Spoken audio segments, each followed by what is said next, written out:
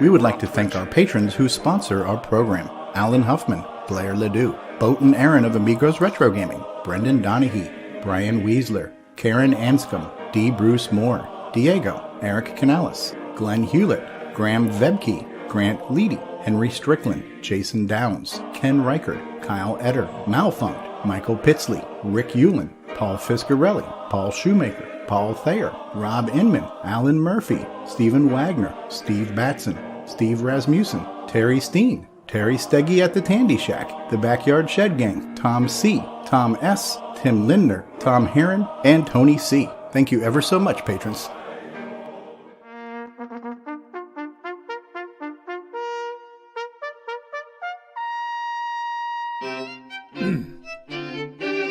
Good afternoon. Lord Worthington here, head of the Ministry of Retro Computing for the United Kingdom. Today I am here to introduce one of the 8-bit triumphs of the early 1980s. This particular case, a rather innovative computer design, emerged from one of the colonies, the Radio Shack color computer. Of course, one can always count on the New World for rather quaint ideas, but these innovations often lack polish and dignity. God save the king, and God save the cocoa, as it were. Just a little joke we have over here at the ministry. Right, our Welsh citizens took the pioneering but flawed designs of the American Shack computer and fulfilled its destiny, reworking its blueprint into a rather extraordinary piece of computing hardware, delivering it back across the pond and around the world. Today, this retro computing masterpiece will be explored by leading experts in the field, and it is my privilege, as the head of the Ministry of Retro Computing, to welcome you to DragonTALK.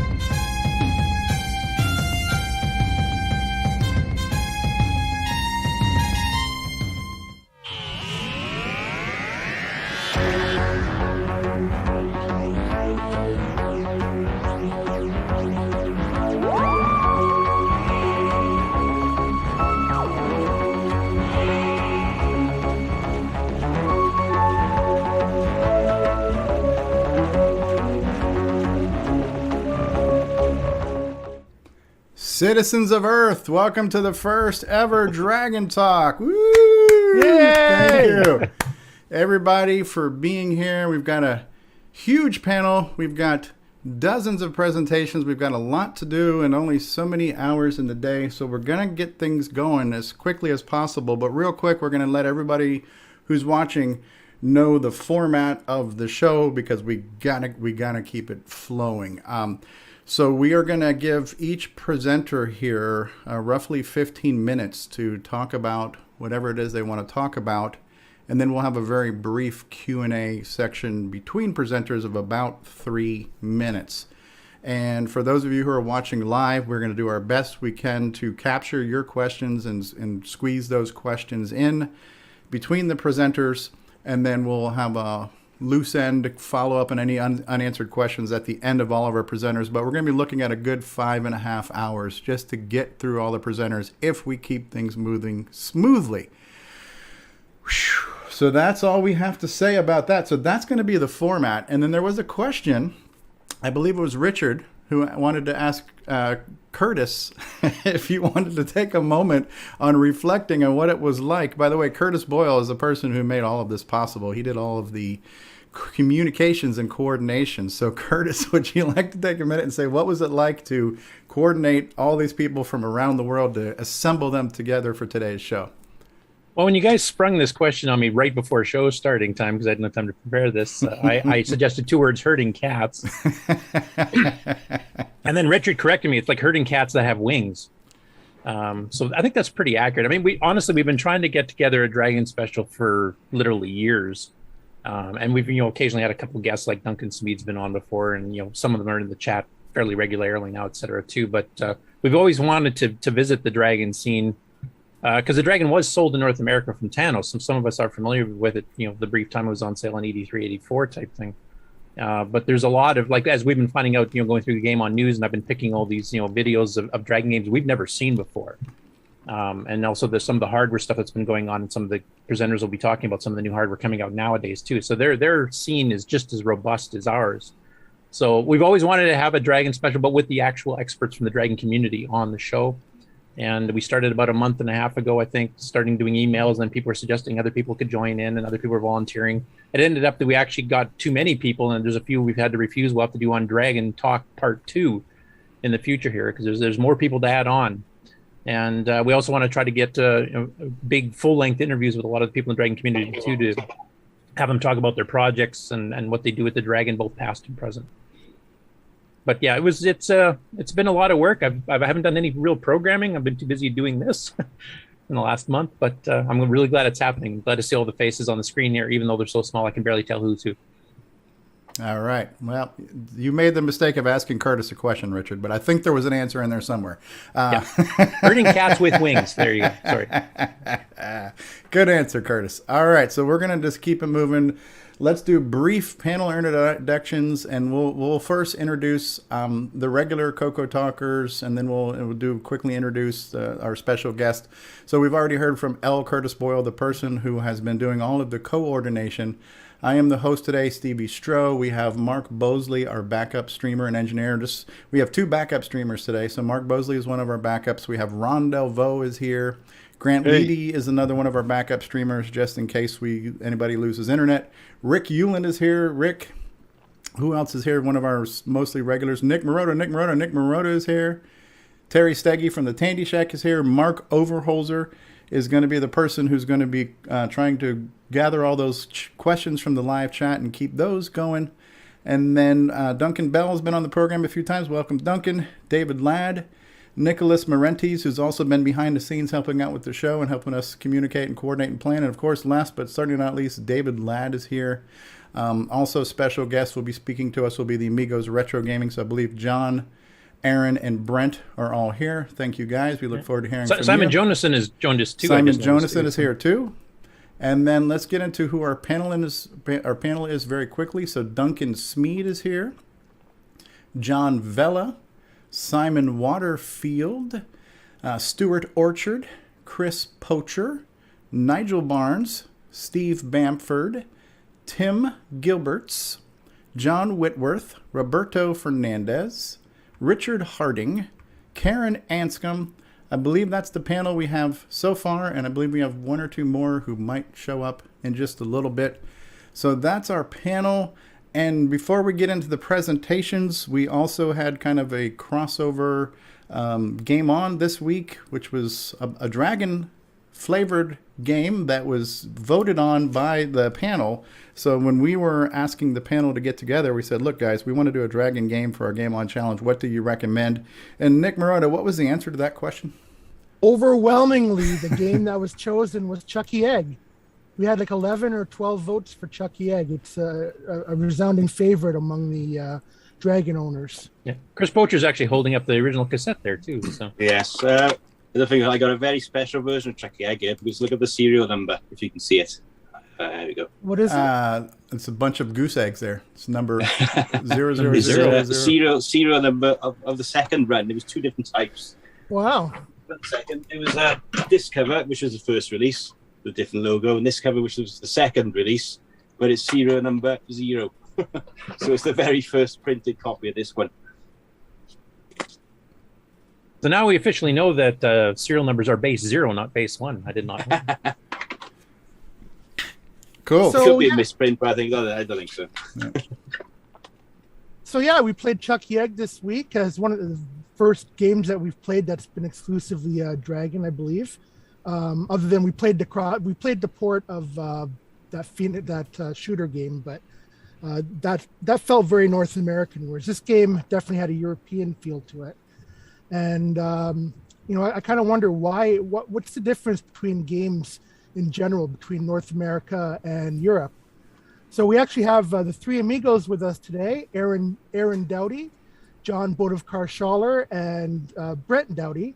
And they're hosts of Amigo Retro Gaming, and they play games on many different platforms. And they play a lot of games from Europe as well. So, guys, if you could talk a little bit about what do you see as the difference between games in North America and Europe? Well, we of course we've been playing Amiga games for a long time, but I'm an old Coco guy from way back, and so you know how it is back in the day.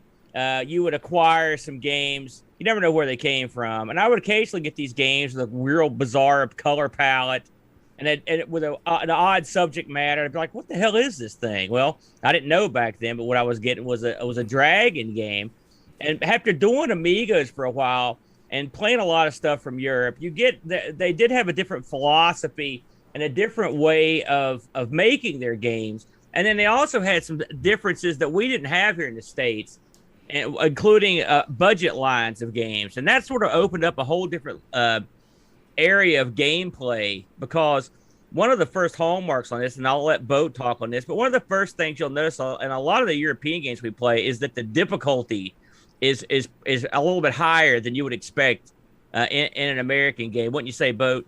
Yeah, and I think a lot of this goes back to two things. The first is that these budget releases that Aaron's talking about, and also just games in general, were cheaper in the UK than they were in Europe too, than they were in the US.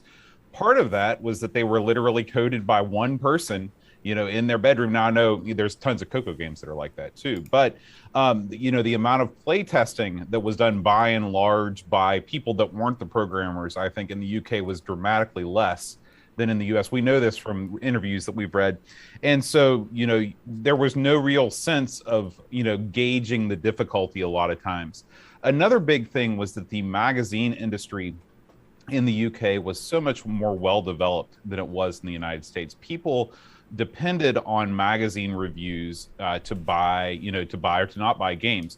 A lot of times in Coco magazines, as we know, you'd get sort of a generalized review that talked about the game, but it wouldn't really score it, wouldn't really compare it to other games.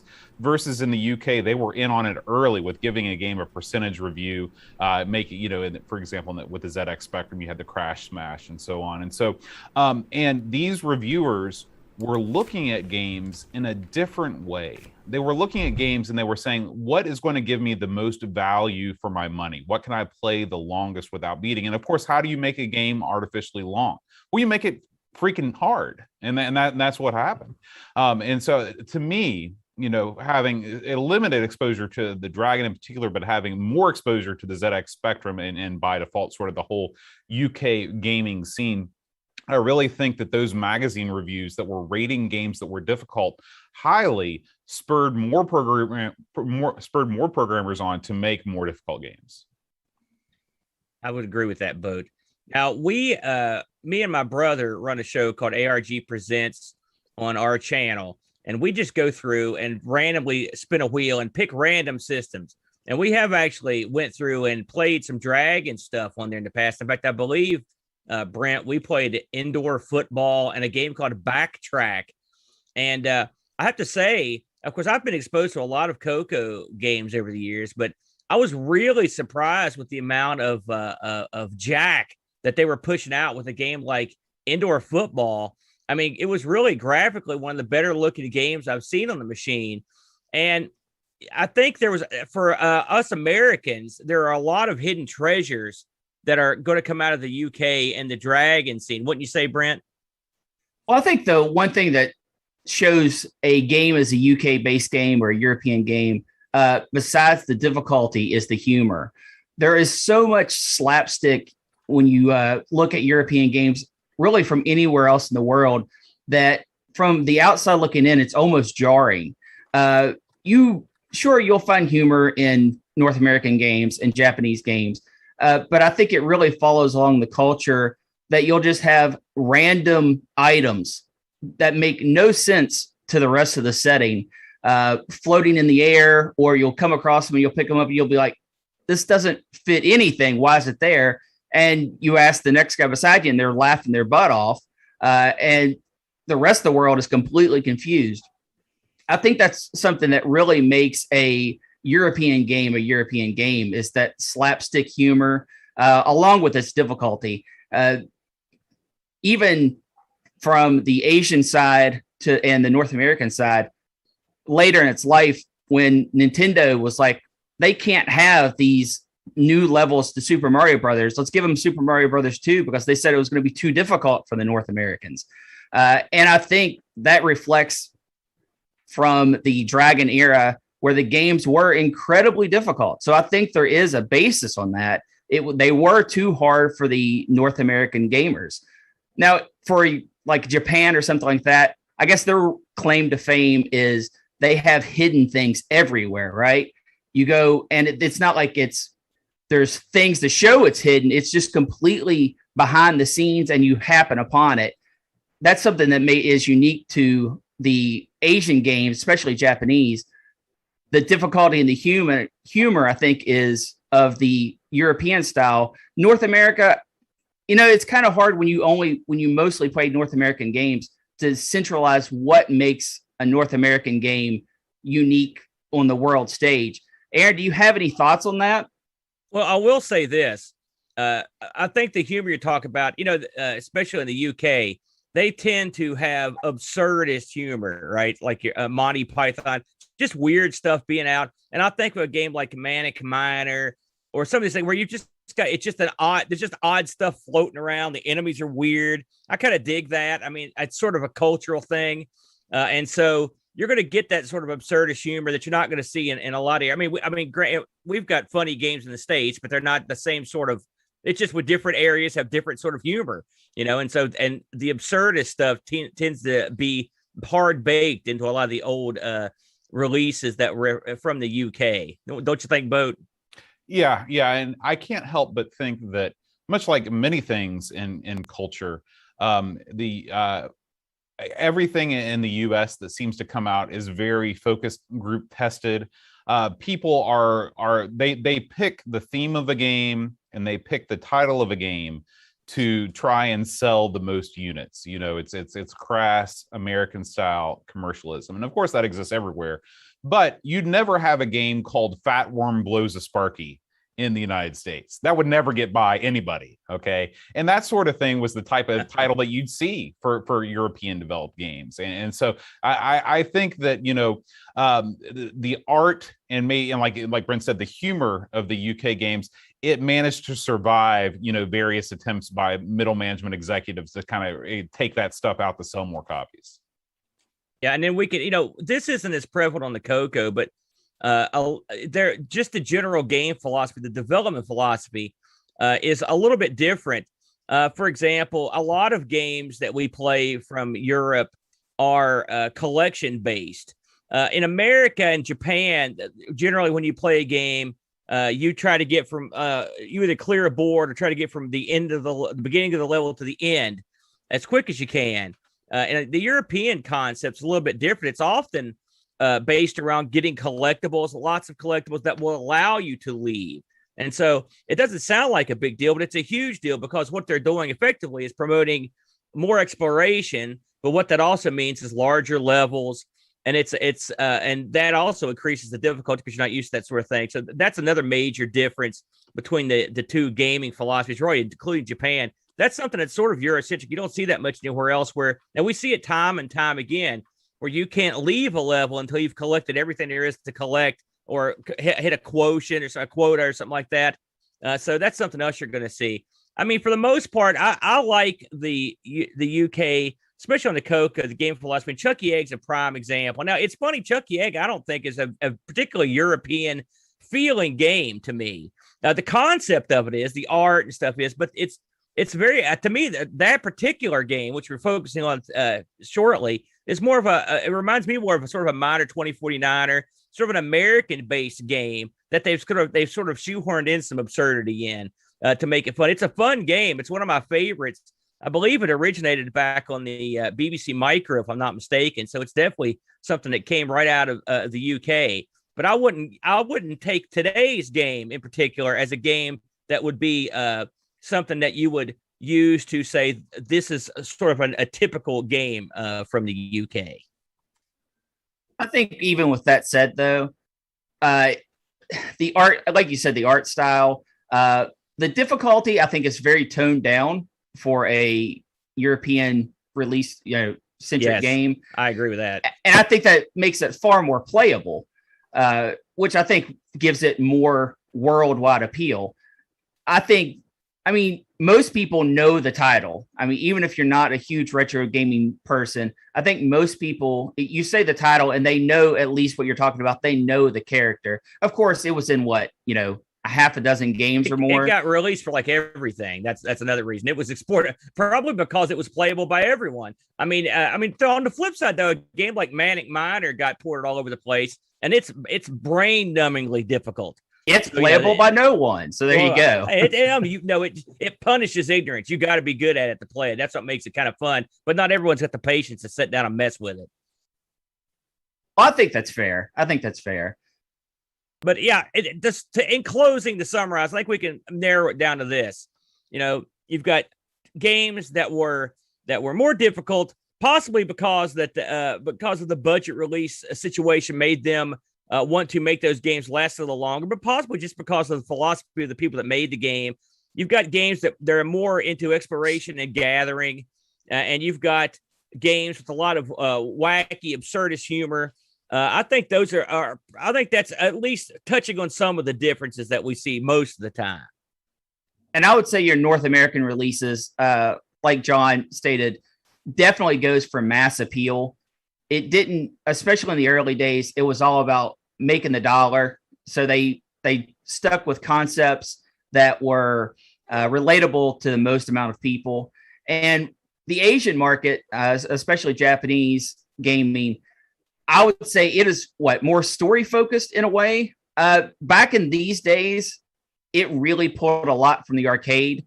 So you had a lot of fast action, which is kind of unique for the time, I suppose. But it definitely pulled hard from the arcade, and that hidden item, less about exploring and more about happening upon it, feeling special because you found something that probably no one else knew about kind of feel. John, do you have any thoughts on that? Yeah, it's really hard to say. If we're talking about the Japanese market in the early 80s, I think that, most of what you saw was, you didn't really have the computer and console scene, because we're talking about, maybe if we're talking about in 83, the Famicom had just launched, and the Famicom was built on the backs of, single screen arcade style games. And so just like you said, I think that what the Japanese were focused on, maybe even more than the Americans, if that could be possible, was providing a pixel perfect, or as close as they could, arcade-like experience.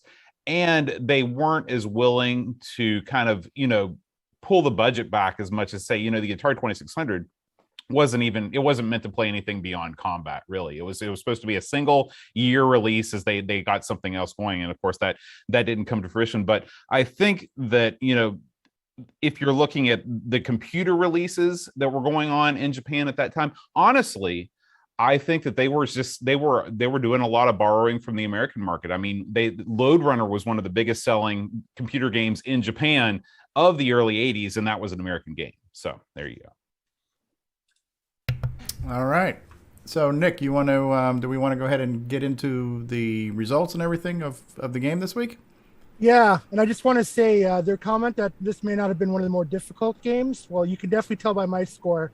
For the first time, I ended up at the very bottom of the list. So for me, I thought this was a pretty difficult game.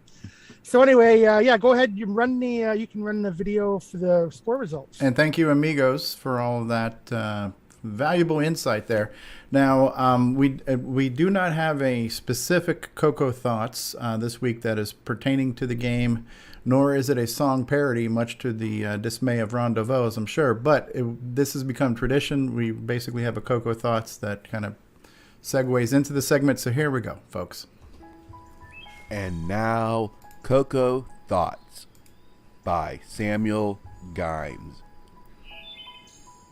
Today, I, Samuel Gimes, would like to list all the contributions I've made to the color computer community.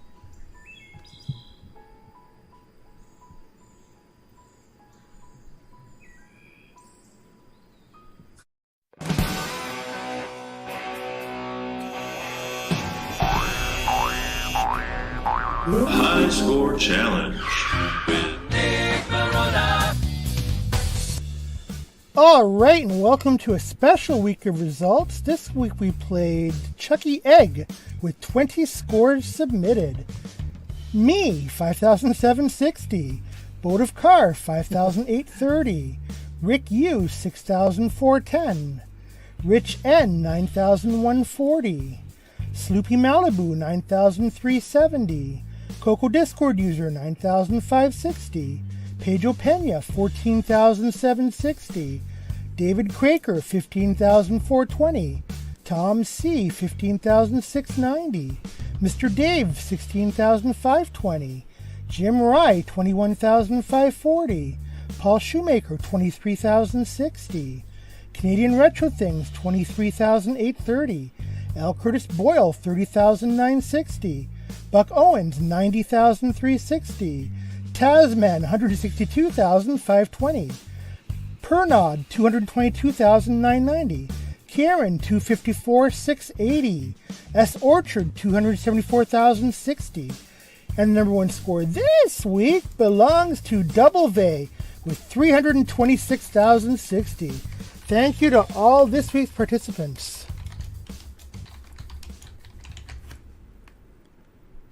There we go. Cool Yeah, you can stuff. see there was a Buck bit of Owens. a- Buck Owens wasn't the best score, so that's an indication.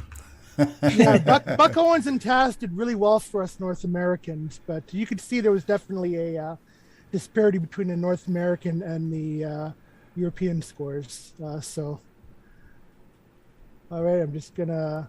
Oh, can I share? Stevie? Yeah, I'm stopping my screen sharing right now. Yes, go ahead, Nico. All right.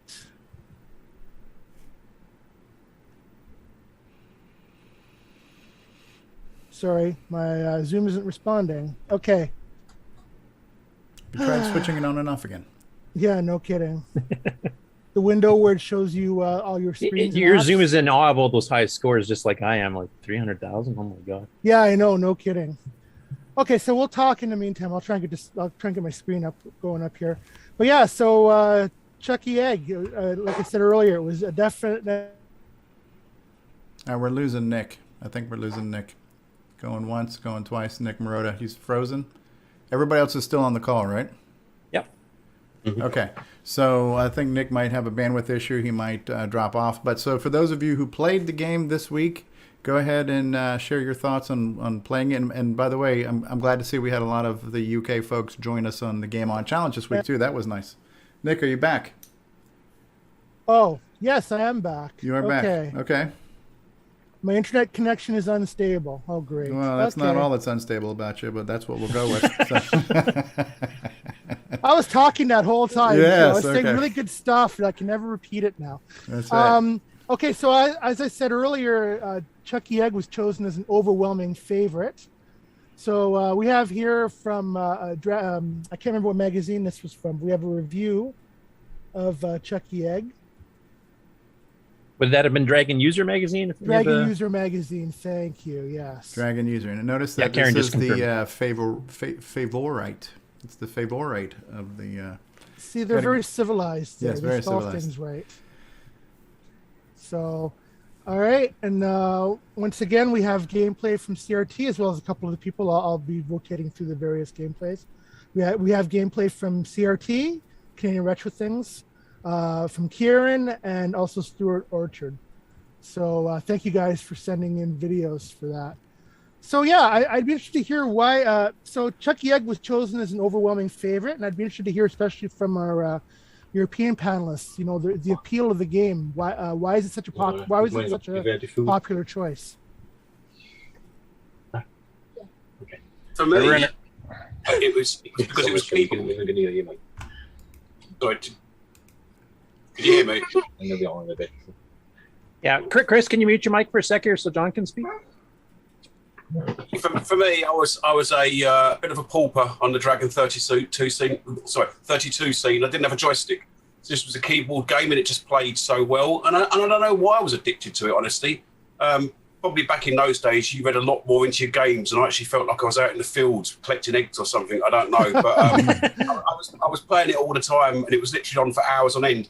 I probably didn't do as well as I could have done back in the day because I don't know if the UK power system was a bit pants, but you used to get some problems with mains interference, and sometimes my mum would switch the kitchen light on and the dragon would crash. So maybe it could have been better back in the day, but that's why I was hooked on it. It was my favourite game back then. And I've got to say, I still feel like a fraud for that score because I was snapshotting. If I'd done it all the way through in one go, I'd feel a lot better about getting the high score. And thank you very much to Stewart for that, because I didn't have a clue how to get past that level, level 27 or whatever it was. That's okay.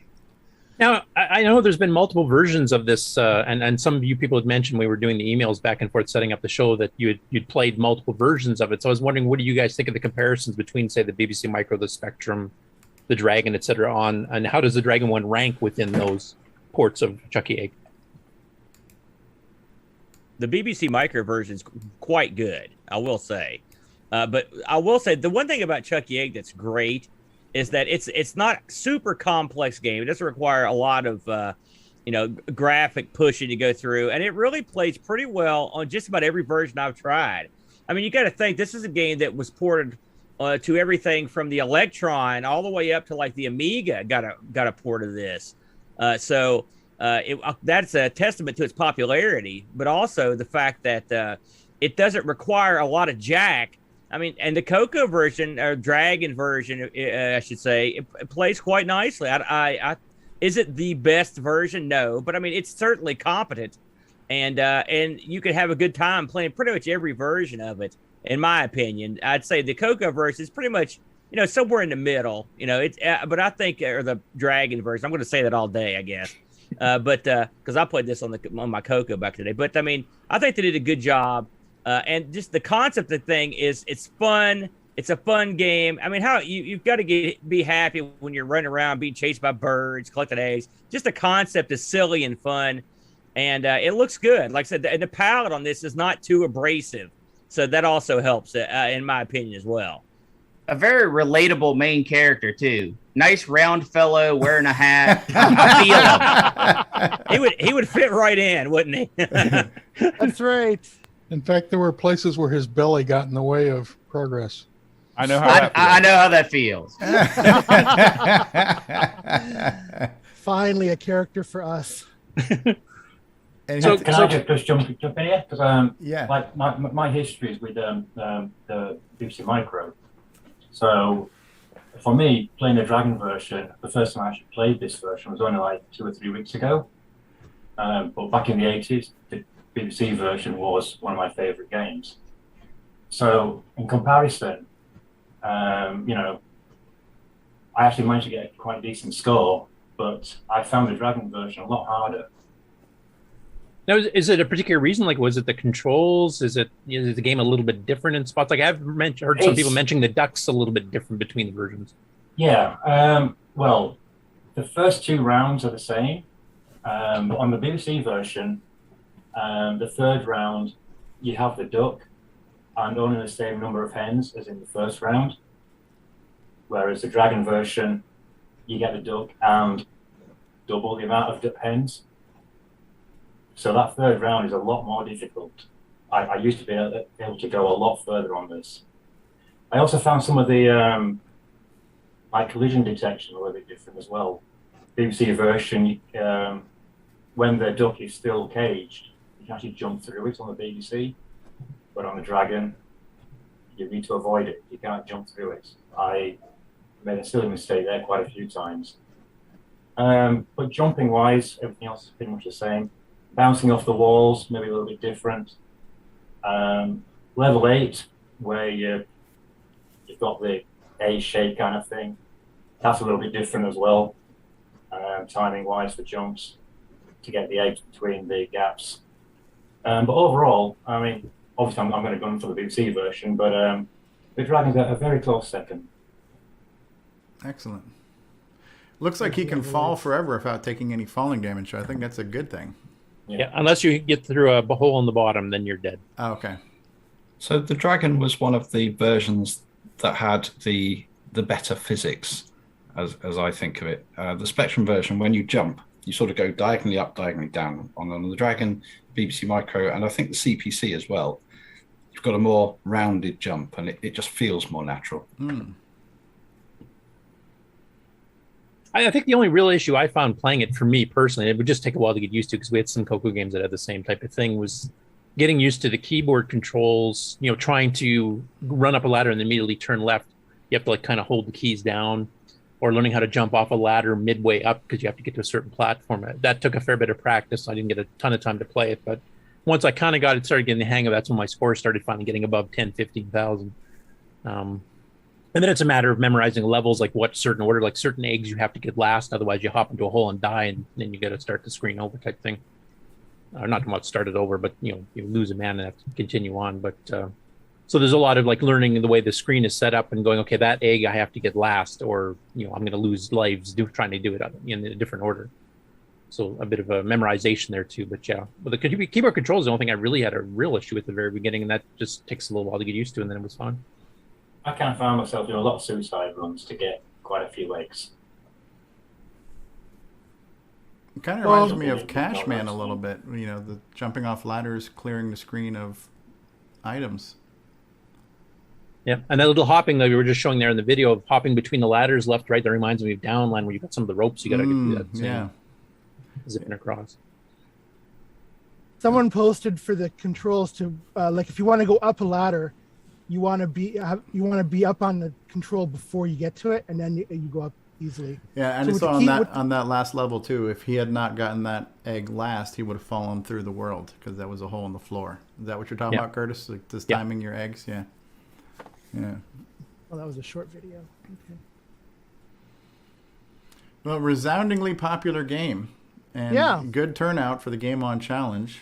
Yeah, I was pleased. We had obviously we had some new people this week playing that haven't played before, so it was great. And by the way, definitely invite to the UK people and European people here on the panel. I mean, please feel free to join all of our GameON challenges. They're not always Dragon games, but there's a lot of Coco games that were sold for the Dragon too. So there's still some crossover. And like us discovering all the new games that Dragon had we never saw before, you might get a chance to participate in some games from North America that you've never seen before that never made it to the Dragon. So I think there's a lot of cross play that can be done for the game players amongst the audience. All right, Stevie, should we start talking about next week's game? Yes, unless anybody else has anything they want to add, because I know we have people here who have very fond memories of the game. So if anybody else wants to add some fond memories or insight or anecdotes with it, and if not, then we can move on to next week. How many times did you skip school because you were getting a high score? That type of thing, so. I hated those elevators so much. I kept dying from my assumptions. Like I assumed you couldn't run past a hole with the ladder through it without jumping on the ladder and jumping off, and of course that's not the case. And I assume I can get away with something, and no, you die. So it was fun because I didn't know how it worked. Yeah, no, it looks. I didn't get a chance to play it this week, but it looks good. One of the things you guys were talking about, which was a frustrating thing in a lot of games on the Coco and the Dragon, collision detection in general, because we don't have real sprite hardware. It all has to be done by software. Depending on the game designer and how good they were and how generous or not they weren't in their logic, there were a lot of games, and that's one of the things I think I remember too. I don't know if you guys mentioned that too much, but the kind of pixel perfectness, like you could die by being one pixel off on where you landed or where you touched something. And it's a kind of a common theme on a lot of the Spectrum games and ADG games and stuff like that. So I didn't play this one, but I think, was that Nigel, you saying that the collision detection was a little different from what you were used to? Yeah, especially collecting some of the eggs. On the BBC version, I could just nip in. If an egg's right behind a hen, I can nip in and nip back out, just grab it. I was doing the same on the Dragon version, and I was not getting the egg, so I wasn't quite close enough to it. Yeah. So it looks like a fun game. I definitely want to play this. So. Or to mention too, we actually got Ron Delvaux actually submitted a score. He submitted it too late, unfortunately. But for Ron to play, that's saying something. Yeah, well, Ron's other game was The Defense. That was his favorite other game. So we got Ron to play at least twice now. Yeah. It's like an annual tradition. Yeah, right? Exactly. That must be it. So anybody else have any other anecdotes or memories you want to speak on Chuck the Egg before we move on to what next week's game is? Going once, going twice? All right, so Nick, you want to reveal? All right. So our next game is, we're going to keep the dragon boat going for a little while longer. So we actually picked the second most popular response for which game, dragon game people liked. So, anybody know what this game is? I know for sure some people on the panel will. No, not the rhubarb. The game next week is Rotab, Revenge of the Alien Bongo Beast in the Crisscrossy Lines Dimension. It's got to be the longest game title I've ever seen on a Coco Dragon. That's a very Douglas. That's very Douglas Adams type title. I was gonna say we're almost missing some wibbly wobbly timey wimey stuff going on here too. So by Stewart Orchard. Hey, one of our who's also our guest interview next week. So yeah. So Stewart, since you're actually here anyway, did you want to mention a couple of things about the game? Like where did you get the concept from? What were you trying to shoot for, etc.? My favourite arcade game back in the day was Time Pilot 84. So I was just trying to capture a bit of the vibe of that game. But obviously on limited hardware of a Dragon, that's a difficult thing to pull off.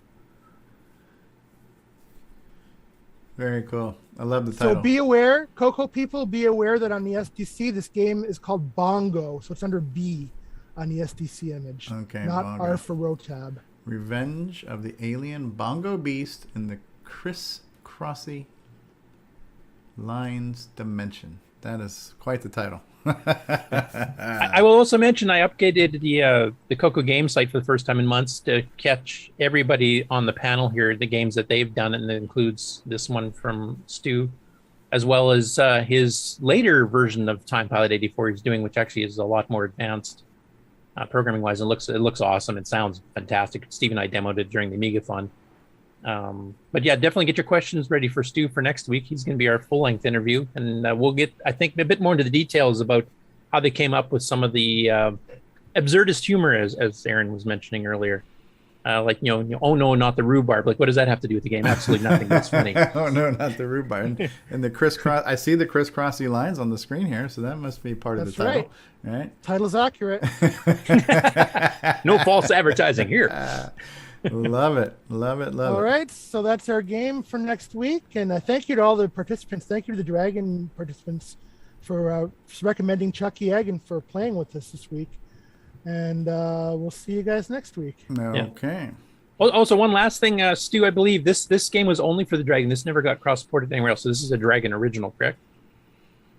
That was the intention. I was asked, could I write it for the Coco? But I had no idea how. At the time, I had no idea what a Coco was. So I was just asked, don't call any ROM routines. So that's what I did. But I had no idea the keyboards were different, anything like that. So it's just luck that it works on a Coco. That's awesome. Did you ever get approached about porting it to a BBC Micro or a Spectrum or anything? Or? Oh, no. So when I appeared on the scene, I think the Dragon scene was dying. The national magazine Dragon News had just folded. So the scene was dying just as I was releasing games, unfortunately. Oh, so you had timing like Nick Marentes did there, where he got those Coco 3 games ready. He was going to sell them through Tandy, finally get a contract in the States, and then the Coco folded. So. Oh, yeah, I feel that. I feel that. All right. Well, we're getting ready to go ahead and start our presentations, and our first presentation is going to be Chris Poacher. But we've been running now for how long? Going on 45 minutes. So, how about we will take a break before we start with the presentations? And what I'm going to do, because I only have so many commercials able to run, I'm just going to rerun the intro because we did have a kind of a group effort. What did you guys think of the intro with the Minister of Retro Computing? Did you guys like that? I saw a few people smiling as we were doing it. Oh, yeah. That was solid gold. I love it. It was awesome. It wasn't defensive, was it? Was it offensive? No. Yes. It was great. Can anybody guess who the voice actor was in that segment? That was Bruce Moore. Sir Bruce of Moore. D. Bruce Moore. That is right. All right. So we're going to run the intro again, which is about 2 minutes, and so we can all take a quick potty break. And then we're going to come back and we're going to get into the rapid speed dating part of the show where it's 15-minute presentation after 15-minute presentation. Hi, my name is Steve. I'm a Gemini. I like long walks on the beach and swimming and sailing and cycling and all that good stuff. So we will run that intro one more time. Everybody take a potty break, smoke them if you got them, and then we're going to just go whiz bang and start presenting and hearing from all you Dragon folks. So we'll be back in 2 minutes, folks.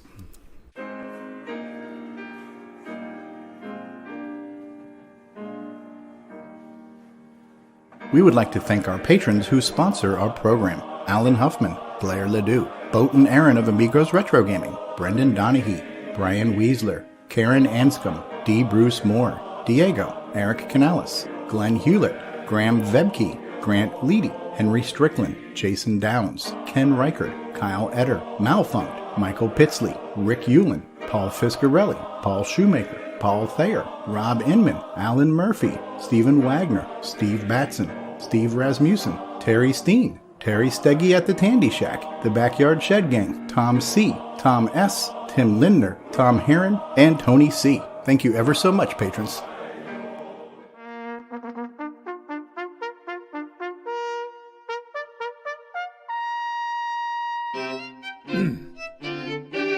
Good afternoon. Lord Worthington here, head of the Ministry of Retro Computing for the United Kingdom. Today I am here to introduce one of the 8-bit triumphs of the early 1980s. This particular case, a rather innovative computer design, emerged from one of the colonies, the Radio Shack color computer. Of course, one can always count on the New World for rather quaint ideas, but these innovations often lack polish and dignity. God save the king, and God save the cocoa, as it were. Just a little joke we have over here at the ministry. Right, our Welsh citizens took the pioneering but flawed designs of the American Shack computer and fulfilled its destiny, reworking its blueprint into a rather extraordinary piece of computing hardware, delivering it back across the pond and around the world. Today, this retro computing masterpiece will be explored by leading experts in the field, and it is my privilege, as the head of the Ministry of Retro Computing, to welcome you to DragonTALK.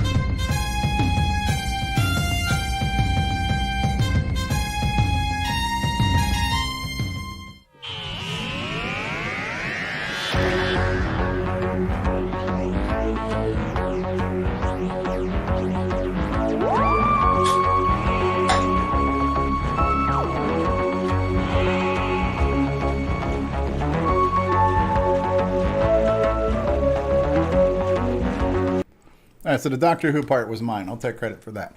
All right, so we're here, and we are going to kick off the presentations, and we're going to kick things off. And so what I'm going to do is I'm going to mute everybody, and then I'll just ask Chris to unmute himself, so nobody speak over the presenters. I'm going to stop sharing my screen, so let me go ahead and spotlight you, Chris. So I'm muting the panel. Hi, Steve. Can you hear me? I can hear you. And everybody, please welcome Chris Poacher. And I think I need to unmute you again. Chris, unmute. Right, hang on. Is that better? Yes. Perfect. All right, thanks for having me.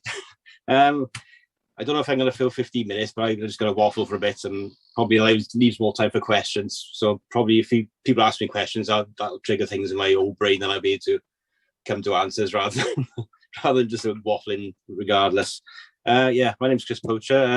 I had a Dragon when I was 11 years old.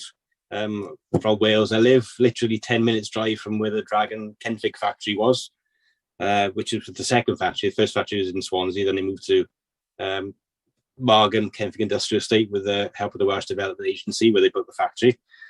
Yeah, because my father worked in a factory similar, literally just around the corner from where the Dragon was based, called Bulwar. Like some of you Americans, they build transmissions and all sorts of other things for cars. So because my father worked there, whenever we drive past on the motorway to Swansea, but I always see the Dragon factory with a big dragon on the side. And I was just getting into computers, and everybody else had Spectrums and BBCs and that sort of thing. But it was just something about the Dragon that sort of stood out. And I bought mine from the local Boots store. I think there's something else coming up about that later on. Yeah, it was on offer. And it was just like, I wanted one of these things, even though it wasn't the cutting edge, it wasn't the best. Everybody was wanting Commodore 64s because they were the in thing to have. And it was just something about the Dragon that really sort of, I just wanted one. And it was the best computer I ever had, and probably still is, actually. But I'm here to talk about the microdeal side of things, really, which is, for those who don't know, microdeal in Britain was basically like, it was kind of like a software house called US Gold, which released all the best American releases for Commodore Spectrum from like companies like you had Datasoft over there. So basically they bring them over here, relicense them, and publish them as US Gold.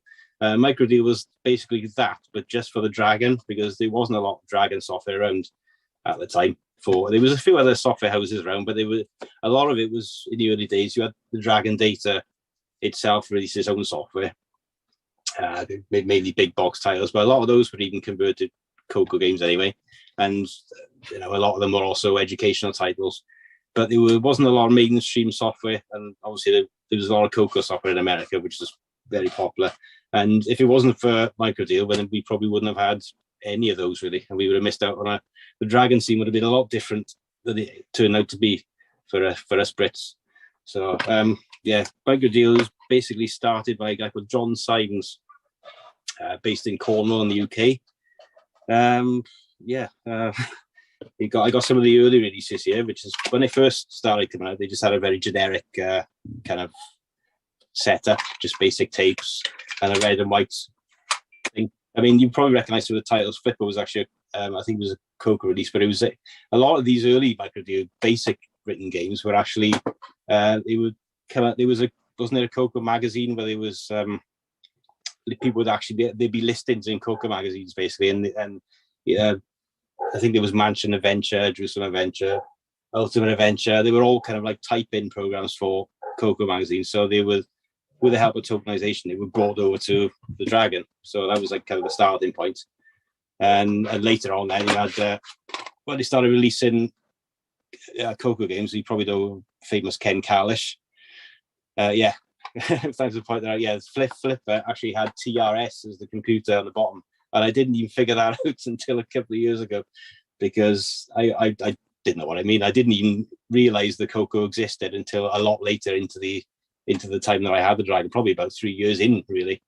I knew there was like a magazine available for it, but I kind of, there wasn't much call for it over in Britain, because there wasn't many people with Cocos. I think the first time I actually saw one, I went to a Tandy shop, because I was basically I used to buy blank tapes to copy music, and they was like, "What's that? Why is there a Dragon game playing on a computer there? That's a bit strange." And it was a Coco 2. I'd never seen one before, and it was like, wow. And it was all these, and I noticed then you used to get the computer shops, the old little spin run rotunders where you'd have like, where you used to go in the video shop, there'd be videos. They had one of those in Tandy with cassettes or Microdeal cassettes. It's like, I've got that game. Why is it saying TRS-80 on it? So the love for it kind of grew, really, because when you bought a Microdeal game, you kind of knew you were getting something a little bit more special than what else was out there. There was always a consistency of quality, I found. Even if the game, whatever they were, whether it's written in BASIC or it's machine codes, John seemed to pick the best games that America had and just brought them over. And then, as you can see in the collection behind me, my daughter's managed to open the door a minute. Please shut the door. So it's blocking half it off. I've got near complete collection of Microdeal games there. There's a few, literally only a couple of from Tandy I'm missing, but I've also got the famous games that were released for the Dragon. There's also Tandy, and then later on, a lot of them actually ported over to the Atari 800 and some for BBC. There's a couple of Electron titles. There was one for the VIC-20. What else was there? Yeah, there's just a vast array of the games got spread out, and because the later games always had this really lovely artwork on them, they're always used to wrap around. And I would love to find out the artist guy who created them all, because they've always had the big yellow band on them from Microdeal, and when he saw that, he just thought that's going to be good. And 99% of the time, it usually was. They always held your interest, basically because they were taking the best of the Tandy games. A bit later on, they kind of merged into doing their own magazine called the Cuthbert Chronicle, which is basically what Microdeal wrote it, and it was, in a way, it was kind of just a way of promoting themselves, really. So it was like an in-house magazine, and they'd have like city competitions, and it was just adverts for everything. You could see you could buy mail order stock cheaper as well if they had like a micro mail order form. And you probably notice a lot of these. You notice a lot of the games. Worlds of Flight. Pretty much all these were Tandy games that came out. There's Time Bandit. But looking at this was kind of the only outlet for Dragon. There wasn't much else apart from Microdeal and what was going on, and they just seemed to like colorize the whole thing and just made everything really exciting, really, because there wasn't a lot of apart from these, you kind of had mostly educational software from likes of Shards and Salamander, and if somebody's played any of the Salamander games, they'll know exactly what I'm talking about, especially the Night Flight, for instance. I go on to the little Cuthbert guy. There we go. That was kind of their Mario trademark for Microdeal, and I don't know why there's even Cuthbert lookalike competitions. That's a bit. Somebody actually won that, but I hope they're happy now. But I don't know if Cuthbert was actually, if the games Cuthbert were actually made by John himself. Sort of the artwork for Cuthbert Games, because these games are also on the Coco by Tom Mix Software. They were licensed by Tom Mix from Tom Mix Software, the Microdeal. And I don't know whether Cuthbert Goes Walkabout or Cuthbert Goes Digging or whatever was actually based on this character, or this character was based on the fact that the games came from America. They just wanted a face to go with the game. I don't know. I'd have to find out who wrote the original games. But anyway, that's for something else, really. Later on, they also did a couple of games with Commodore 16, which was kind of a small line. But a lot of the ones that came out for us were very different on the C16, just for basically because the lack of memory was so small. Even a lot of games were pretty much only 8K for Commodore 16. So I think you had, I think it was Cuthbert and the Cooler, which was a Dragon game. I think that was a Dragon only game, actually. I don't think it came from the US for a change. So that was it came out of the C16, but it was more of a Bomberman clone, which was very strange, rather than trying to escape the Germans and get out of the prisoner of war camp, which was like the basis of the whole title itself. Something else I liked about the Microdeal games, especially the arcaders. Literally at the start of every, as soon as the game loaded, they would give you a green splash screen, say licensed by whoever was originally by, whether it was by Tom Mix or Computerware. But a lot of the games always give you a 3 color choice at the start. So you could, as soon as it loaded up, you could have a choice of black, buff, or green. Basically, that would kind of, some games look good in green, some games look terrible in green. You try playing Speed Racer with the green, and that kind of all buff, it just looks horrendous. But it was kind of, because there was no artifacting on Power Dragons, we just had bare black and white on Shades Grey, which was good in some sense, but you kind of missed out on a kind of a depth thing. So, you play Mr. Dig on artifacting on a TRS-80, it's a completely different kettle of fish to actually playing it on a black and white. But because that's all I had, that was better. It's still a great game. That was all we were used to, really. But yeah, things like Shock Trooper, you play that on pure black and white, and it's a far nicer experience than looking at the sort of muddy blues and orange that you used to get with the artifacting. Again, I only noticed that when playing emulators for the first time, because that was never an option to us. And I never even realized why we had black and white with this. Quickly, last thing, Microdeal also had a sort of a budget release as well. We were talking about budget releases earlier for games. I mean, kind of all games are probably compared to American prices were budget, because I mean, I've seen adverts for Coke games and they're talking like nearly $30 for a game. I know the exchange rate was different, but the majority of games over here, when they released on a cassette, they were literally about between $5 and $7.99 maximum for the best games, and there wasn't really a lot of alternative. You could buy disc versions, but the disc drive ones of the Dragon were so few and far between, and they didn't really sell a lot of them. They did publish them, but again, 90% of the software they saw was all cassette based anyway, so that's probably why they kept the price down. And we got, I think it was Demolition Derby was one, and probably a few others. They were all kind of like Coco Pack cartridge games, which were basically ripped and grabbed and put on the cassette with a Microdeal loader, and then we had them. So we got to experience a lot more than what we could have. So many thanks to John for that, really. Last thing, Shock Trooper was on the Dragon. And again, he was saying there's a lot of games you probably saw that we never did, and vice versa, that we saw that you never did. Because So I've got an SDC for my Dragon, which I can switch into Koga mode, and come across a game called Tut's Tomb. People have probably heard of that. But yeah, it's very, very similar to Shock Trooper. In some ways, it's actually kind of better. It's a bit of a sort of Tutankhamun rip-off, but it's very much like Shock Trooper. So if anyone hasn't played that, it'd be good if they could actually play it just to see, if nobody ever played it but they love Shock Trooper, give it a go and see what you think. It's very, very similar, very nice gameplay as well.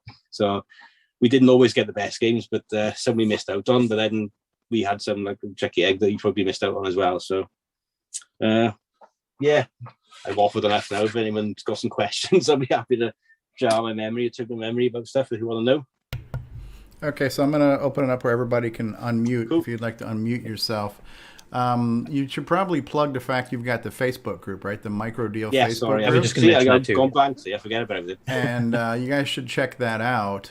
What I loved about the Micro Deal, the artwork of the cassettes, those J cards. That's right. Yeah, the Dragon artwork was superior in every level to us American software. Ziploc bag and a photocopied crap stick figure drawing is what we got. So I know. I was shocked when I saw that the first time. I was like, "What? They're paying all that money for that?" But it didn't take a. I'm sure there was only one guy or one of several guys that did the artwork for Micro Deal, because it's very consistent across the whole range of games, even from the very early titles to later on. There's always a nice enveloping thing. It kind of give you more excitement into the game rather than if you just had a plain Italy. You're looking at it thinking what to expect from this, but it kind of like fires your imagination. I think, oh, that looks really good. I mean, maybe the game might not have been good, but it was the first step to getting you more into it, I thought, rather than just kind of reading an instruction manual that was photocopied. Yeah, you guys, I mean, we had one or two American companies, like Mictron used to do a nice full color photo on a piece of cardboard that they'd insert into a baggie with a fairly plain cassette, but you guys actually did like the tape cases and everything else and the labels. And I think Mike really got it right. They just did the single cases, but there was a few other software, Salamander and Dragon especially. They just went overkill and big plastic boxes of they just like way over the top, And for a single cassette game, you'd have a massive, huge box this size, compared to a single cassette. And it's like, look at it. You can't store that in the shelf. It's just ridiculous. I mean, you're talking like sort of the kind of things you get with PC boxes with a huge manual, and they like sort of Call of Duty kind of size. But for a little cassette game, it seemed a bit over the top. But maybe they sold more. I don't know. Yeah, and you've put up some really fascinating pictures of some of the cassette designs and different versions of the same game as time progressed. Yeah. Now your Facebook group is private. You have to apply to you basically to get on it. But it's easy. Just to keep any sort of like random people who just want to cause trouble out. I'm sure you guys are all fine.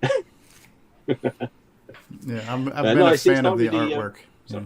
It's not really a repository for the software. It's just nice to have just the artwork and the feel of the company. And we've actually managed to get hold of John Syme, so he's actually joined the group himself now, the creator of the Micro Deal. So that's a really nice thing to have. Okay, cool.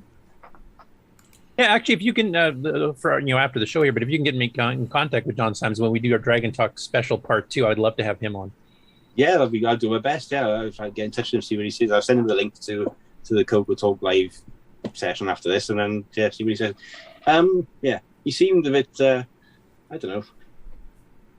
When I contacted him, I think he didn't seem massively sort of happy to share stuff. He seemed like it was just a part of his life. But hopefully, this, we jar some nice memories. He'll be able to tell us stuff that only he will know, obviously, because a lot of us, we were all kids back then. We're just kind of speculating.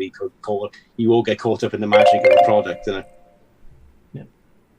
So that was the timer for your 15 minutes, but we still have time for some more Q&A. So you timed that perfectly. Thank you, Chris. But anybody in the panel have anything else they want to chime in, just on memories of Micro Deal or just questions for Chris? Just a quick one. I suppose if you've got in touch with John Symes now, was he the role model for Cuthbert, or was it Bill Gates? I knew this was coming. I don't know. What do I say? Having seen a photo of him, I would say yes, it was him as a young boy. But then again, like I said, because the games came from Tom Mix, did he just create that from Cuthbert's? Which came first, like a chicken and egg thing, really? Which came first? Did the Tom Mix game come first, and Cuthbert was created because of that, or I don't know? Because the first two games seem to be from Tom Mix software, but the later ones, Castle of the Jungle is obviously Trapfall, but when they load it up, the Trapfall by Ken Carlish has been removed. It just says by Ken Carlish when it loads in, so they obviously removed that. And the ones that came later, it was like Casper in Space. I think that was also an American release, but I don't know. I wouldn't like to say. Cuthbert didn't go, because it seems like Cuthbert's been everywhere. He got around. He's been on the drink as well, apparently, looking at one of the catalogs. Yeah, Marco.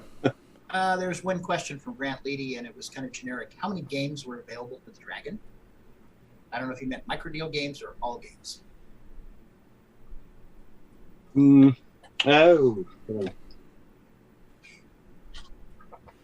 Well, I suppose. For Dragon, I've got over 150 different titles, I think, at the moment. That's just microdeal, right? Yeah. I got a couple of fruit boxes stacked up with all other Dragon games. I mean, there's other software companies. A lot of the major player software companies, they all kind of started out early on supporting the Dragon, but then they all kind of got rid of it and pushed it to the side. There's like your Ocean games that we had Hunchback and also come out on every other platform. We had Hungry Horace and Horace O'Skane. We had those doing really good conversions. Design software released 3 titles. Also, 2 of those are listed in the Tandy catalog as well. So I think they must have struck a deal with them. We had Two-Way Army Darkstar and Robble's Revenge, which is a Battlezone clone, which is really good as well. They were good titles. Imagine also gave us about 5 or 6 games of Legate Pedro, Cosmic Cruiser, Arcadia. The ubiquitous Football Manager came out on every single platform and its dog, obviously. And a lot of there was sort of Salamander and Charles software were mainly sort of basic and educational games and adventures, but the majority of the good quality software would, in large amounts, came from Microdeal, but they were smaller pockets of good programmers as well for the Dragon, but it didn't seem to support it for very long, unfortunately. Okay. Which is a shame, because it was a good machine. We have less than a minute left before we have to move on, but Mark Overhose will grab this question for later. We have a question saying we'd be interested in knowing who used the All Dream Editor Assembler package for their software development for the Dragon. We don't have time to address that now, but we'll try to get to that after everybody else is presented. I'll give you just a quick bit here, Chris Poacher, on the Ken Kalish games. Ken Kalish, I actually interviewed him by email. It's actually on my site. I remember reading the web too of that. Yeah. So his original games were all for the American market, but he actually didn't like how he was dealt with some of the software companies, including Tom Mix and Med Systems, etc. So we actually ended up, his last 2 games were exclusively Dragon, and he much preferred the market and the Dragon. He was much happier with it. Do you know which games they were off the top of your head, though? The ones he did exclusive for the Dragon? Dungeon Raid would be one of them. Dungeon Raid and Athletics. Oh, nice. I've got those, but I've also got Tandy versions as well. So perhaps they were Dragon first, and then Microdeal ported. Yeah, they were Dragon. You run for the Dragon well. UK market first. I didn't know that. Oh, good. Yeah, because I've got both variants of those on the shelf over there. Yeah, your Facebook page has got some awesome photos of some of the cassettes and the different generations of them when they switch company logos and stuff too. Yeah, it's like this. It's like a labor of love for me. Really. It's like, I don't know why, but you just do it because you love it. I got a question. We're out of time. Save it for the end. Yeah, Ron. save it for the end. We had a brief period of time. Where is Karen on my screen right now? Karen, make a noise so I can find you. Hello. There you are. Okay, there's so many people on the panel here. So we are now going to spotlight Karen. Welcome, Ciaran Anscomb, to the first ever Dragon Talk. Hello there. So, first of all, I'd just like to give a shout out to Mike Kerry in the chat, and I use DOS Dream all the time. Dream was basically the best assembler for the Dragon. Right, so I'm probably best known for writing XRAW, but over the lockdown periods, I've done a few other things, and I'm going to talk mostly about those, hopefully not for very long. Stop me if it gets boring. First off, I tried to do a bit of hardware design because I've never really been much of a hardware person, and all this free time on my hands, might as well try. Obviously done basic soldering in the past, but I've never really done surface mount. So I did a few things that let me practice surface mount soldering, and I have a few of them here. That was my first one. There we go. That's a 128K RAM board for the Dragon with a, if you know what you're looking for, a very obvious problem with it. but it did work, and it did give my Dragon 128k so long as you didn't go into double speed mode. It also let me play with CPLD programming. There's a little Xilinx there. I'd never done that before, so that was worth doing. And for anybody out there who's worried about doing surface mount soldering, it really isn't that big a deal. If you've got a magnifier or something and some tweezers and a steady hand, then go for it. Don't be worried. Another thing I did was this, which you'll know, you'll recognize that form factor. I've had a PAL Coco 3 for quite a while because Brian Palmer sent me one from Australia land, but I never had 512K for it, so I made a little 512K board. It works. And obviously I did the thing where you do a joystick interface. But I made separate fly leads with either 5 or 6 pin connectors that just plug in with a large A12. That was fun. That's my hardware. Oh, I also transcribed the circuit of the Dragon 64 and did a PCB layout for that. But unlike Pedro did for the Coco 2, I haven't actually been brave enough to get it made yet.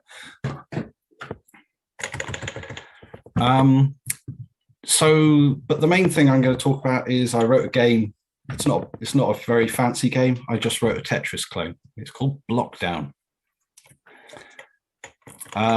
So why did I make another Tetris? Why bother? I've put some notes together. So the GameON challenge on this program, I'm calling you a program. You're not a podcast, you're a program.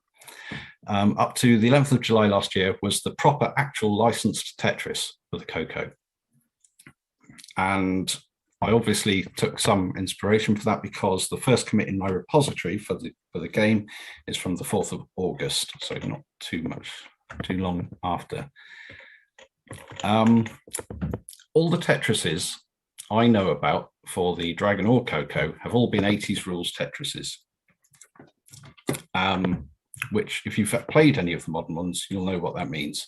But if you're used to them, the old ones can feel a bit clunky because things don't move quite in the right way. And one of the notable things from the GameON challenge was lots of people commented that it was a very low scoring game, and modern Tetrises really aren't. You get very high scores quite quickly.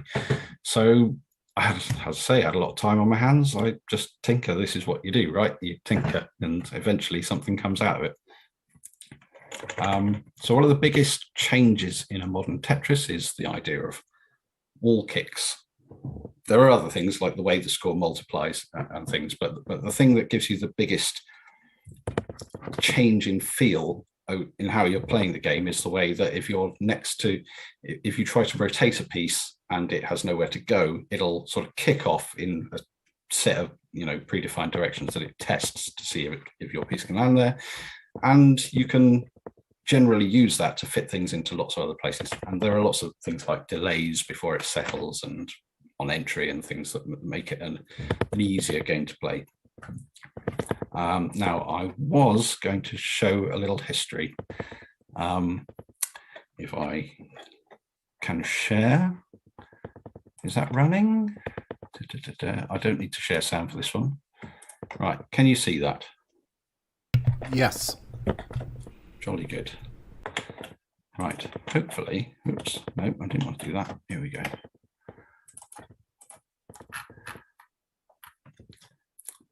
This was how it looked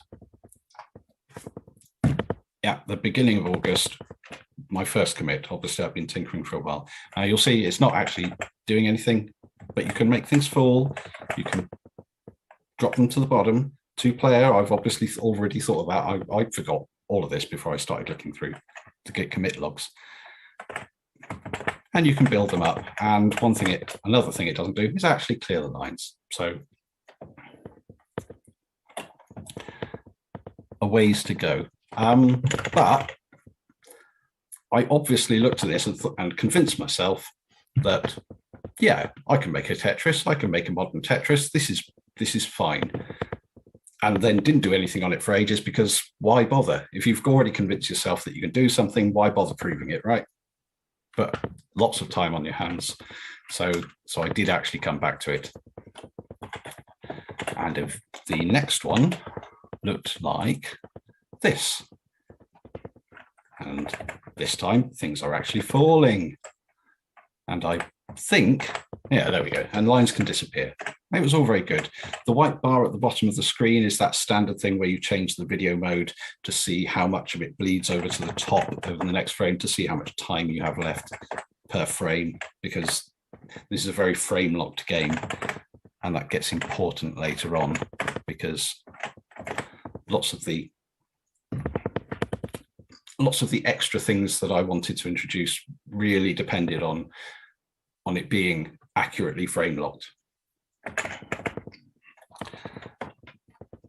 Okay, so stop for a moment, come back to my notes. So I did eventually pick it back up, develop it, and finesse it into an actual game that I could release.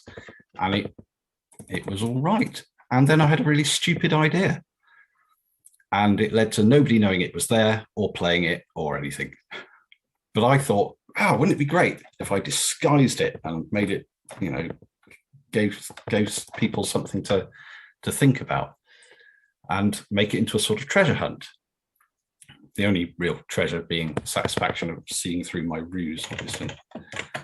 So I packaged it up as best as I could to make it look like a game that I'd recovered from a tape or that someone had recovered from a tape in the 80s.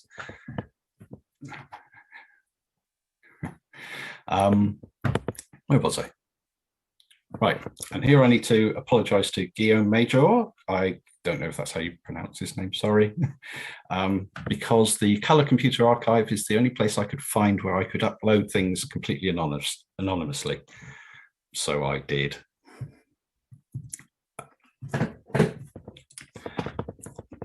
And it was there for a while, and the only evidence I ever saw that somebody had noticed was, in fact, Pedro, who on one of his little demonstration videos for his Coco 2s that he built, he picked that game to demonstrate something.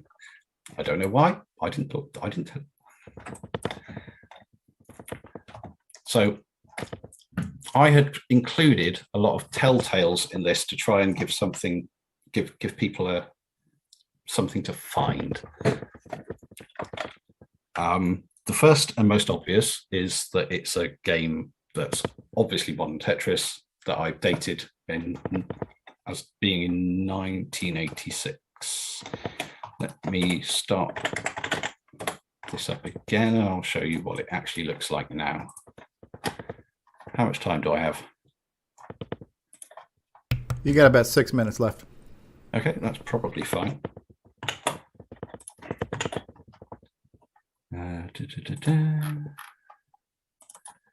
Here we are. Here's what it looks like now.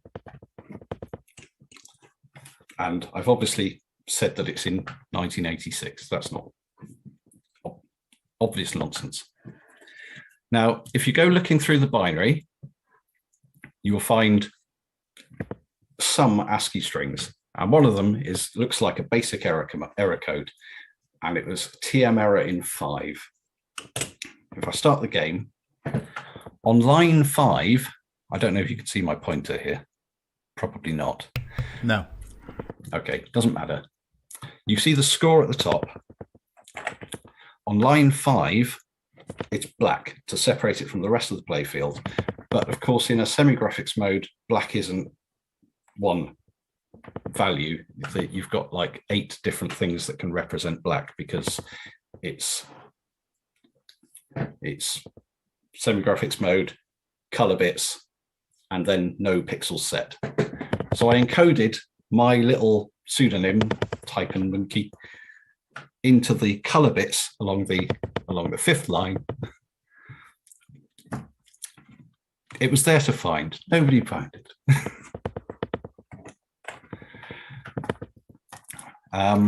What else was there? That's the most important one. Anyway, I made a Tetris. Go play it. It's great. But I have another thing to show, hopefully, which is that's downloadable. That's on the Color Computer Archive. Hopefully, it'll be on the Dragon Archive soon because I did upload it earlier today. but I hope that I can release another version on a cartridge. I've talked to John Linville and Neil Blanchard about this, and they seem keen.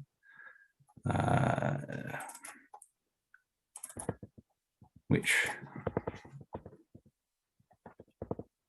I'll tell you what, I'll need to stop this share and share it with audio because there'll be no point otherwise. Here we go. Hopefully you'll hear things.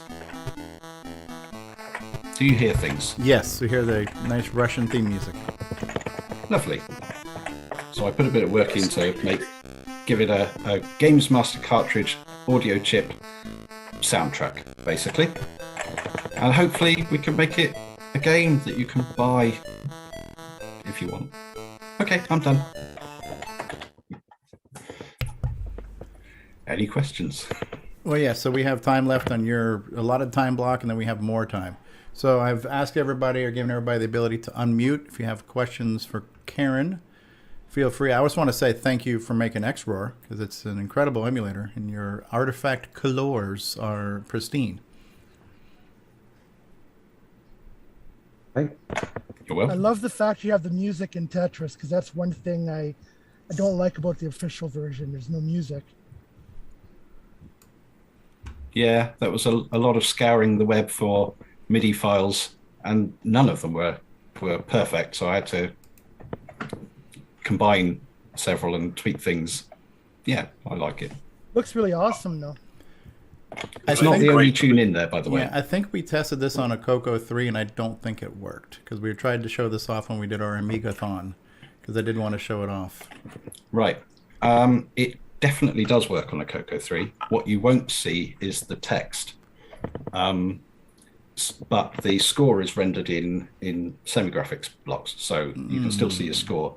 The level number, which is normally shown as text characters, will be rendered as a sort of very low resolution semi-graphics alternative. Well, I had a hard but time it doesn't running work it. in main. Okay, I had a hard time running it off the Coco SDC, so it might have something to do with that too. I'm not sure. But I did try it on a Coco 3, and I don't know if it's because I had 2 meg of memory or if it's the SDC or something, but I don't want to diverge too far off topic with that, but I'll definitely try it again, because we definitely wanted to show it off. It's on topic. I don't have a NTSC Coco 3, so that might be part of the problem. Yeah, if you're doing frame locking, maybe it's a 50 versus 60 hertz or something. Was that a problem? I don't know. I'll try it. I have a couple comments. One, Aaron Dowdy had mentioned too, is that you did that really cool custom font where you're changing the scan lines of the text characters to kind of give it. Now, did you base that on the original? There was another Tetris on the Dragon that used semi-graphics that also made Russian-y looking characters using the same technique. So yeah, that's one of the best Tetrises for the Dragon that I knew of. I mean, there were two good ones. One was Sarah Bergen's Tetras, and this was Ola Eldoy's Tetris, which was in semi-graphics 24, had sampled sound, and yeah, did a custom font in much the same way. This mine's in semi-graphics 12 and will run on a 16K Coco. So different target, different gameplay.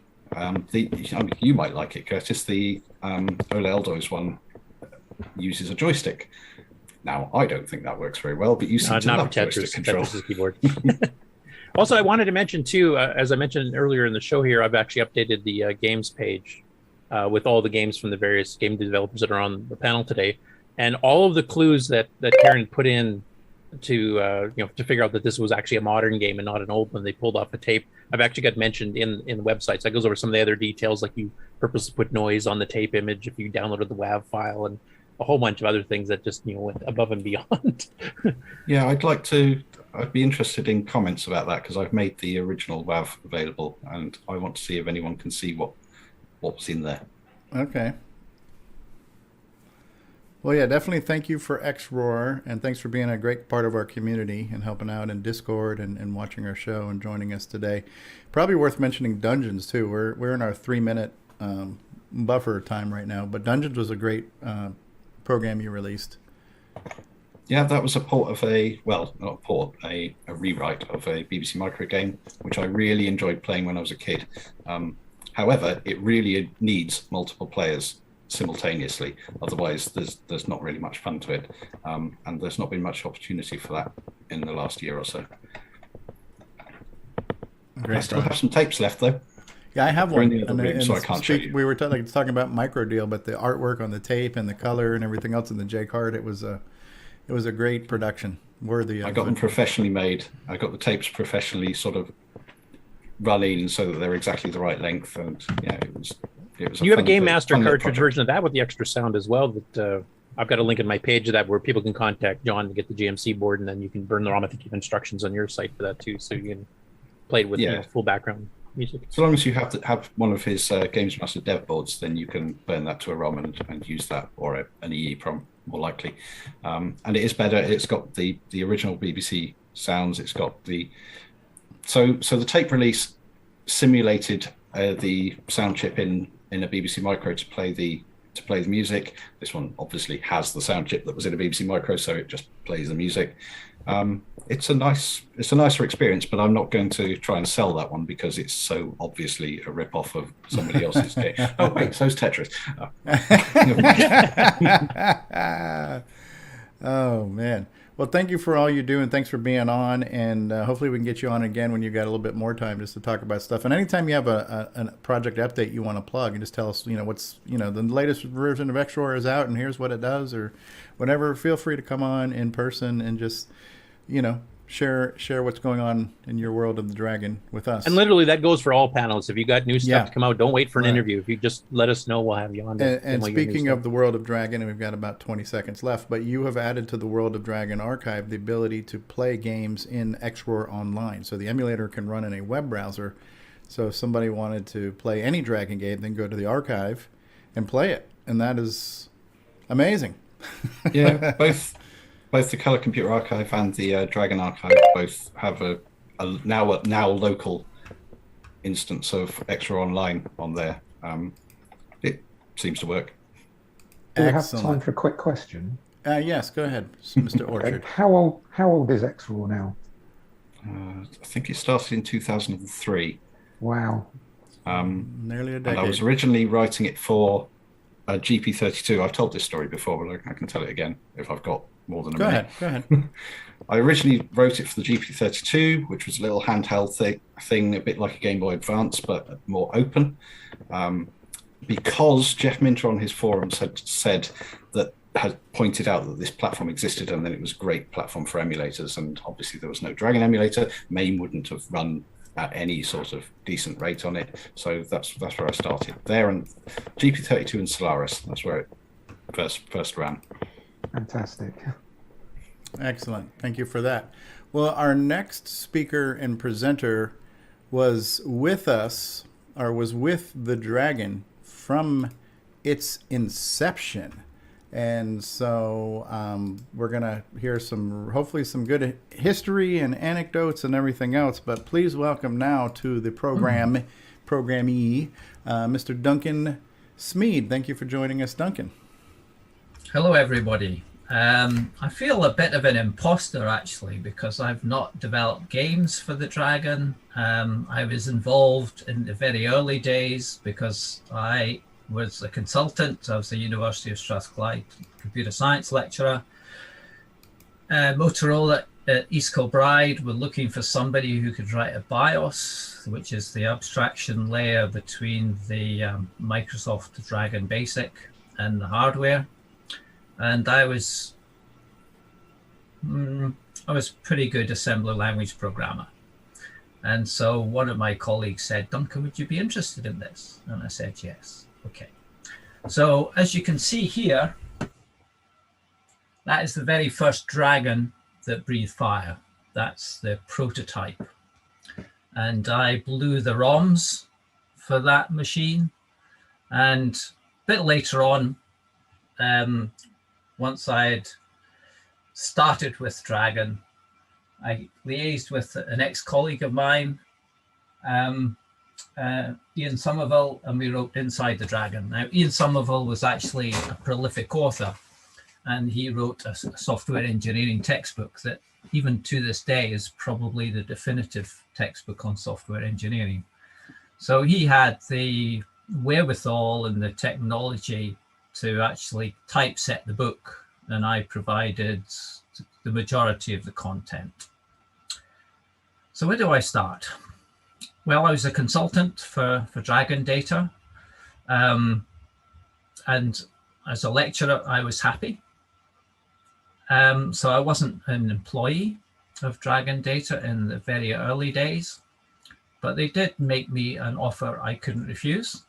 And so I joined them as system software manager and helped develop, obviously, the Dragon 32, Dragon 64, the Dragon Alpha, otherwise known as the GEC Professional. So I think I'm not going to talk for my full 15 minutes. I'd like to give opportunities for questions. And one of the most obvious questions I get is that, oh, did you meet Bill Gates, or what did you do when you had to integrate the BIOS with the Microsoft Dragon Basic? And well, they actually flew me to America for a day. And I remember going to the immigration desk and they said, what are you here for? I'm working. How long are you here for? A day. And they just couldn't believe the fact that I'd actually turned up for a day. So I did meet Bill Gates. And when I was being driven to, basically, the person I was speaking to, I can't remember his name now, but he was in charge of the Microsoft Basic development side of things. And I remember him driving me back to the airport and said, Duncan, you know, we could probably get you a job here if you wanted. And I'd actually seen the working conditions of some of the Microsoft employees. Now, this was in the days when Microsoft probably only had several hundred people. And I remember walking past cubicles where people were in rugs, blankets, working away in a windowless cubicle. And I thought, that's really not for me. So I went back to lecturing. As I said, I made an offer I couldn't refuse, and I worked with Dragon Data. Lots of other people have far more insight because they've done the research of the history of Dragon Data. So I don't really have any other insight into Dragon Data that you can't find in the archives and in the stories about it. But I'm happy to take questions. Now, obviously, what happened is Dragon Data didn't really succeed. It was a success in the short time it was on sale in the UK. I wasn't involved in any of the GEC Eurohard negotiations because I was a system software manager, so my job was very technical. But I had a great team behind us. And when Dragon went bust and GEC took over, there really wasn't an opportunity to develop new machines in the way that we wanted to. So to cut a long story short, essentially some of us in the development team were poached by Thonium I to design and build the first UK laptop called the Thonium I Liberator. And that was quite interesting. But before we joined Thonium I Liberator, obviously we worked on the Dragon hardware. And there are certain things that I'm quite happy to answer questions for if you have any questions about that. After Thonium I Liberator, that wasn't a great success. It was a success from the point of view of building something in 5-6 months that Japanese manufacturers who had been approached as well said it would take at least 18 months to do. And I think that Thonium I made a mistake because they said, if you can produce something in 6 months, we'll give you a bonus. So they had to give us a bonus. And this Liberator, the laptop, was something developed for the civil service, to the civil service requirements through the CCTA, their procurement arm at the time. And we developed something specific to their requirements, and we were confident that there would be many thousands of these things sold. Needless to say, there weren't, because all of the civil service departments that were considering a dedicated word processor portable computer decided that they would evaluate it for a year themselves. So essentially that wasn't a success. We were looking at developing a portable PC with Thorium I, but by then I decided that I should return to academia. What else have I been doing? Ciaran's presentation just before mine actually reminded me of one of the things I did get involved with, and that is something called the Tingbot. And here's the circuit board. I designed the circuit board. I produced something that's populated with a Xilinx FPGA. And this was an add-on screen for the Raspberry Pi that had just become popular. And in actual fact, now I've been reminded about XROR, the Tingbot with the Raspberry Pi at the center of it would actually make a great little system for emulating things like dragons. So this is the final thing. Whoops, dropped it. So essentially, you start with the Raspberry Pi, you buy the screen and the various bits and pieces that plug in. Problem with the Raspberry Pi is it's not really sufficient, well organized from the point of view of the ports. So we had to make sure that we could actually have the power supply at the back, and we could actually bring out the SD card interface and so on. So to cut a long story short, that was my first attempt at doing product development from scratch. So hardware and obviously the system level software. So I've had a fairly varied career. I'm very proud of my time with Dragon and still keep in contact with some of my fellow colleagues that were there. We made friends for life. We're coming up, for 40th anniversary soon. And I think this would be a good opportunity for me to reach out to them and say, well, listen, we should get together. Those of us still around for a 40th anniversary of Dragon. So that's basically it, really. I'm very happy to take questions. Okay, I've just asked everybody to unmute. I have a few questions from the live chat. Excuse me. So first question from Tim Linder, when you were talking about meeting Microsoft and talking about the basic ROM, he was saying, was the person in charge of Microsoft Basic, was that person's name Mark L. Chamberlain by any chance? Does that ring a bell? It doesn't ring a bell, but it could perfectly be. If he was in charge in the early 80s of that side of things, he would have liaised, I think, with Tandy as well on the TRS-80. Obviously, what the Dragon was just a reimagining of Motorola's reference design of the 6847, the 6809, and it's very, very similar to the Tandy TRS-80. And a question from Evan Mooney, one of our live viewers, is saying, can you tell us anything about the development of Dragon DOS? Because he says, although the Coco and Dragon basics were nearly identical, the DOS for each were quite different. No, because that wasn't something that was developed by us in-house. And I wish I could remember, but people like Richard Harding, who will be talking later, is very much more an expert on the history of the developments and so on. So I do confess that I'm not au fait with some of the more detailed background to some of the other developments. Okay, fair enough. Anyone here on the panel have questions, comments, kudos for Mr. Smeed?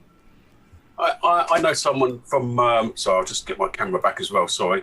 I know someone from my current work who used to work at Dragon Data, and he said that he doesn't remember much about it. He just certainly didn't know you, Duncan, but he said he remembers a time when he was there and there was a great big panic because I think the PCBs had come back for the Dragon 64, but they started trying them and there was a load of noise and the thing didn't work properly because someone had put the video lines next to the data lines or something. Right. Do you remember anything about that one?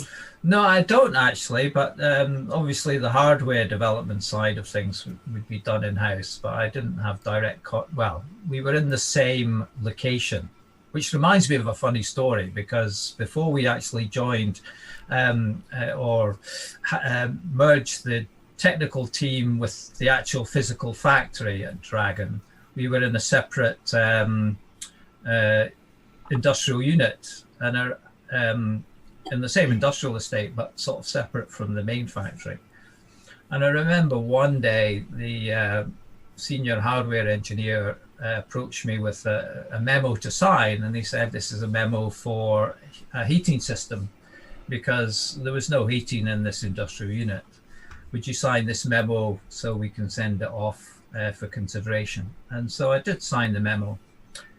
A bit later on, I was called into the boardroom. There was a board meeting going on sometime later, and I was asked to explain why I had signed a memo for 8 pairs of long johns and underwear.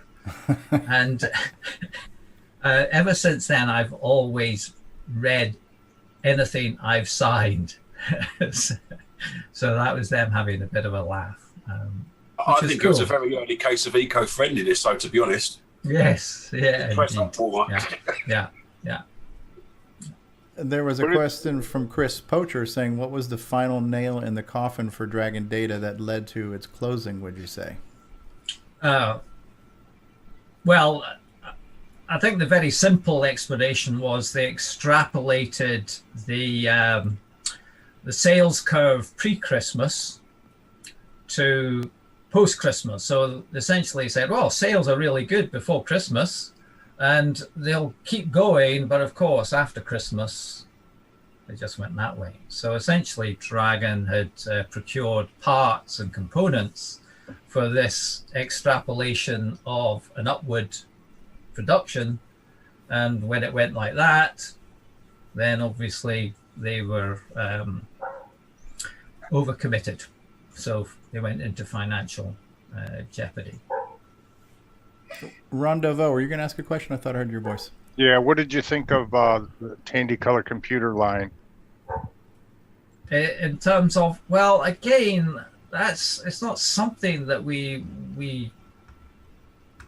looked at in detail.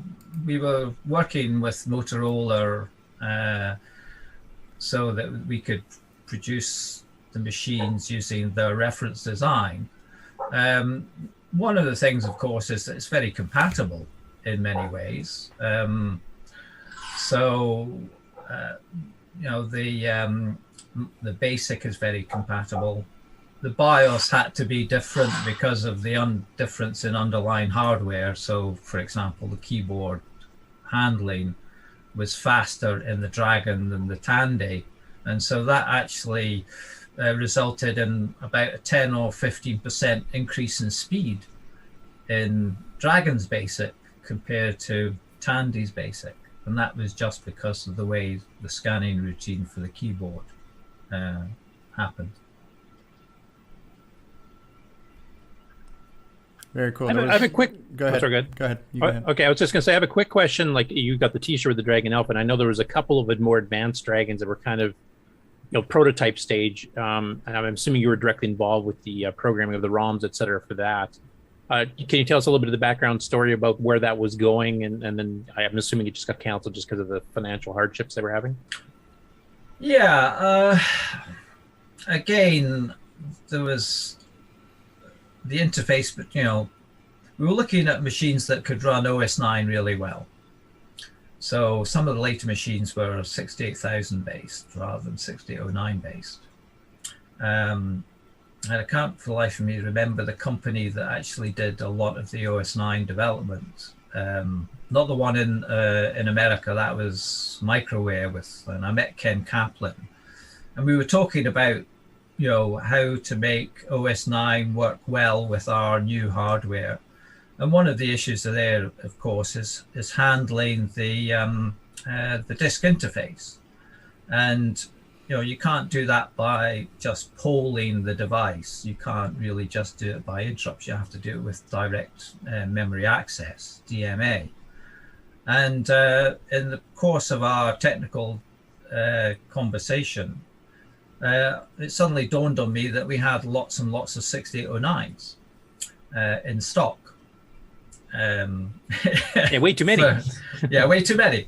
And so I came up with the idea and that we could actually just have a 6809, and I wrote the BIOS or the firmware for that, and it would just basically be a wait for interrupt, and it was a DMA controller. So we turned the 6809 into a DMA controller, and that was a very effective way of making use of our excess stock, but having a nice interface to the disk and memory access, IO access. So it wasn't pulled; it was DMA and interrupt driven. Cool. So that was on the disk controller.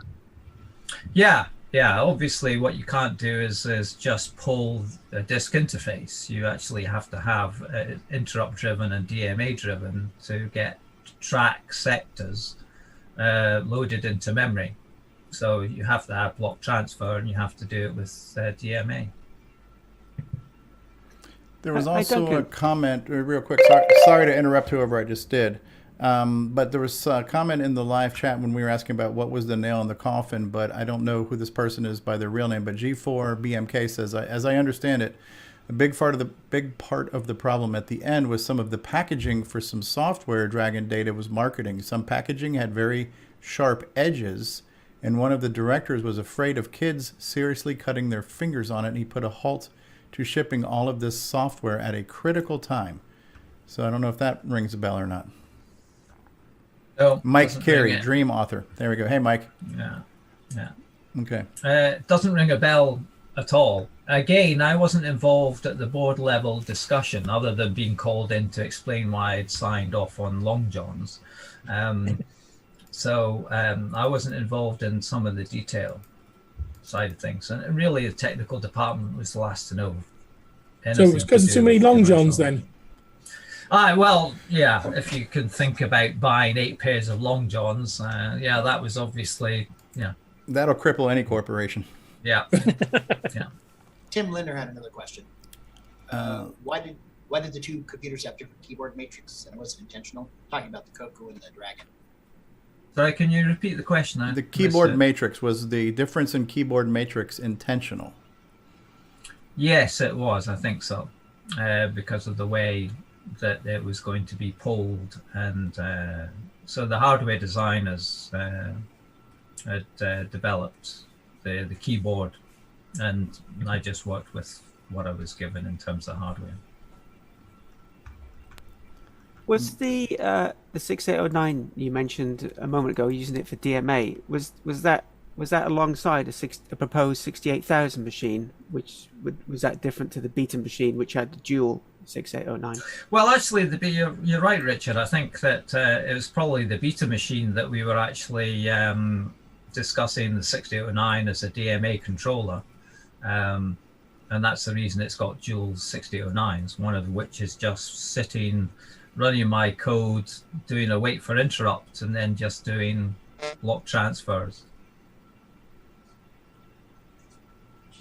Cool. Yeah, and I think it's probably worth spending a little bit more time with Duncan for questions and answers, just because of how historically significant his role has been. So if we want to spend and has Henry Reitveld made it to the panel yet?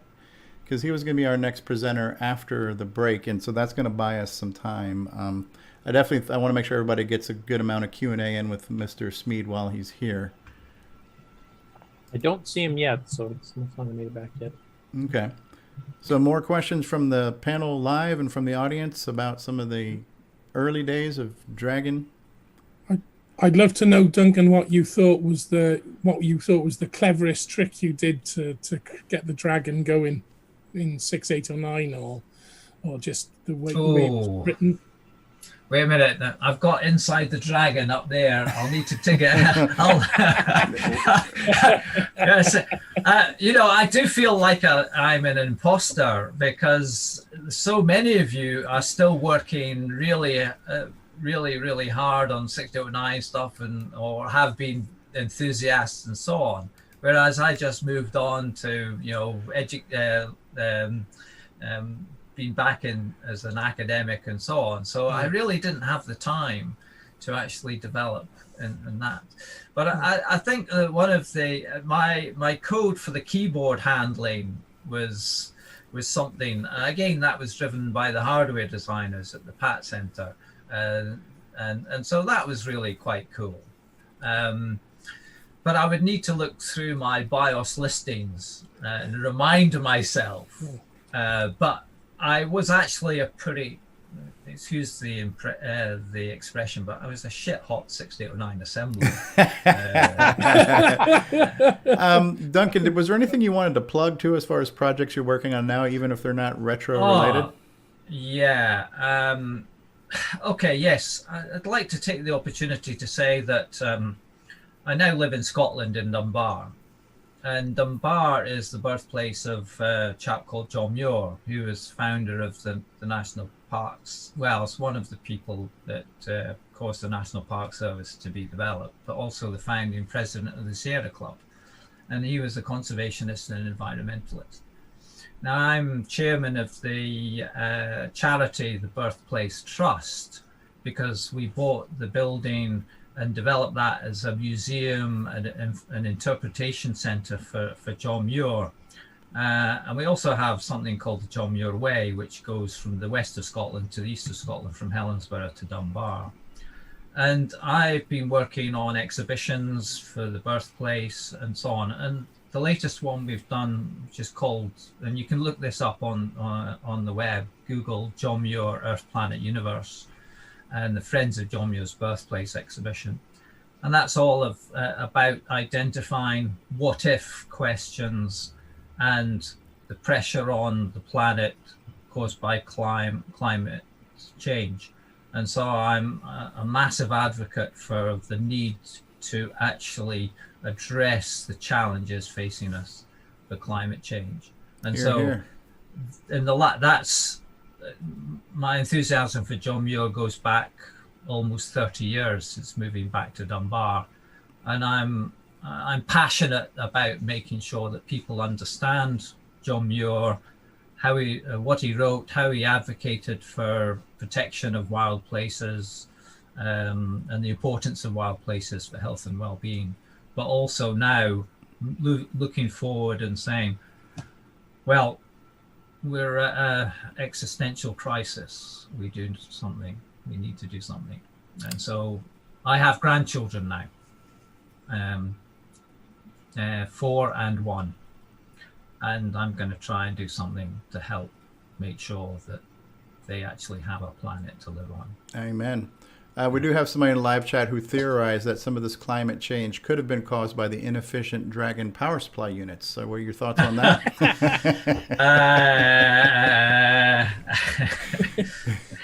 He's going to make good now. I thought it was John Muir, but now when I think about it, that's the real reason I'm trying to avert atone for the past. Crisis, that was too good not to share. That was a lovely one. Yeah, great. Yes. Well, thank you for your time and being here, Duncan, and we welcome you to come back anytime you have anything you want to plug, or if you have any more recollections. We are going to take our first commercial break, and then we're going to move into our second block of presenters. Henry Reichfeld was supposed to be the next one on there, so in lieu of Henry not being here, we will start off after the commercial break with John Vella, John Witworth, and then Nigel Barnes. And And thank you, everybody, for being here. Thank you, everybody, for your patience and for your time, and for our audience for being here today. Hopefully, we are delivering a quality program with an E to you all. And the first commercial break I'm going to run, it is going to run one of the Boots commercials that Chris mentioned, where he bought his dragon from Boots, which is a retail chain. Now, this Boots commercial that we found on YouTube did not have any mention of computers, but just to give you an idea of what one of those vintage commercials looked like. And then the second part of that is the little video you guys have been seeing down here in the corner, which is a preview of the Dragon Factory. This was an interview that happened for a Christmas season, talking about the release of the Dragon for a holiday season. Part of it, as you're watching it, if you're listening later as an audio podcast, it's going to be silent because I had to mute the music because it was copyright background music. So part of it's going to be strictly visual, but then you'll hear the newscaster talking to the gentleman at the Dragon Factory. So we're going to run that commercial break for about 2 minutes. So it's time to hit the privy and get your smoking pipes or whatever you got to do. And we'll be back after these words. And thank you, everybody. And our next presenter after this, at this time, will be John Vella. So see you guys in about 2 minutes. Boots is shopping at its best, but less. With over 1,000 shops serving the community. The best of service and friendly help. The best quality you'll find. The best of choosing in a shop full of choice. And prices? Just compare them for your regular family needs. We believe they're very good indeed. And we think you'll agree. Boots is shopping at its best, but less. Boots, the best for less.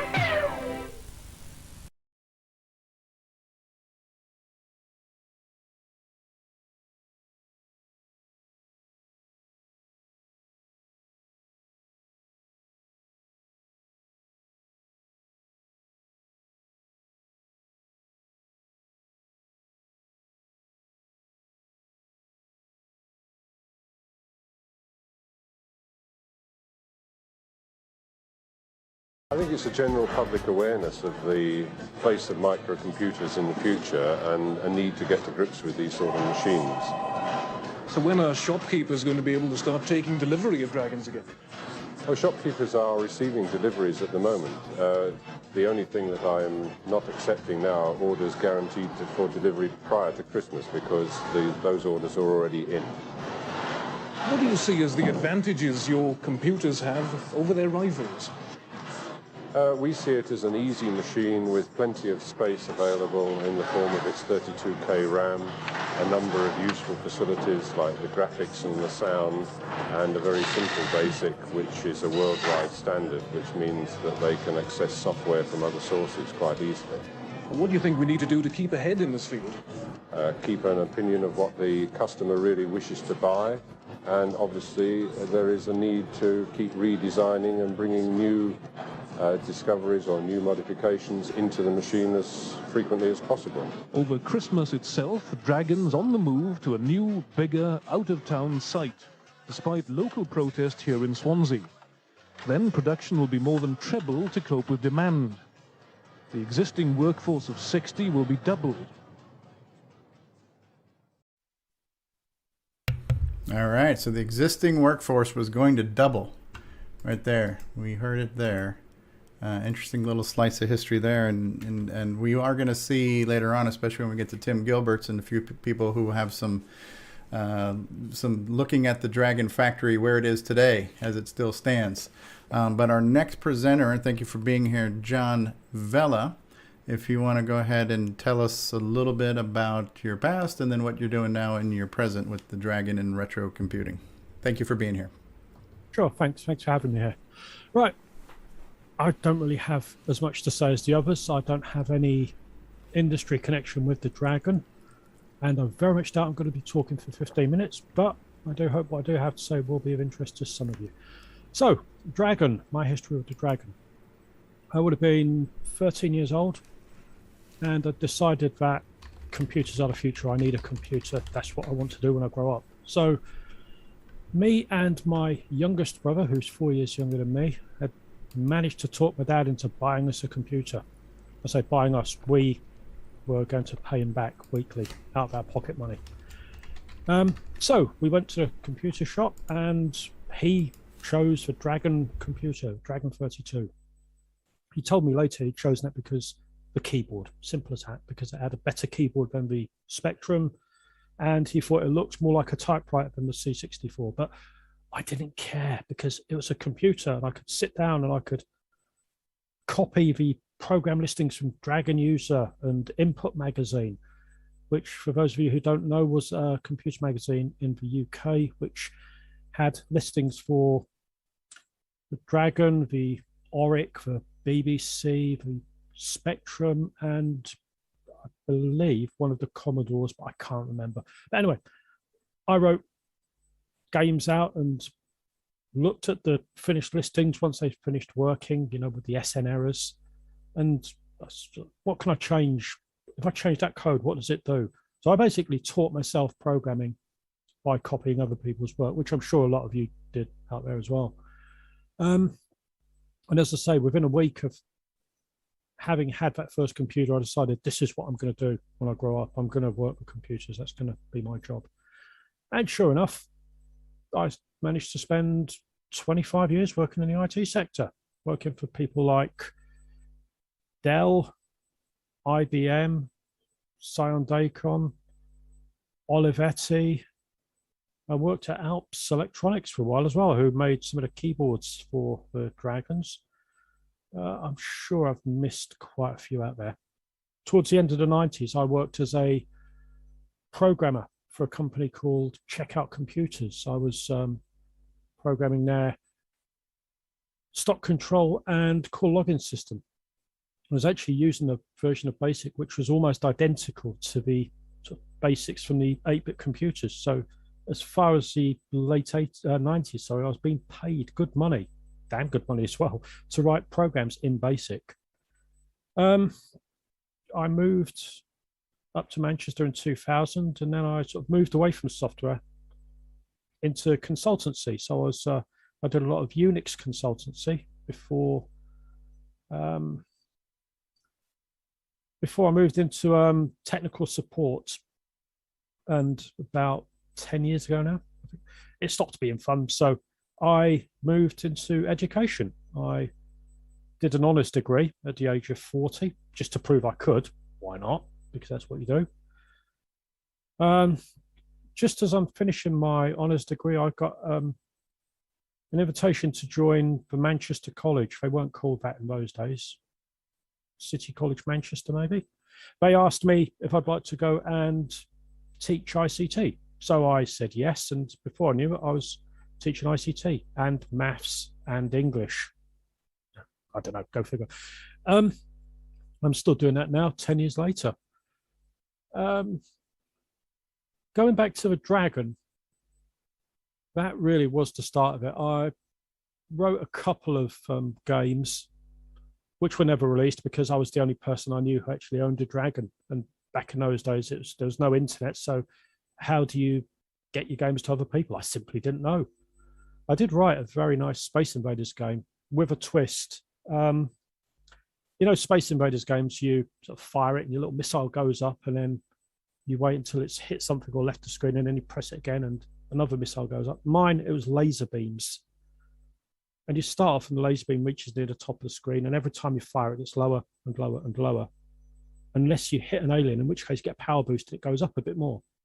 So you keep missing, and basically your laser beams just leaves the ship. It's very interesting from a technical perspective, and everyone who came to my house and played it loved it, but there you go, source code is long gone. What else is there to say? As you can see from the which side? That side? That side, here. I've also started writing as well. I published my first book a couple of years ago, and that was also partly influenced by the Dragon. There's a location in the book which is referred to as D32. Not a coincidence, that was named after the Dragon, Dragon 32. Just a little Easter egg that most people will not have known, but I did, so there we go. Is there anything else for me to say? I have released a couple of games, a few games in fact, on PC and Android. Codename Nasiro. I'm going to change the topic slightly here, just for a moment. If you guys remember, IBM released their first Amstrad released their first IBM compatible computer. That went under codename Aero, which stood for Amstrad's IBM ripoff. So I've released a game called codename Nasiro. Nasiro is also an acronym. It stands for Not Another Space Invaders Ripoff. It is, in fact, a Space Invaders ripoff. Let's be clear. It's a complete damn ripoff. But there you go. That's going back to the earlier person who said about how the sort of sense of humour comes into the British games. That was just my little joke with myself. If you go to itch.io, you can actually still find it for PC, Mac, and Amstrad, Apple. Sorry. Just search for codename Nasiro on itch.io. It is still available. And it's free as well. In fact, all of my games are free. I decided I'm not doing this to make money. I've got a decent job. I've got a decent pension. So basically everything I do now is just for giggles and, for fun. So go to itch.io, look for codename Nasiro if you fancy some good old-fashioned retro fun. It works nicely on Android and on the PC. So it's worth a giggle. Check out my other games as well. Codename, Nasiro 2. There are a few others I can't remember now, but they're all good. It's all good. And as I say, I've also written a book. I'm writing the sequel at the moment. That way. Oh, this mirrored display is really killing me, folks. I'm writing a sequel, but I've been slowed down by lockdown. So if you like science fiction, if you like a good read with a bit of humor in it, this is really good. It's Kindle Unlimited, so you can read it for free as well. I've got no idea how long I've got left, Steve. And you have 7 minutes in your 15-minute block. 7 minutes, right. Can we move straight to the questions? Because I think I've pretty much run out of stuff to say. I'll be honest with you. I just asked everybody to unmute, and I may have accidentally muted you, so sorry about that, John. Let me see. Everybody unmute. Let me... Yes, you did mute me. Sorry about that. How long? That's fine. How long ago did you mute me? Just as I was trying to press the unmute button for everybody, it must have toggled you because you already were unmuted. So, right. Well, thank goodness for that, because I've already forgotten everything of what I said. So. Well, so you're writing a book now. You've got some modern games you've released. What else are you doing now? Are you doing anything in the retro hobby? You working with XRAW emulators or anything like that? I recently got back into XRAW, and I have downloaded the Dragon User Magazine. I've downloaded the entire archive of them, and also Input Magazine as well, which actually makes me think I did buy Input Magazine. I had every single edition. I left them at my dad's house when I moved away for safekeeping. What happened to them? Can't ask him now because he's dead, but that's interesting. I'll have to ask my brother. So yeah, I downloaded XRAW fairly recently. In fact, I updated it today, and I've started typing in the basic games because I'll be honest, I've forgotten more than I probably knew when it comes to basic programming, but I want to get back into it at some stage, time permitting. But at the moment, have your Dragon? No, I don't. I've got no idea what happened to it. I'll be honest with you. I know my kid brother had it for a while. I suspect he probably sold it or gave it to somebody. As I say, I'm relying on XRAW now. My retro collection consists of the Amiga 1200, which I bought for Kickoff 2, the Amstrad CPC 464, and I've got an old 486-based PC underneath the shelf there, which runs MS-DOS. But that's the extent of my retro collection now, because wife, 3 kids, no room for anything. I've got a question. Yeah. Why is Kickoff 2 superior to Sensible Soccer? For me, Sensible Soccer, you get the ball, it lands on your feet, and it kind of sticks to the player. Whereas Kickoff 2, it actually bounces off. It just makes it that little bit more challenging. Mm-hmm. That to me, that's the main reason behind it. Yeah. I always like to ask people that because I know that people fall in two very definite camps when it comes to those two games. So I did actually meet John Hare at one of these retro events a few years ago. It was just before he'd released Sociable Soccer, and I did actually try. I tried the VR headset. I tried it a bit. I was rubbish at it. No surprise there. I played it for about a minute, I think. I took it off and I said, you know what, I've seen enough. I really like it. Really like it, and I will buy it. And I did buy a copy, in fairness. You're not the first person on this show today who have basically, kept either, a Dragon and an Amiga. The Amiga has been kept. What is it about those two machines to you that are similar in terms of the way that you look at them? The Dragon and the Amiga? Yeah. Well, the Dragon, it's always going to be a special machine for me because that was my first ever computer, and that's what I learned to program BASIC in. And that directly led to me, as I said earlier, being employed as a BASIC programmer in the late 90s. And as far as as far as the Amiga is concerned, I got the Amiga back in, 87, 88, about that time. I actually tried to talk my boss at the time into buying some Amigas because we had IBM XTs, I think, at work with no graphics or very basic graphics. So I tried to talk into that by saying, look, this can run everything that your crappy PCs can and more. Luckily they didn't, because obviously they went bust. But the Amiga for me equals Kickoff 2 nowadays. Okay. That's the only thing I use it for is Kickoff 2. Interesting. Because yes, I do still go to I will start going back to UK Championships when we come out of lockdown. I did go to the World Cup in Bournemouth a few years ago. So you're serious. You're serious about this game. Oh yeah, I love Kickoff 2. It's for me, it's the best computer game, I think, ever. We had a question from Evan Mooney in the live chat about your teaching. He's saying, what computer languages are your students using? Right, I teach ICT, so it's not actually computer programming.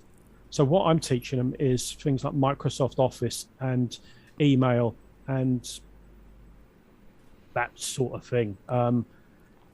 It's low-level stuff I teach. So things like it's called functional skills. It's the course I teach is functional skills. So I teach them how to use Office, Excel, PowerPoint, Outlook, as well as the basics of Windows operation.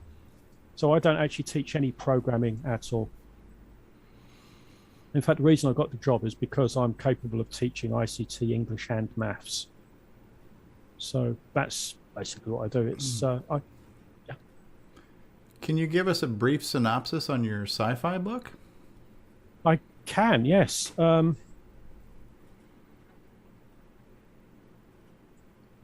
I'm doing, if it's okay with you, I'd like to read the back page. Go ahead. You got time? In fact, yeah, it's not many words. Okay. Reading voice. People say that when you die, your life flashes before your eyes.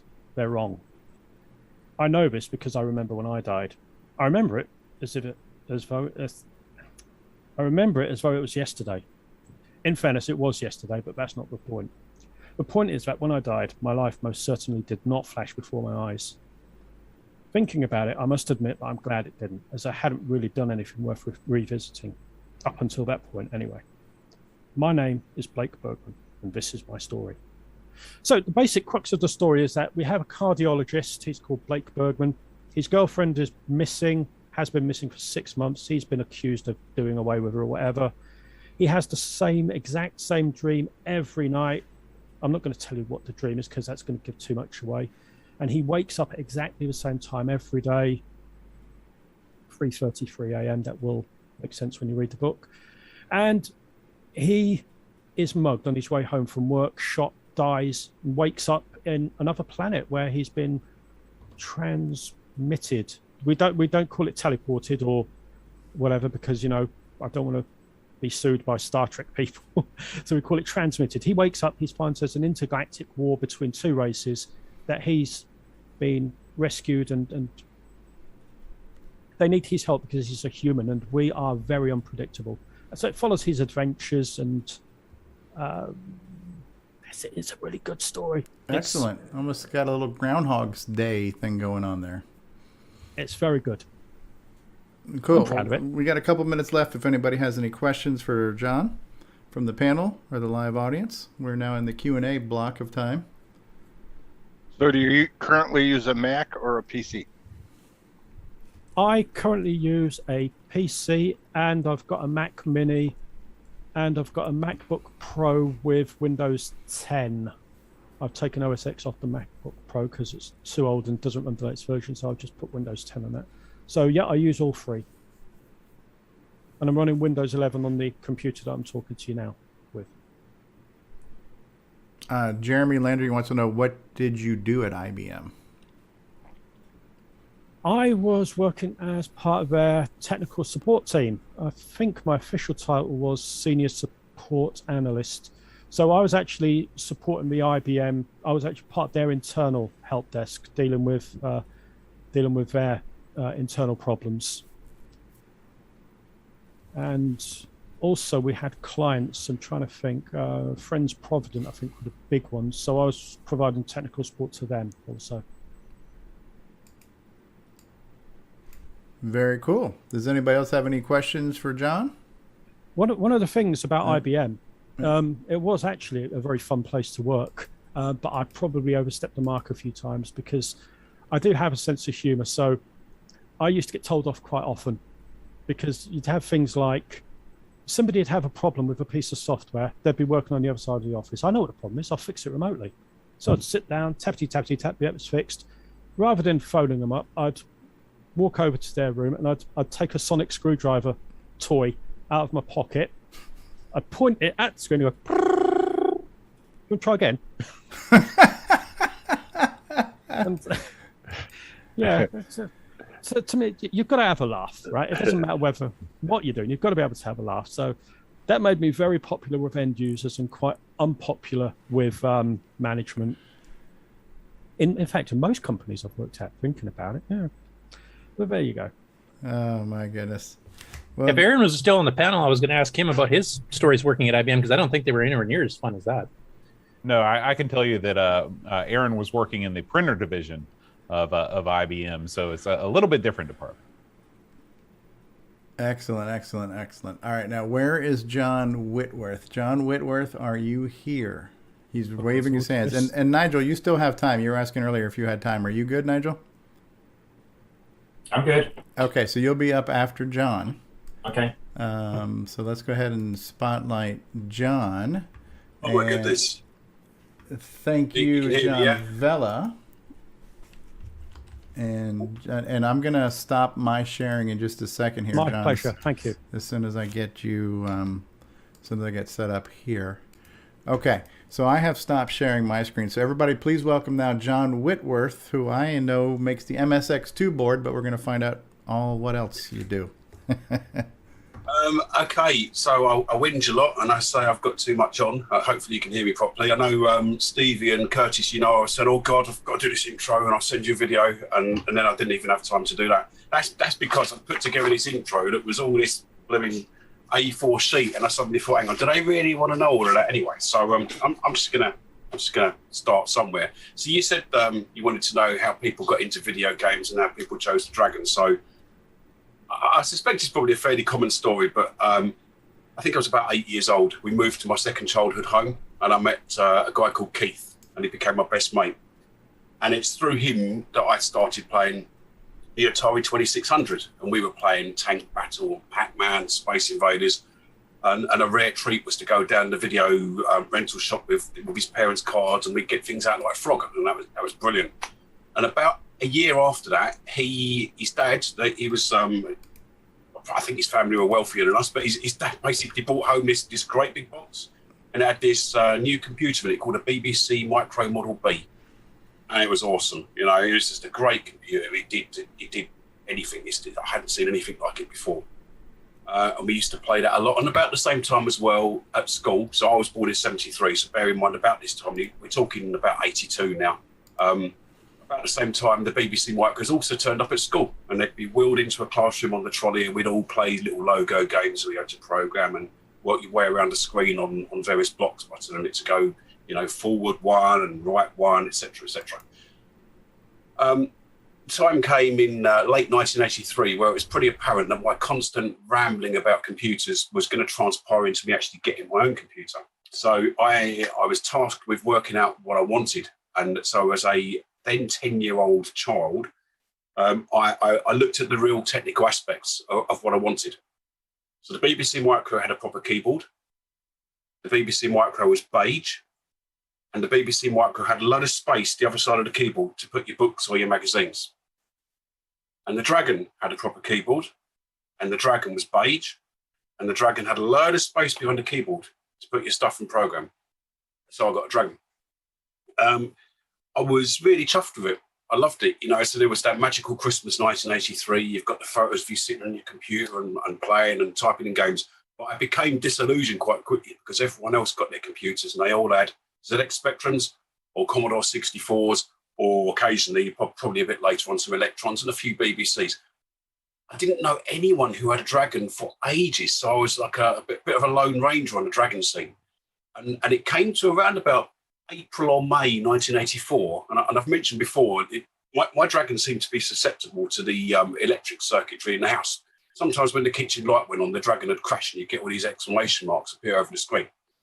So we got to the point where I'd moaned about it so much to my parents that my dad was going to take it back to Dixon's. That's where my one came from. And we were going to try and give it back and try and get me a Commodore 64 instead. And Dixon's were having none of it. And basically, this computer went back to Dragon. They soak tested it and they said there's nothing wrong with it. So it came back and I kept using it and it kept crashing. It wasn't all the time, but it was annoying enough.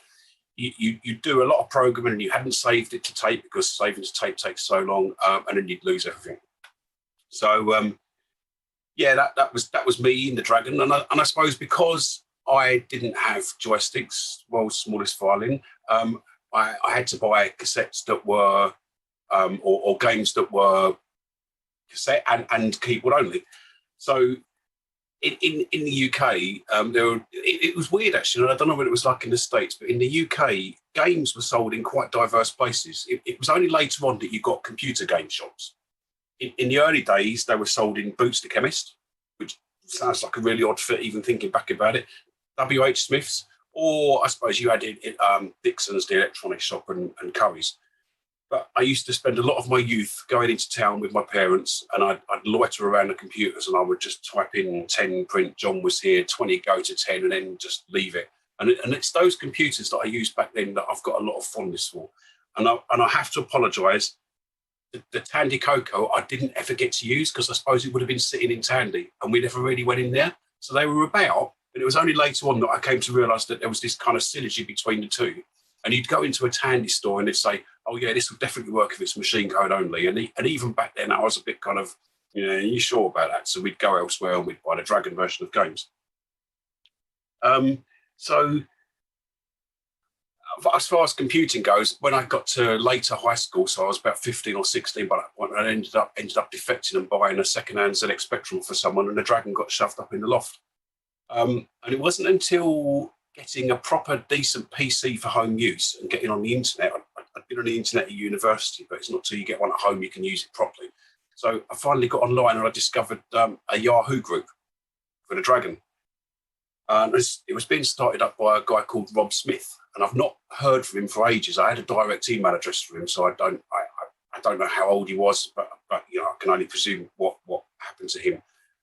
But that Yahoo group was great to start with, and throughout the noughties, as it were, there was a lot of stuff going on there. And I remember getting hold of an alpha and a beta demo for MAME off of Phil Harvey Smith and trying that out and being mega impressed and bamboozled, really. The Dragon had gone so far, but I knew nothing about it.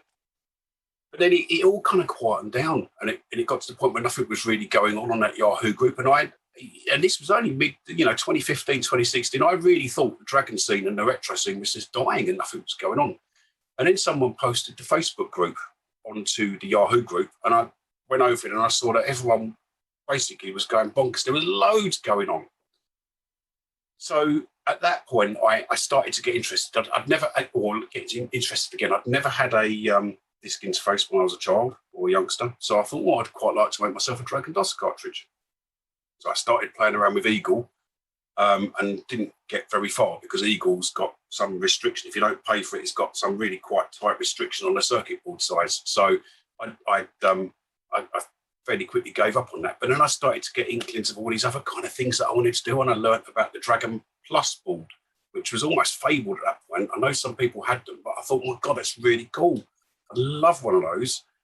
And then, most of these things I can never say I've gone and done them on my own, because all of these things are done with other people. I was introduced, I think it was Rob Schofield, said, you want to try this thing called KiCad?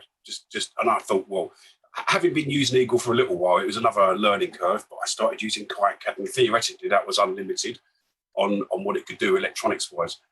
So I first of all started working on the Dragon Plus board, and then Tony Jules said, oh, I'd really love one of those Dragon 200E lowercase boards. And I thought, well, that'd be a quick way to actually get something to develop and design and produce and see what I can do with it. So I did the Dragon 200E lowercase board, and that worked and was pretty popular. The Dragon Plus board itself, which I'm sure some of you may know, is it's a great board. If you go back in the day, it came out 85, 86. It was probably the best Dragon board back then. It had 64K of virtual RAM on it. It gave you a really crystal clear monochrome display, which was great for running something like RS9. So it took me about a year. Finally got those out the door with a lot of help from other people. After that, it was almost a chance thing. Someone started posting something on the forums about this Premier Sprite board, which was made originally by Premier Microsystems for a machine called the UK 101. So basically a board that just plugged in, and it used the same graphics processor as the TI-99. There was a lot of limitations on it. It couldn't run on a Dragon 64, and you couldn't use it for disk access, etc., etc. So I wasn't that interested, but I'm sure some of you will know what it's like. You look at some pictures and you think, oh, I can just sort of start to trace that circuitry, and I really want to see behind that chip, and I really want to do the whole thing, and the bug just gets you. So it was David Lindsley, who is now in the States, who had these boards from Premier when they were still going back in, I think he got them in the 90s, but we both went to the Dragon user group in July 2019, when you were still allowed to all meet up together. Do you remember those times? And he basically lent me the boards. And so I went through this period of just thinking, I really want to get these things to work. And I did. But the sad thing was they were a little bit underwhelming. So it probably took me about another 6 months, got the things working, used the original code that had been in some of the magazines. And this Premier Sprite board was working again for the first time in, I don't know, 30 years, perhaps. I don't know. And then, as is usually the case, temptation came from the groups again. And someone called Mike Miller, who I'm sure will watch this, said, oh, what about the WordPack 2 board?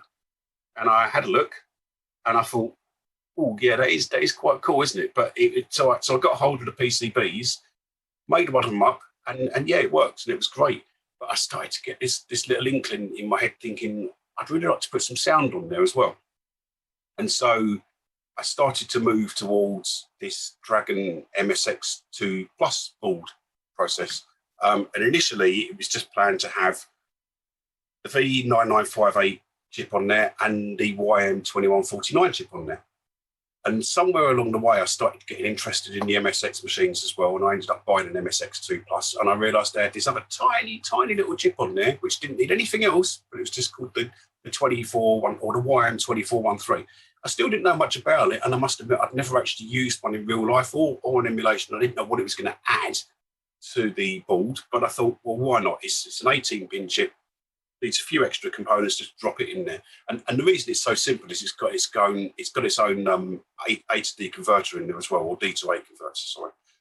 So you don't need supporting converters to get it into an analog signal to go outwards. So I started developing this board. In fact, I've taken them upstairs now to clear up, but I went through about 4 to 5 revisions of this board, and I've had so much help from other people as usual. So Pere Serrat has done loads and loads of machine code work for me in the background. Machine code has been one of those things that one day I want to learn it properly.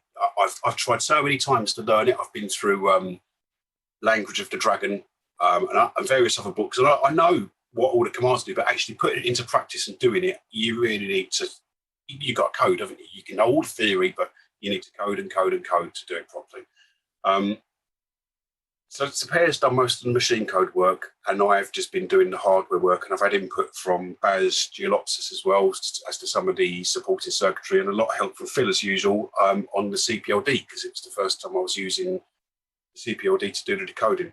So at the moment, the board formerly known as the Dragon MSX 2 Plus is basically ready to release, although I haven't ordered the boards yet because I know what I want to call it, but when I decided I wanted to call it that, I thought I better check it wasn't going to cause any problems.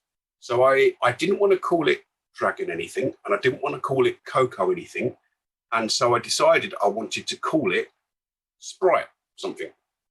But when I started to look up Sprite, you realise that Coca-Cola have got Sprite, you know, zipped up. They've got Coca-Cola registered as a trademark for everything, you know, from socks to computer boards. So I had to think a little bit more carefully, and I decided I decided I'd go for calling it, and this is my big reveal. It's going to be called, hopefully, the Super Sprite FM Plus, with Super Sprite all being one word and FM Plus being the next word. And I've actually put in a trademark application for that. I know it's not strictly necessary, but I thought, you know what, I might as well, because there'll be no trouble later on, and it's done and dusted. It's my name. That was 6 weeks ago now. I put the trademark application in, thinking naively in a couple of weeks I'd have something come back saying, oh yeah, it's passed the initial examinations and we can move forward. Nothing's come back whatsoever since. So I'm still waiting, and I'm at the point where I think I'm going to have to order the boards, and if it all turns sour and I can't use the name, I'll have to get some stickers and just stick them over the top with some adhesive. So that's where we are. I know the board's basically it's ready to go. And I suppose I can give you a demo now, really. Steve, you have about a minute and a half left on your normal time block, and then we still have a little bit more time. But by all means, this is very interesting. We all want to see it. So okay, so I've got some stuff to do. So I'm hoping if I go picture in picture here, so I can actually check that this is going to work. Please do something. It's a bit weird because sometimes the computer doesn't pick up the. It's one of those times. Great. It sometimes doesn't want to pick up the OSSC input. Oh. I've tried this so many times. Yeah, I've been following. We've been following this in the news. Like, you know, we've been seeing what you've been posting in the Facebook group, and I find it really interesting what you're doing with this hardware, adding it to the Dragon. And seeing some of the AGD ports demonstrations running on this with a working game and background music, it's really impressive. Yeah, I just wish I could get it to work. Why would it not do it? I mean, well, you can guarantee. I mean, if I can get this to work, can we come back? Oh, absolutely. I'm happy to answer. Sorry? Absolutely. Yeah, if you want to come back. Really weird. It just seems flaky. It will work 1 minute and then it just doesn't want to work. I don't know if I just unplug the... It's coming through an OSSC, and sometimes the machine is then going into a USB 3 video capture, and it just doesn't want to pick up. It's not the Dragon, it's the video capture. It just doesn't want to pick it up. Doesn't work because you're live and trying to do a demonstration. Yeah. Exactly. Yeah, because we did this in our test call, and everything worked fine. Yeah. I think it goes My to sleep. incoming video won't work either, John, when I've got the Zoom call in progress. I don't know why. So... Do we want to just go to questions? Yeah, questions, comments for John on the MSX2 board or anything else he's been doing. And thank you for doing it, John. That's okay. I guess first thing is a big thank you to Pere Serrat, because I know he's wrote some of the demos, ported some of the AGD games and stuff over to it that we've shown as video demos on YouTube that you guys have done. And it's an amazing bit of kit. There's just a ton of features on it, and he's actually taking full advantage of them. Absolutely, yeah. He's done so much stuff on it. I mean, he's probably equally me on the number of hours he spent doing it. Absolutely loads of stuff. I've managed to actually get the video to capture now, so I might just cut my losses and stop trying to do picture in picture and just get on and do it. Yeah, see if we can get it to show up. Right now I'm seeing a dark screen still. Don't worry. Hang on. There's a grayscale bar. Grayscale. Right, we're getting somewhere. Ooh, right, okay. If I do that, if I switch the machine on. There we go. Okay. Right, so I've got a few things to show you. I'm going to do a very quick. So this has got a Coco SDC in it. If you've seen my image that I've had posted up while I've not been wanting to see people watching me during the session, I'll just put something up while I go to the loo or something. That's the hardware that's in front of me now. So basically, it's got the Super Sprite board, as it will be. It's got Phil Harvey Smith's Dragon RGB board in it, which is why you can see a lovely crisp display in front of you right now. And it's also got Phil's power board in it to give the extra power to the Super Sprite board. The Super Sprite has got an external power supply as well, so you can just plug a wall supply in, so that's not a problem. We're also using what I call the Ujima flip on here, which is like one of your wire adapters. So it basically says I can put the Coco SDC and the Super Sprite in at the same time. So I'm going to do some really quick stuff. So I'll go for, I'll do Met Mania first of all. It's a really simple game, but it's one of Pere's AGD games. It should be 1RO. And I will switch audio in a moment. So there we go. Switches automatically to the V995A. I'm going to just quickly play it, but I'm going to change audio because I haven't quite sussed out how to do that automatically yet. So hopefully you will hear. If someone could give me a thumbs up when you... Yeah, we hear it. We hear the game. Thumbs up.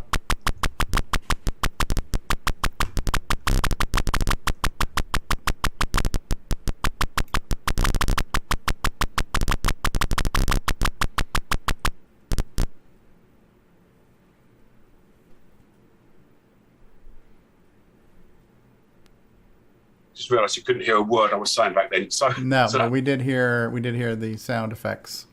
Yeah, so as I say, you can see it's quite a simple game, but it's very, very un-Dragon or Coco-like colours. So you can see it's definitely a different graphics processor. I wanted to do... actually, I'm going to do some of the music.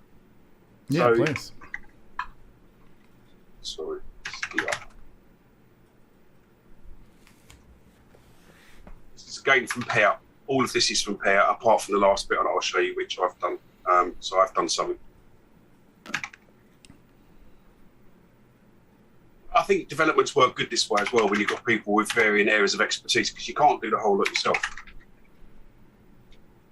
Curtis would be happy to solder for you. Not if you want to work in board. You want burnt hair patches on it, sure. So this is, I'll change the audio again in a moment. This is another one of Pere's. So this is where he has got loads and loads of tunes. So some of these are taken from... Ed Snyder. Ed Snyder, yeah. Some of them come from Ed Snyder, and some have come from MSX tunes as well. So I've got a list of ones that I quite like, so I'll just play them. They're not going to take overly long, and I do apologise if we overrun. That's quite all right. This is good stuff, man. Okay, so I'm going to go into D Quest, and I'm going to play, in a moment, one called this one here. I'm going to switch my audio and then play it.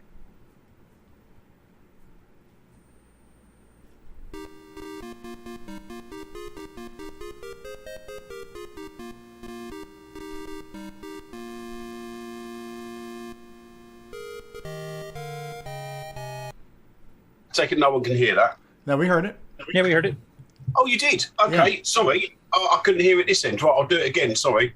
Yeah, we didn't want to talk over it.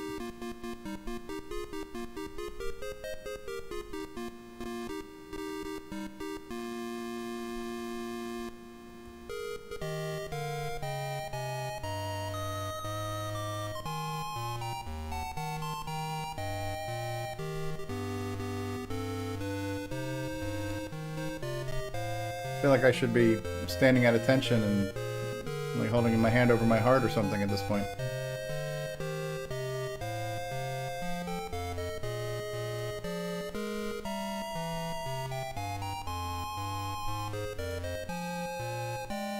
So does anybody recognize that?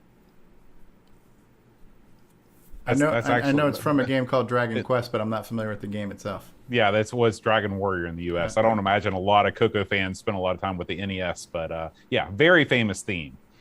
Okay. And it sounds bloody brilliant, too. Yeah. And for those of us who know what the Dragon and Coco are technically capable of doing with sound, to hear this is just like euphoria. Because, having to listen to like cheese grater quality music for decades on the Coco and hearing real music is just so amazing. Well, okay, so I'm back. So wait So that was just the YM2149. So if I go up a couple of folders, I'm going to go for some of the 2413 music. So this is the YM2413, which is an FM sound generator, and the YM2149 is a PSG, which is a programmable sound generator. So this, for me, is where it's a complete game change. So if you like the first stuff, I'm going to cut down what I was going to do because I didn't realise I was going to yak so much to start with. But I'm going to play this one here, Gaudi, and it's one called Scorching Sun.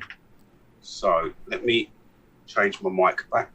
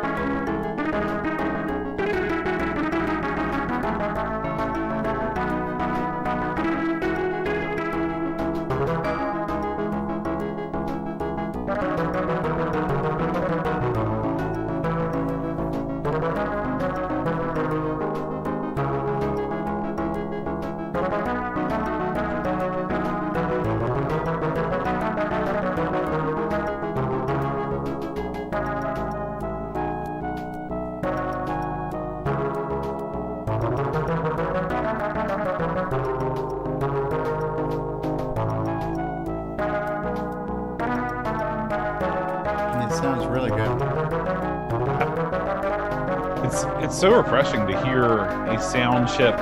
I mean, this sounds completely different than the SID, in my opinion. Mm-hmm. Sounds different than the Paula, the Amiga sound chip. Of course, it blows something like the Pokey chip away, or the AY sound chip that's in the Spectrum 128. This is a really unique set of voices here. I love it.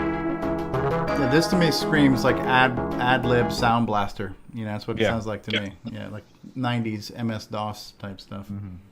Yeah, I mean, don't forget the one that you said was in the Spectrum, the AY38910. That's the same as the YM2149, except the YM2149 was designed for the MSX market, so it's got a clock divider in it.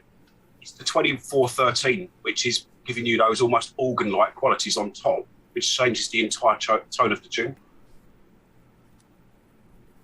So, if I'm okay for time, I've got a couple more really small things to demonstrate. Won't take long. Is that okay? Yeah. Right. So I want to prove to people that you don't have to know machine code to do this. So here's one that I prepared earlier. So this is a bit of basic coming up. So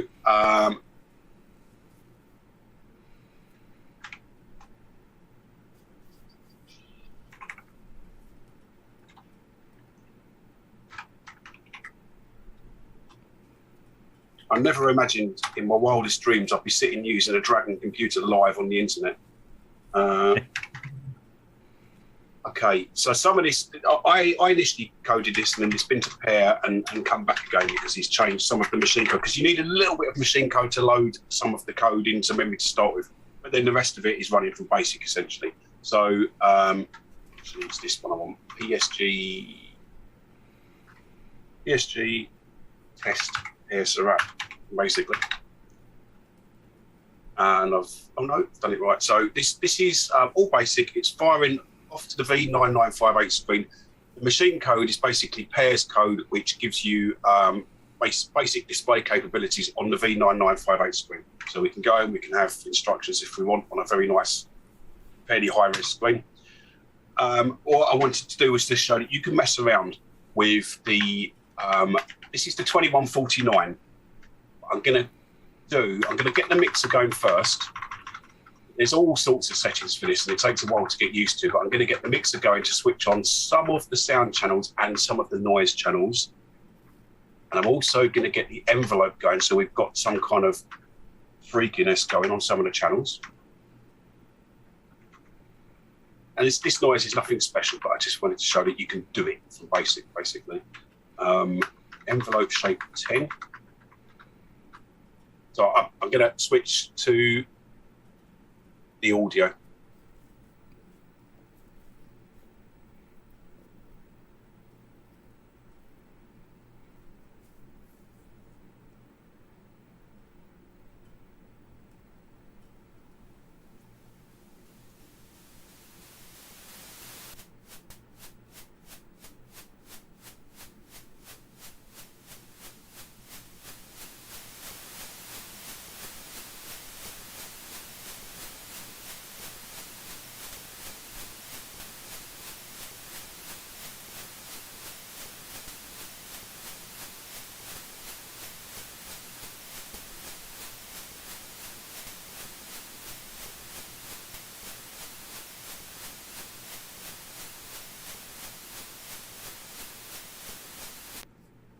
Hopefully that sounded a bit like a steam train.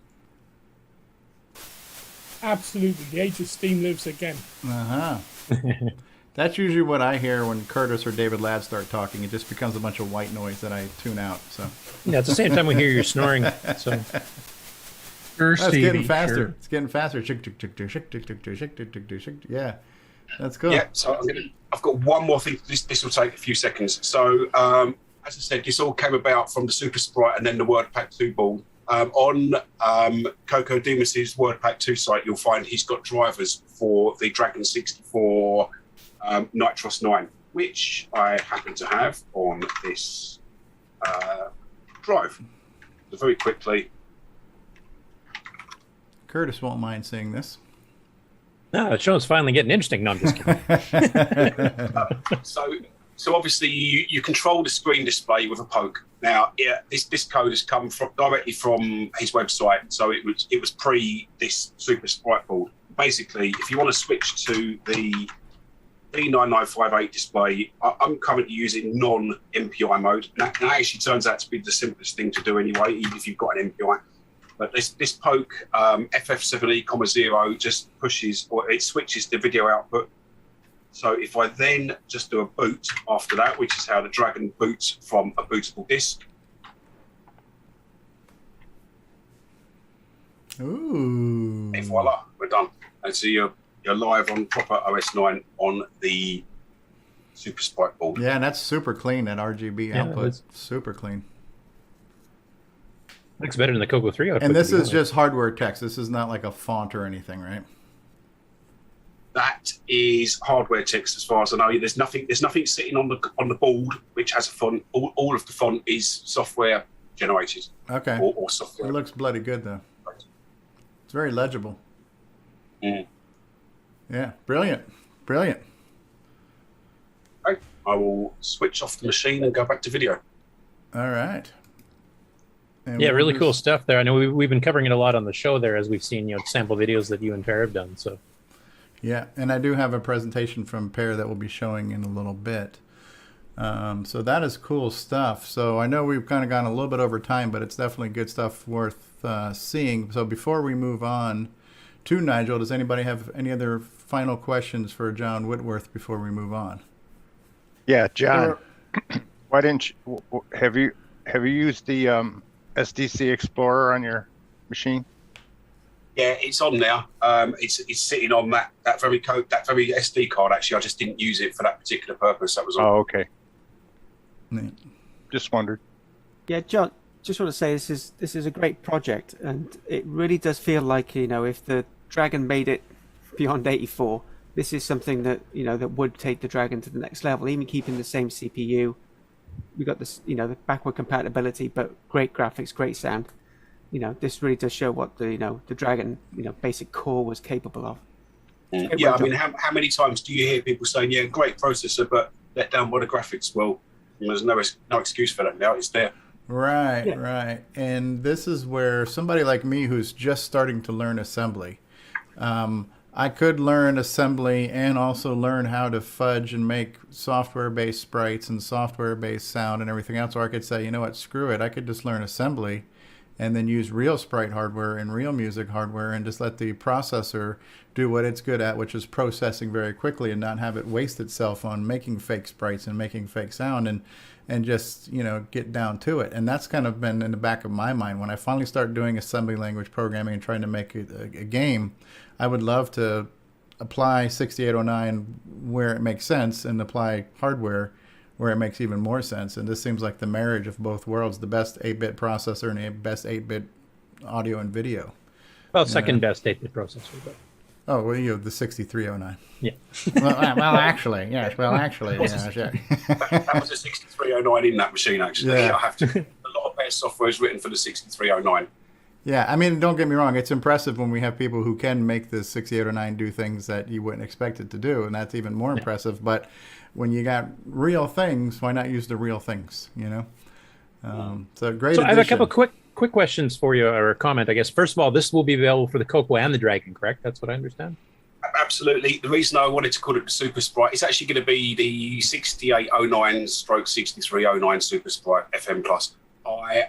Initially, my Dragon fondness said I wanted to call it a Dragon board because you guys have got loads of Coco boards. Then I thought, do you know what? It's silly. It's a generic board. It just needs to be the Super Sprite because that's what it's doing. Super Sprite FM Plus. So it will work with both machines. And I've designed it from the start to work either in a native mode on a Y cable or with the MPI. So you can use it both ways. Cool. And the second, do you have an expected price for the board at this point, or is that something that's still, you're waiting for like chip supplies and everything else like everybody else is these days? I do have an expected price. So obviously you have to bear in mind there's a long lead time on these. There's a lot of work goes into them.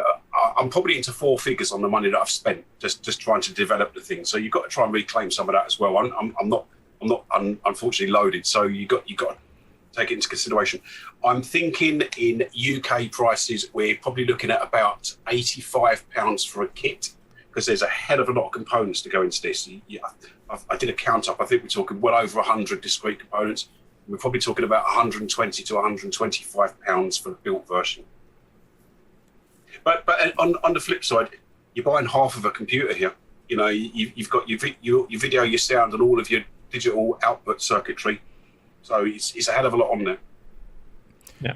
What is the primary audio and video output? Like, will it feed the video signal back into the Dragon or Coco where you could output from the same thing, or does it have its own discrete audio and video outputs? Or... Right. So what I've done, so in this Dragon here, I've got Phil Harvey-Smith's RGB board. So I'm able to bring the Dragon's 6847 RGB onto.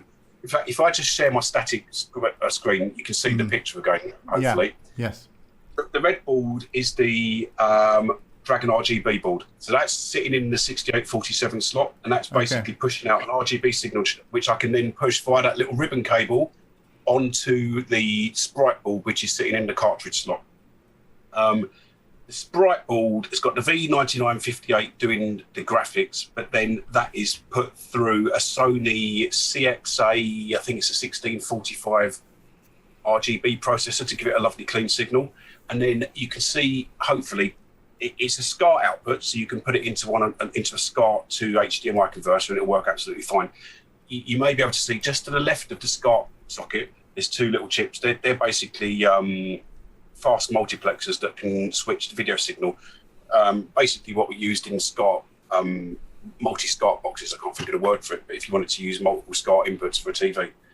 And that's all switched by a CPLD down the left-hand side that you can't see. It's a beauty. Yeah, that's cool. How's the best way to get a hold of you, John, about getting one of these? Or your other stuff?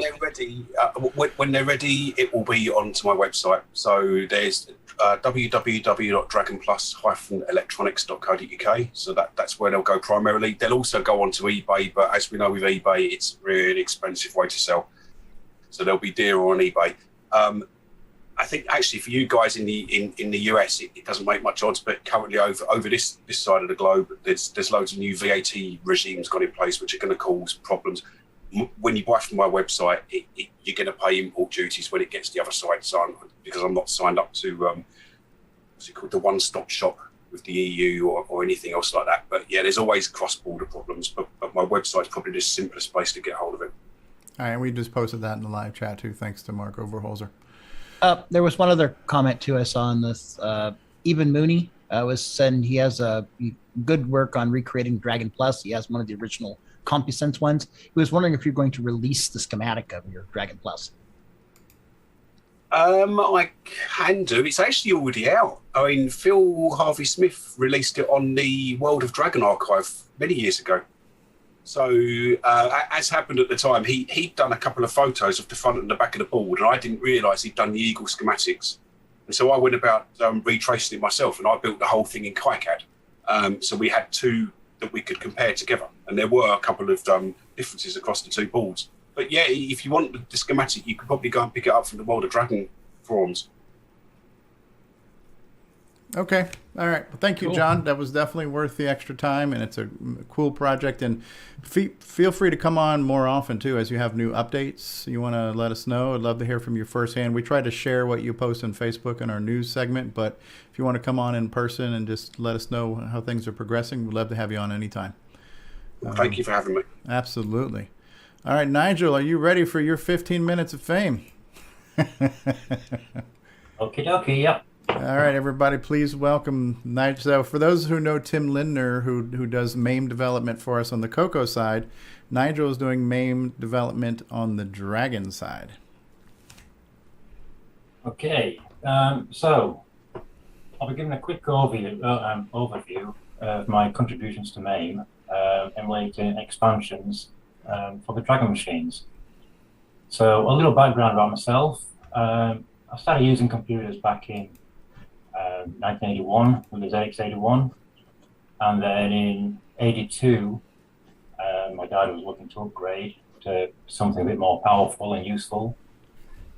And you know, at that time, for a decent machine with a decent keyboard, pretty much similar story to what John has just told us previous. The options were BBC Micro and Dragon. 64 wasn't out yet. Spectrum, plastic keyboard, didn't like. We went for the BBC, whereas John went for the Dragon. So my background is mainly BBC Micro. Use it throughout school, all the way through the 80s. And during that time, I must admit, I never knew anyone that owned a Dragon. Anyway, so that's my history. So moving on to MAME, I discovered MAME back in about 2000, when it was all about arcade games, you know, play my favorite games, Commando, Gyrus, etc. But didn't move into computer emulation until maybe around 2015, which was when the MES emulator, which was basically the same framework as MAME, but a separate independent emulator, that was merged into MAME. So I got kind of involved with computer emulation back then. I started contributing improvements to BBC Micro machines, and was, after a few months of contributions, invited to join the main dev team in about 2016.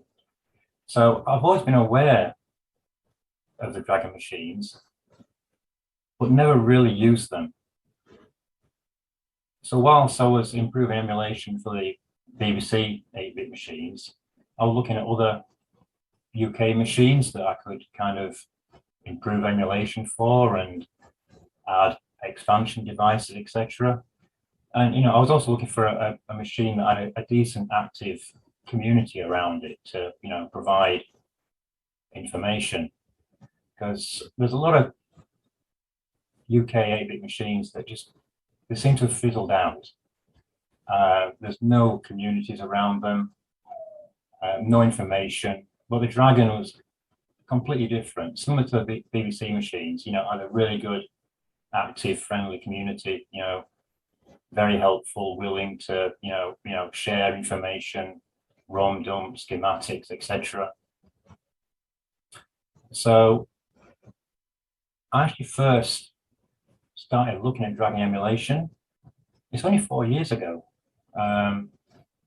in 2017.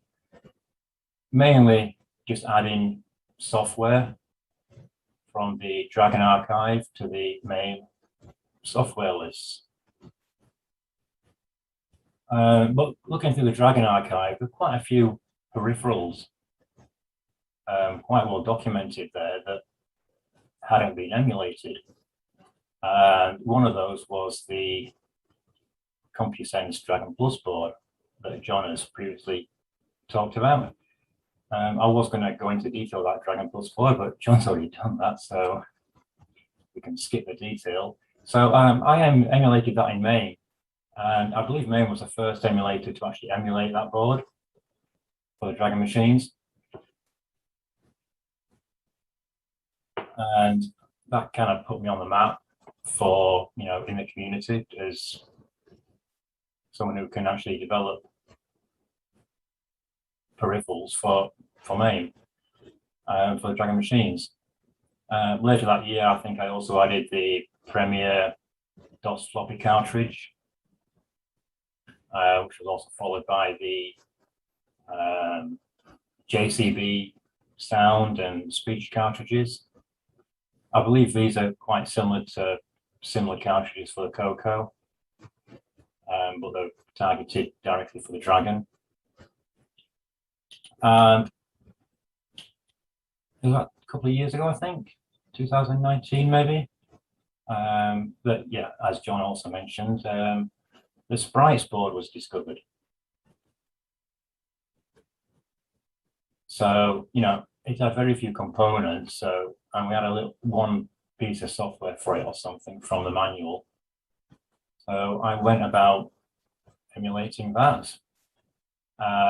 If you go through my history on the Dragon forum, I think there's comments saying that this is probably the first time anyone's actually seen the output of this Sprites board, probably since the 80s. So that's quite cool. So yeah, emulated Sprites board, which is actually quite trivial.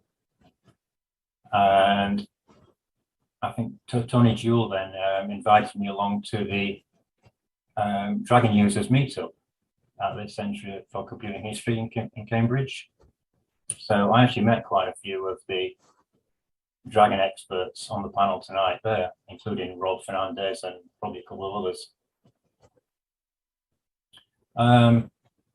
So from there, I've never used a Dragon as such, but I'm always looking for new peripherals to emulate, always watching the community for new stuff to do.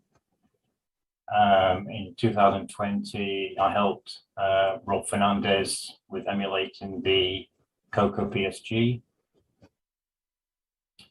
And earlier this year, John Witworth has been posting details of his MSX2 board on the Facebook group, and I a few times jokingly prompted, does this need emulating yet? Is it ready yet? It needs emulating. See what we can do with it. And it was only, a couple of months ago that he actually got back and said, yeah, we're ready to go and let's emulate it. So everything you've seen John demonstrate, you can actually now do in Maine. The sounds, and I'm sure in a video presentation from Pere a little bit later, he'll demonstrate the graphics capabilities of the board, I guess. And you can do all that in MAME as well. The silly thing is, I'd actually emulated the WordPad 2 about a year ago or so, which would have really helped Pere with his software game development.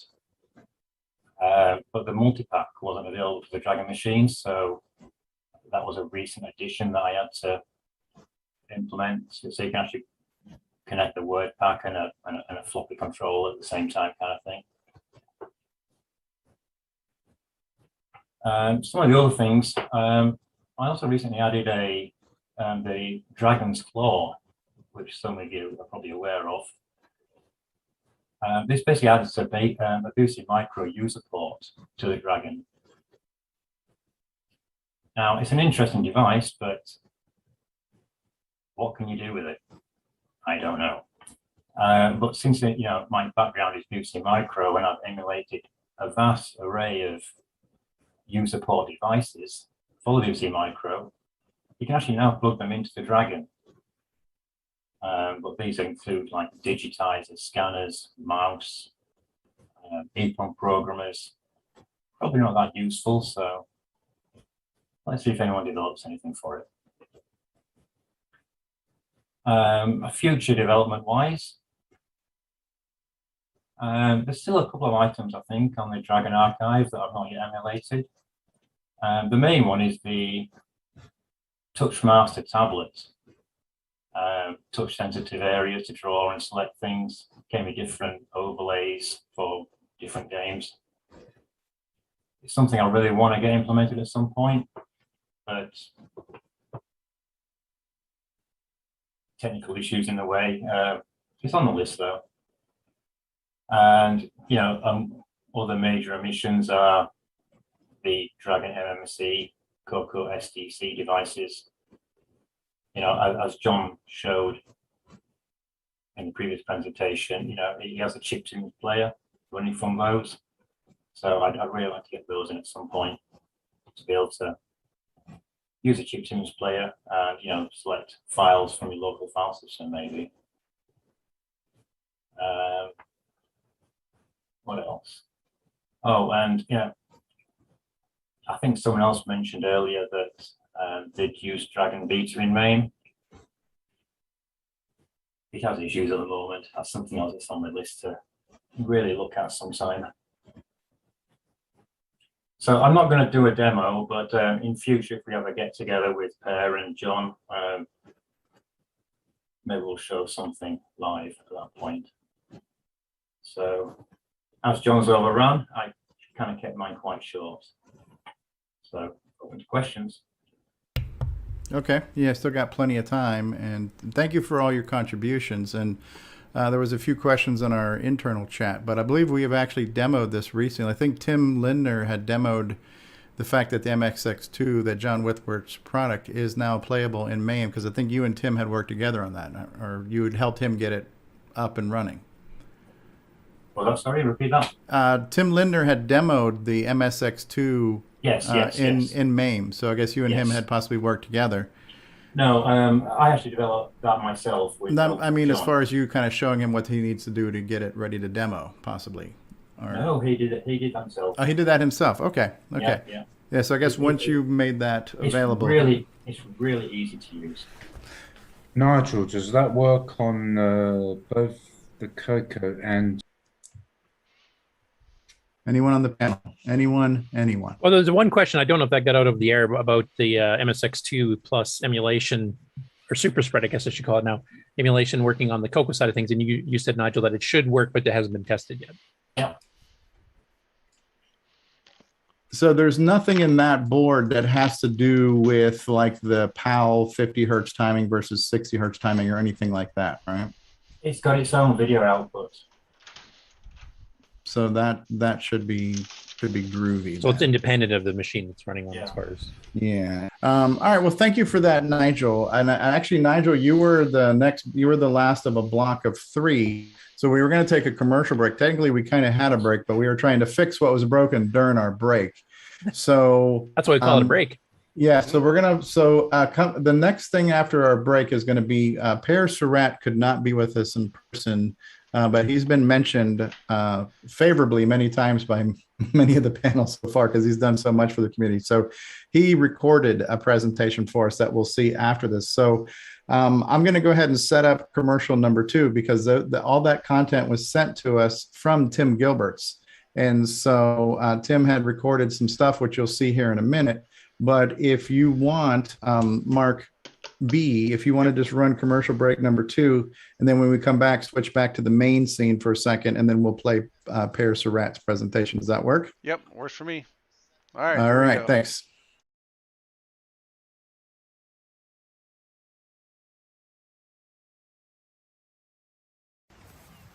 Okay, so it's Tim reporting live from the, lively from the Dragon Factory for Coco Talk Live, or as it is this week, Dragon Talk Live.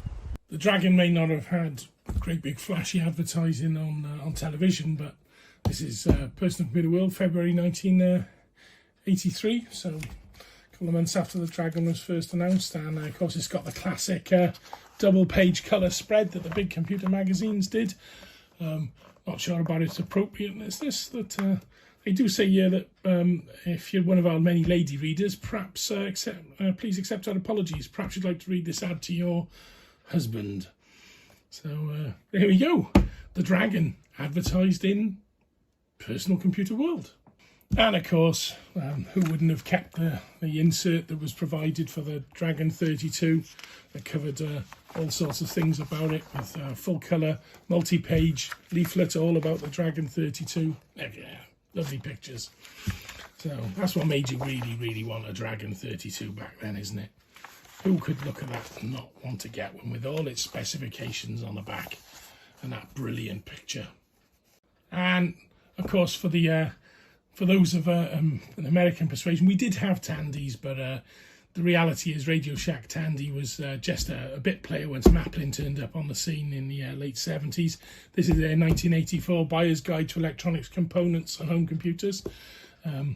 I mean, they got a massive Heathkit section as well, but here I've tagged a page. I mean, it's a huge, absolutely stuffed full of things relating to computers and engineering. And of course, the Dragon features big and bold with its disk drive, loads of software, and there are literally pages and pages of adverts for games and programs for the Dragon.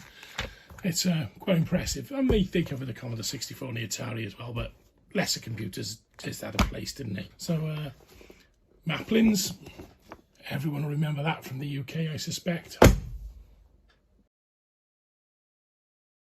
All right, so ready for the presentation? Yeah, you're going to share the screen where we can all hear it, right? Yeah.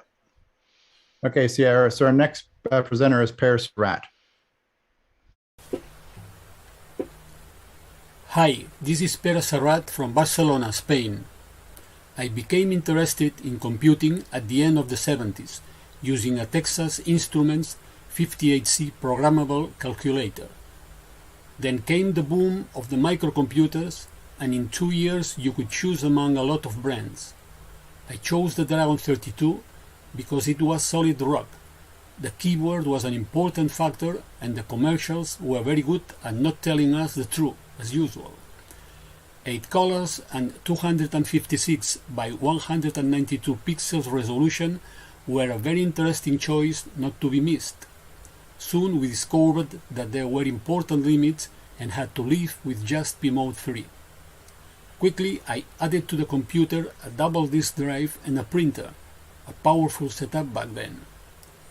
Soon I changed it to Dragon 64 and bought the CompuSense Dragon Plus board to have 128K machine that worked flawlessly with OS 9, with Stylograph, Dynacalc and Basic 09 at 80 columns. Projects I did back then.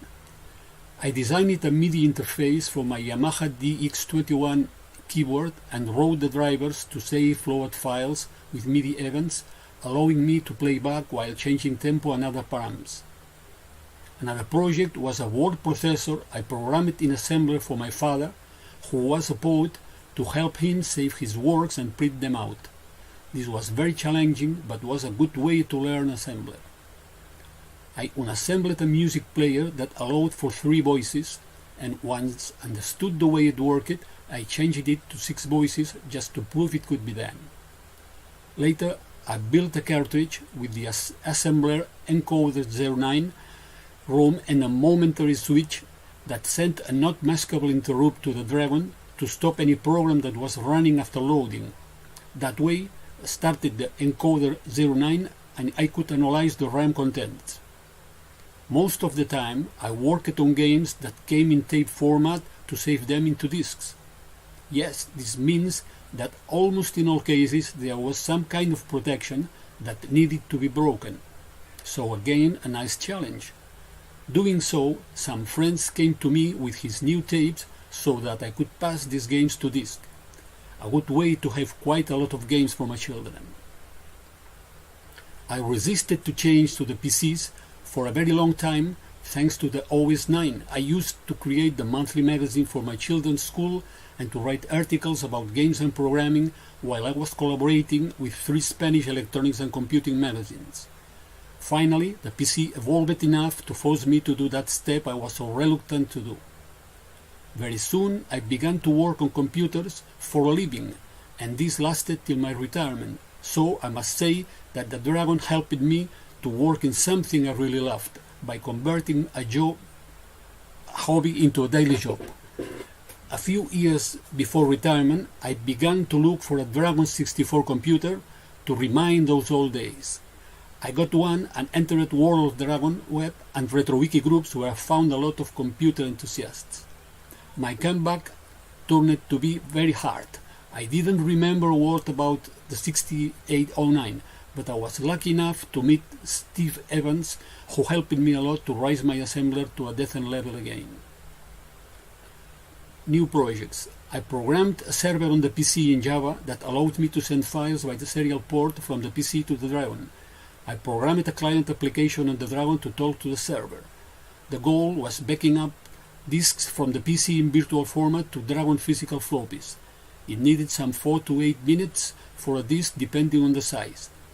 The last mode I did allowed the Dragon to load and run binary files right from the server, much like DriveWire, something that I didn't know anything about it yet. Then I met Tormod, Walden and Ken. They introduced me into the world of DriveWire. We created programs that could be uploaded from the PC server and did something of use for the Dragon users. I created a few dwips, the name Tormod invented for these programs, one to load and execute ROMs, and others to copy disks from the server to the Dragon and the other way around. Some to help work with virtual disks, say one to see the contents like a dir command and another to load run a file from the BDK to the Dragon. I bought a Coco SDC for my Coco 3 and thought that this ease of use had to be possible on the Dragon too. So I began to program my DOS Plus 5.0 extended to allow users to connect to a DriveWire server and get rid of the floppies if they would like. Once this worked fine, Ken told me to add some commands to the BASIC to manage the SD card, as it was possible on the Coco 3. I contacted Darren Atkinson, who kindly sent me the communications protocol to talk to the SDC microcontroller and helped me design a few subroutines to detect the hardware installed in my Tandy MPI connected to my Dragon 64. This led to the DP50 extended that is widely used by Dragon Tano users. Next project was the conversion of the Orchestra 90 ROM for the Dragon. Main issues were the keyboard differences, the sound processing and the disk management that is totally different in these machines. Tony Jewell solved the keyboard issue and Stewart Orchard the sound processing, allowing the use of the orchestra cartridge or the internal DAC. I programmed the disk functions with the help of Stewart, who is a real guru of these machines, not only software but also hardware. In the Dragon Retro Wiki group, I found a thread with people brainstorming about the Hobbit game, analyzing it so that it could be converted for the Dragon. I entered this group and began to learn Z80 assembler code. Finally, with the help of some advanced users, I ended programming the whole game for the Dragon Kogon machines, making it compatible with some different DOS versions. And I had the chance to work with Simon Jonasson on 2 different experimental projects, and some more later. The first one being the abuse of PAL artifact colors. We ended showing 24 different solid colors on a P-Mode 3 screen. The second project was a full screen rotator in P-Mode 3. To test it, I used the Microdell's Cadbury Mage. In RetroWiki, someone said that it was not possible to create an adventure game on the Dragon using a graphic mode moving a character around the screen. The film Tiburon Shark was selected to be programmed.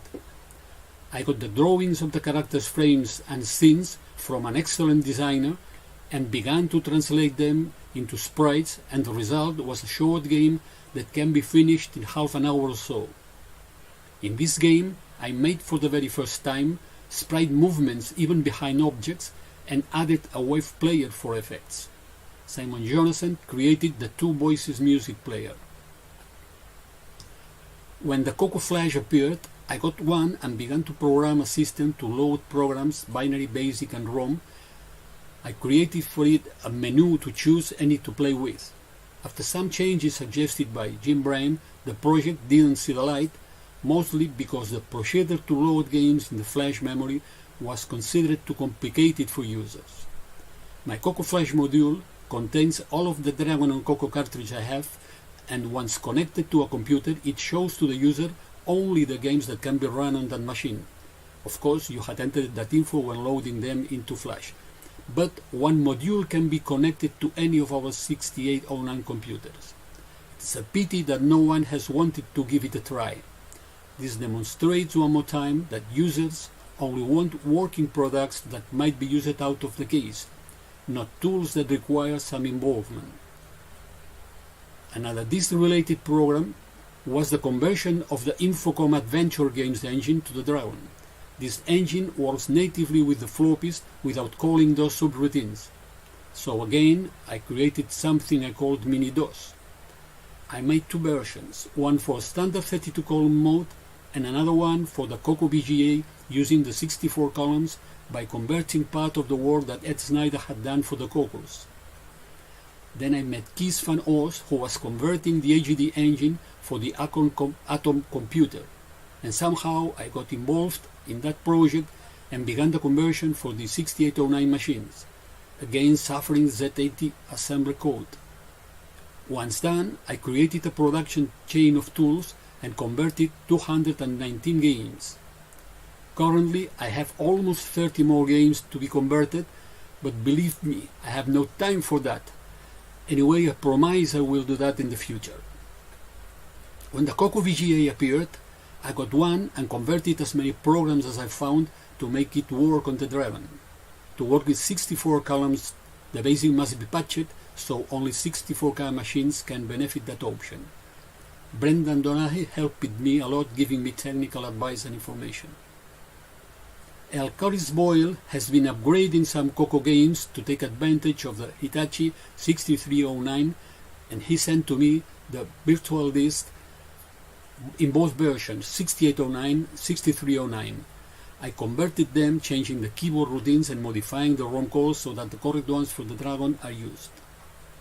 The last project is the AGD engine port for the new module by John Witworth that comes with the video chip V9958 and sound chips YM2149 and YM2413, typical in the old MSX2 Plus machines.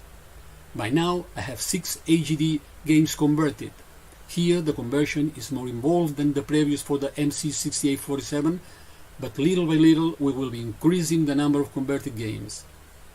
In this project, I have had the invaluable help of a RetroWiki friend, Jose Luis Tur, who has converted the AGD engine for the MSX1 machines and was doing the same for MSX2 machines, so he shared a lot of ideas and code with me. For John's module, I have programmed some demos to show the color palettes and verify the video memory, some 192K machine, plus some programs to show images streamed right from the Coco SDC in different graphic modes. I programmed a standalone PT3 player for small tunes that use 3 sound channels like the General Instruments AY38910 chip that we can listen on the YM2149. In fact, this was part of the AGD converted engine that supports sound and music. For the YM2413, an OPL2 chip, I programmed a player that reads files from disks, so the maximum length of the files is about 27 kilobytes, because they are loaded into low RAM and must work on D32 machines too. Another program streams from the SDC to the video RAM and then plays it back, so widening the file length to 128K. The very last project is the conversion of Ed Snyder's Coco Chiptunes player for the Dragon. Once done, I have added a few features like more navigation options and a choice to play all of the tracks of the game in sequence. To test that, I have converted lots of VGM files to the chiptunes format using a Java app I made. This version uses a circular buffer that is filled in the wait commands, so there is no limit to the length of the streamed files. Bye bye. I love it. If we could get everybody to unmute and let's collectively give Pere Serrat a huge round of applause for everything he's done. He couldn't be here with us in person today, but he did pre-record. I mean, hey. That was a 12-minute presentation that covered 10,000 projects. This man is a machine. And we talked about Ed Snyder being a Cylon. This guy is a Cylon, and he's engaged everybody in all aspects of the community. He's touched things and he's brought us so many things. So thank you, Pere Serrat, for all you have done and continue to do for us. And since we did have a 3-minute block for questions and answers, we can't really ask him any questions because he's not here. Does anybody just want to share some stories on some interactions you've had with him, or just say thank you for what he's done or anything like that? We got a little bit of time, by all means. To reiterate, I don't think the Super Sprite project would have happened properly without Per. He's done so much for it, and the software that he's mentioned at the end of that video, like the chip tunes, that's what you heard. It's just legendary. And the first time I heard that, the tunes dropped from that 2413, I think it was Final Fantasy, and I posted a YouTube video. It blew me away. It's just amazing. So it's one thing doing the hardware, but you need people to use it, and he's a legend. It's great. Yeah, here. Yeah, and I can vouch, like when I did the 609 optimizations and some 609 optimizations on, I don't know, what is it, about 7 or 8 Coco games. He asked if he could have them so we could convert them to Dragon, because a lot of those had not been converted to Dragon. He literally had those done like within a day or two of me sending them to him. It took him less time to convert the keyboard matrix, even added some extra options on them than it took me to do the original patches. So he is a machine. But it's been great because he's actually been porting some games. Or one, you guys are getting 609 support too, which is something we've been trying to push for on the Coco side. And also you're getting games that you never saw on the Dragon before. So it's like a double win. Interesting. And this is mentioned by Mikey in the live chat, saying, I would appreciate a demonstration of the features and how to use the DOS Plus extenders, because it's not quite foreign to us Coco users. I would agree with that. We're not going to have time to do that on this show, but that's probably a note we should take for a future discussion, because there's a lot of these Dragon peripherals that us Yanks don't know about, like the Dragon MC, or there's a Dragon product that's similar to a Coco SDC, but it's not quite the same. There's the Moo product, handful of products that we kind of know they exist, but we don't exactly know how they work. And we couldn't speak intelligently to that. So that's something on a future episode. If you guys want to come in and just tell us what some of these peripherals are and what they do, and do a little demonstration of that would be brilliant as well. Yeah. And Pere said he will come on to the show, when he has some time to actually devote. I think we'll just have to do a full interview with him because he's done so much. That's a show by itself. Right. And another person I'd love to get on would be the Guillaume Major, who runs the Color Computer Archive. Talk about a guy who's just provided an invaluable resource for the community. I have contacted him before, and he's a bit leery about it because he said his English isn't too good on the speaking side. Okay. Neither is ours. Ours. Yeah. So, yeah, neat stuff. Well, Pere Serrat, we salute you. Thank you for all you have done. He did mention he was going to be in a really bad spot for broadband, but he might try to be able to. Yeah, I think he's next door to you right now, is what I'm guessing. Yeah, I'm in a bad spot for broadband right now, so I can feel your pain. Next up on the list, if you want to spotlight Richard Harding for us, Mark Bosley. As soon as I can find him. And a lot of people on the panel today. Is he spotlit? Because I can't see you sharing the screen, so I don't know who's who right now. I'm working on it. I'm sorry. Who am I supposed to be doing again? Richard Harding. Oh, he moved as soon as I was pushing the button. He's waving there. There we go. I think I got him now. There we go. All right. Welcome, Richard. Hi. Hi, Steve. Hi, everybody. So, I guess it's my little spotlight. I have no idea what to say. Okay, first up, there was a question earlier to Duncan. It was talking about Dragon DOS. I've had a quick rummage through my stuff, and the original source for Dragon DOS was done by Microworks, R. Rogers, R. Lentz, A. Phelps, on behalf of Dragon Data, and then later on, it was taken over by Vivaway, who also did a lot of other stuff for Dragon Data, and that was A.J. Poulter. Quick question before you go on there. Microworks, is that the American company Microworks? Because they did a lot of 6-in-1 stuff even before the Coco. It's Microspace Works with a K. If Andrew Phelps is one of the developers, I think that is the same company that we're used to. They did one of our assemblers here. Yeah, there's something very interesting in the source code. Is EQ, and it's 0 for dragon and 1 for color. Okay, yeah, I think it is the same company. Anyway, sorry. So yeah, it probably is. It probably works on both the machines. Okay, let's go back to the beginning. Back to the beginning. My brother got a dragon, and that was early '83. Well, it was supposed to be Christmas '82, but you know, if everybody knows dragon history, as ever, there was no dragons for sale for Christmas, so we had to wait until January, and he got his dragon in '83. The thing is, when he first got it, I was like, oh, dragon, okay. And then he started writing little games and stuff on it. You know, just basic stuff, going up and down, shooting little bullets. And I thought, oh, all right, this is really cool. I'm getting into it. And then, you know, I would start like, oh, give me the manual. I want to read the manual now. And then it just sort of snowballed from there. And then it sort of got, and it's like, well, now I need my own dragon. You know, I can't use my brother's because I'll never get on it. So for that next year, I was sort of in computer purgatory, you know, grabbing the time when I could on his. And like everybody else has mentioned, there was like, you know, the BBC. I mean, there was quite a big scene in the UK. If we go back to, there was Oryx, the TI-99 made it. The Spectrum was obviously very big. But I just couldn't, you know, in any way envision myself sitting in front of a Spectrum and trying to code anything.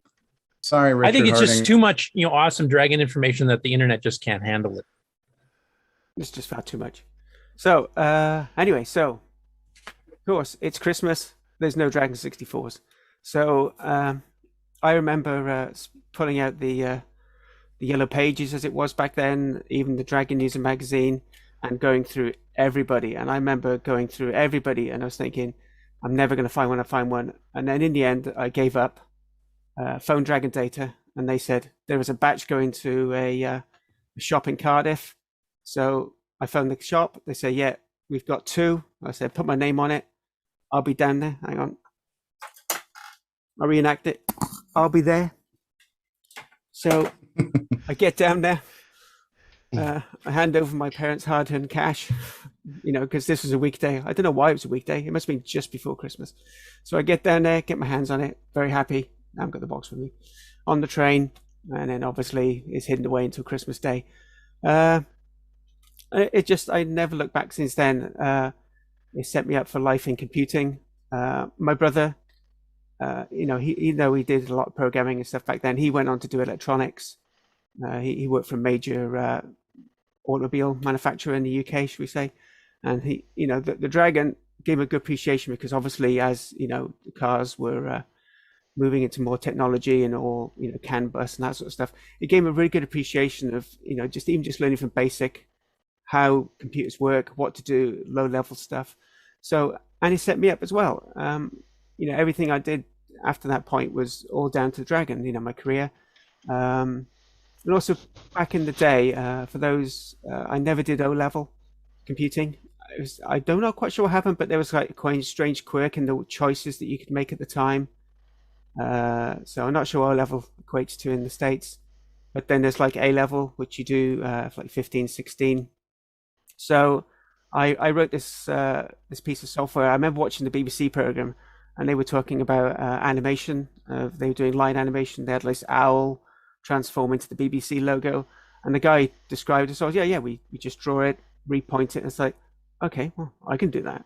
So I wrote this little program, and you could just draw it with a joystick, save it, and you could save different frames, and then it would like interframe it. It would just move lines around the screen. I had help from a maths teacher for doing 3D maths, for doing basic rotation. All this is in basic, so very slow. But I took it to, I had to campaign for myself to get onto the course. I showed it to them, and the guy was like, "Oh, okay, right, you're on the course," and that's what happened to the A level. So shortly after I got the 64, obviously shops open after Christmas. I rushed down with my £8, and I'm going to buy something. What shall I buy? What shall I buy? So I loved airplanes, and this goes back to what Chris mentioned. I can you see it there. This is Night Flight by Salamander. It held so much promise, but when I got it home, I was a bit disappointed. I would say it's basically a blind, a blind simulator. It was like I don't know what the technical term is. So you got your instruments and you've got a really poor line. So this was my first Dragon purchase, and unfortunately I was a bit disappointed. It's a great simulator, but not what I wanted. So I stuck back to the shop. This is obviously not the one, because I took it back because I knew the guy there, and then I came back with Cuthbert Goes Walkabout, and I just played that game and played it. I have never the greatest player on it, but that's got me into it.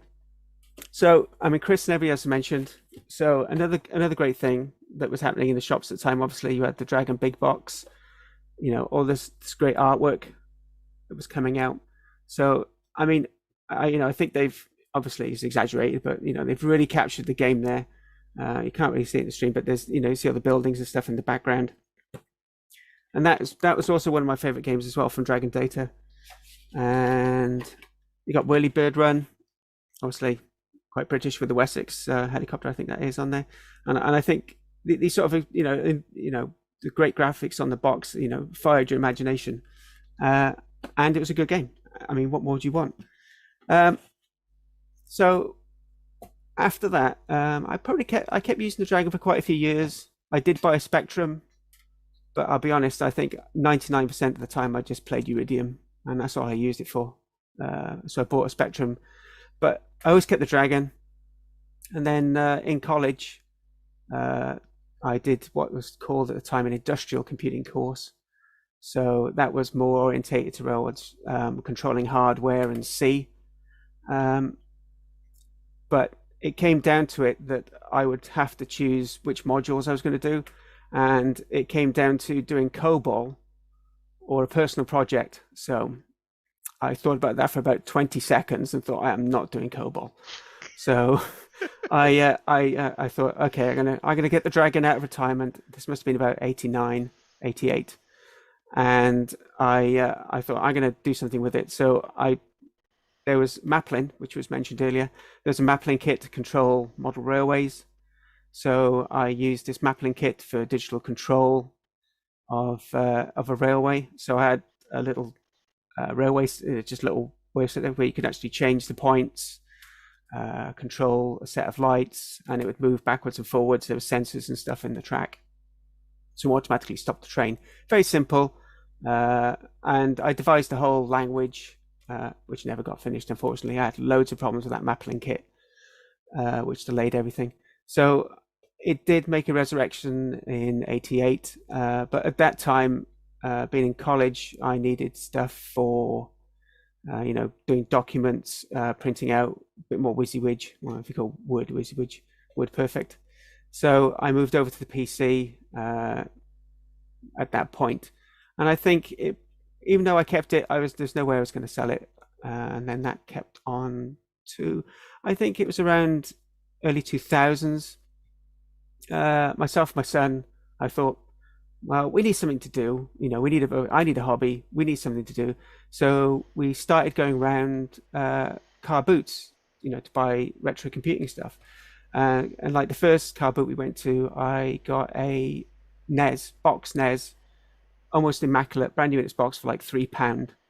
So and that's when it was off. I did this for a few months, and then there was this moment of like, why am I buying all this stuff? What am I achieving? It was good fun, it was great. I'd go out every week and I'd come back with a new system every single week. And that was starting to dawn on me. What was I going to do?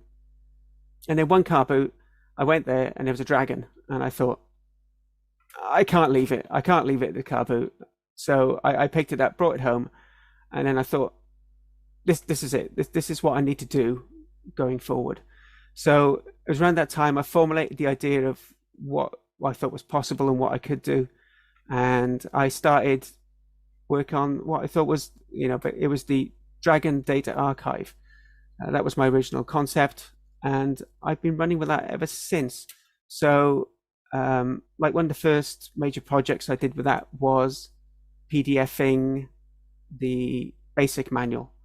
Back in the day, obviously the early 2000s, there wasn't a huge amount of OCR software and great scanning stuff.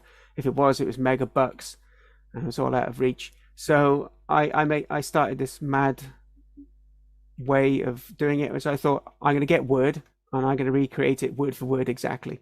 So I sat down and did that document. That was a good labor of love, that project. Obviously now I don't think I wouldn't do it that way. I mean, I've done loads of documents since, and I would never go back and retype it by hand and redo all the formatting, and even to the point where I'm trying to move things almost pixel perfect in Word, which is not what it was designed to do. So that was quite a challenge. And then it just sort of anything, basically, any of it's got Dragon data on it or Eurohard written on it, I am a total sucker for it, and I suck it all up. And including some of this stuff, I've been trying to archive everything. I mean, Duncan has been a great help. I know he says he thinks he's an imposter, but I mean, Duncan was a great help. I mean, he provided some discs for the Dragon Alpha and the Dragon Beta, which then led on to the original emulation in MAME.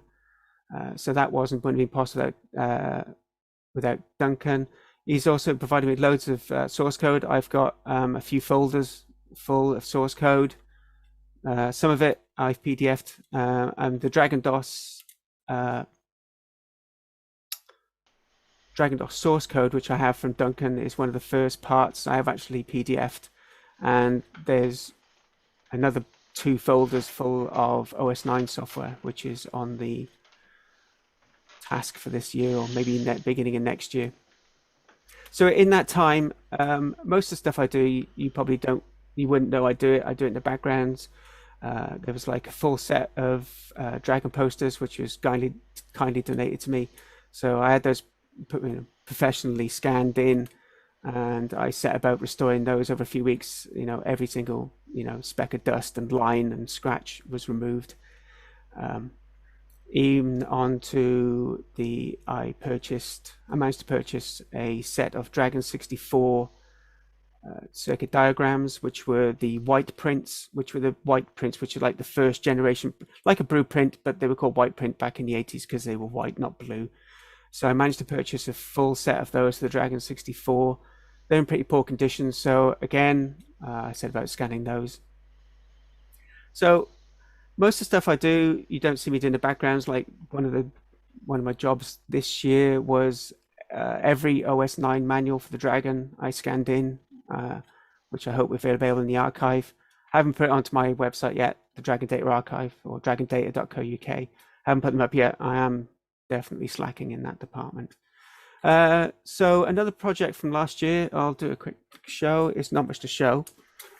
So this is, if people have been paying attention in the corner of the Dragon Data footage, this is sort of my reinterpretation of that box, along with some source code from Duncan Smeed again. I've actually managed to get the software that did run on the production line via this box and an interface box. This has nothing to do with the original. I have just a mock. It's just a box to press buttons with. It's got an Arduino in it, and it's got some fake Dragon ports on the back to emulate a Dragon operating, because I didn't want to plug it in a Dragon and destroy it in any way. So that's a project. I haven't done anything with that yet. I'm hoping for a YouTube video or something on that at some point. I was going to announce, take it to the Dragon meet last year and show everybody. So that actually emulates what's happening in the factory. The latest project, I think, which is what everybody was talking about earlier. So this is my Dragon sort of reimagination project. If you can read that on the top there, it says Dragon Futures. So this was my imagination of what would happen if they gave the Dragon to a designer at the time, who designed, sort of high-end stuff. What would it look like? So this is the first part of the project. We have, it's a 10C. I used a 10C because that was what I knew, although it probably could be done with a Arduino, one of the new Arduinos. So that does the keyboard encoding. There's, it's not going in, but there's a couple of little OLEDs there. Just give it a little intro. They're not really there, it's just for show. And they show you, soft key, what these actual keys on the side will do. So this is part one of the project. Part two will be a matching Dragon case where I'll integrate the Dragon MMC and maybe some other things, I'm not quite sure, but you'll be able to control the power, reset it, do the snapshots on the MMC and everything from this keyboard. So that was the idea. And this is USB, so it can be used in XRAW. So that was that project. So I think, yep, I was just going to say, along the way, I am very proud owner of a Dragon Alpha, which was one of the prototypes that was made with the dual 3.5-inch disk drive, which Duncan again helped out again with all source code and stuff like that. And that was a great project along with Phil Harvey Smith. And along with this bundle, I managed to work a deal, and I managed to get a Dragon Beta board. I've only got the board, the main board. There was no case or anything with it. Rumor has it they were picked up by the Dragon MD on his way out on the last day. The Dragon Alpha was rescued off the bench. It was just sitting there, so he saw it and took it, and it made its way to Vivaway, and then so when the Vivaway employees, it then made it into my hands. So I think that's the basic part. Has anybody got any questions? Yeah, we'll open it up to questions. Fine. And did you mention that you are the admin of the Dragon Facebook group too? I don't know if you had mentioned that. Yeah. So, yeah, like I said, but a lot of the stuff I do behind. I do the admin along with Simon Hardy. I mean, obviously shout out to Simon Hardy as well, because myself and Simon do a lot of work in the background on stuff. I mean, Simon runs the Dragon archive. So I became admin by default. I asked for something, and then he says, "Well, you better do it." Oh, okay, I'll do it. So that's how I become admin. So I do post it occasionally. I post like my little projects and little things like that, and try to keep things going along. Say hello to everybody. Yeah, we actually showed your little project there, the keyboard and stuff on the show. So I'll have a render one day of what the next section is going to look like. I'm working on some basic prototypes in CAD and what it's going to do in. So yeah. And that keyboard, that's the first time I've ever touched CAD. So that's the first thing I ever made. And it's the basic core is a Dragon 64 keyboard. No Dragon 64s were harmed. I would like to say that, just to say that. Yeah. Some of the late Dragon 32s were fitted with 64 keyboards. So I bought a dead one of those off eBay. So that's where the keyboard comes from. So I did not trash this Dragon 64. To make this, although I have thought I do have a very bad condition 64 without a power supply, so that might make its way into the 64 main board. But I am still tempted to just use the 32 because it's just so there's so many. I'm not going to be causing any harm by rebuilding it into something else. So I still have that part of me which says no, I can't break something that's working. I just want to thank you for doing God's work, for preserving all the documentation, the source code listings and stuff too, because that's something we're missing chunks of that on the Coco side of things too. There's all kinds of manuals up, and nobody can find anymore, original boxes of software or whatever else. So it's really cool that you're actually keeping all that and making it available to the public by scanning them in. Yeah. So for example, like I mentioned previously, the alpha and beta boot disks. I know Phil Harvey Smith did the original MAME emulation, which unfortunately got broken sometime later. But that whole alpha and beta project, getting the beta working, it did actually get it to boot the main board. That seemed like a really simple project at the time. The alpha was not too bad. It was in fairly good condition. There was a few little things that need touching up on it. There was a lot of, on the alpha and beta restoration, there was, due to the lack of disk drive, because they used first generation, like I think it was like 26 pin on the beta. There was no drives available. Some of the HP ones would sort of work, but they weren't exactly the same. So I was even fixing disk drives down to component level, which was very tedious job. So I'm no expert. I'm sorry, I won't be able to answer many questions on the alpha or the beta, the internals. Most of the stuff was, diagnostic. With Phil Harvey Smith, there was lots of toing and froing, of tracing. The beta board was not in the best condition when I first got it.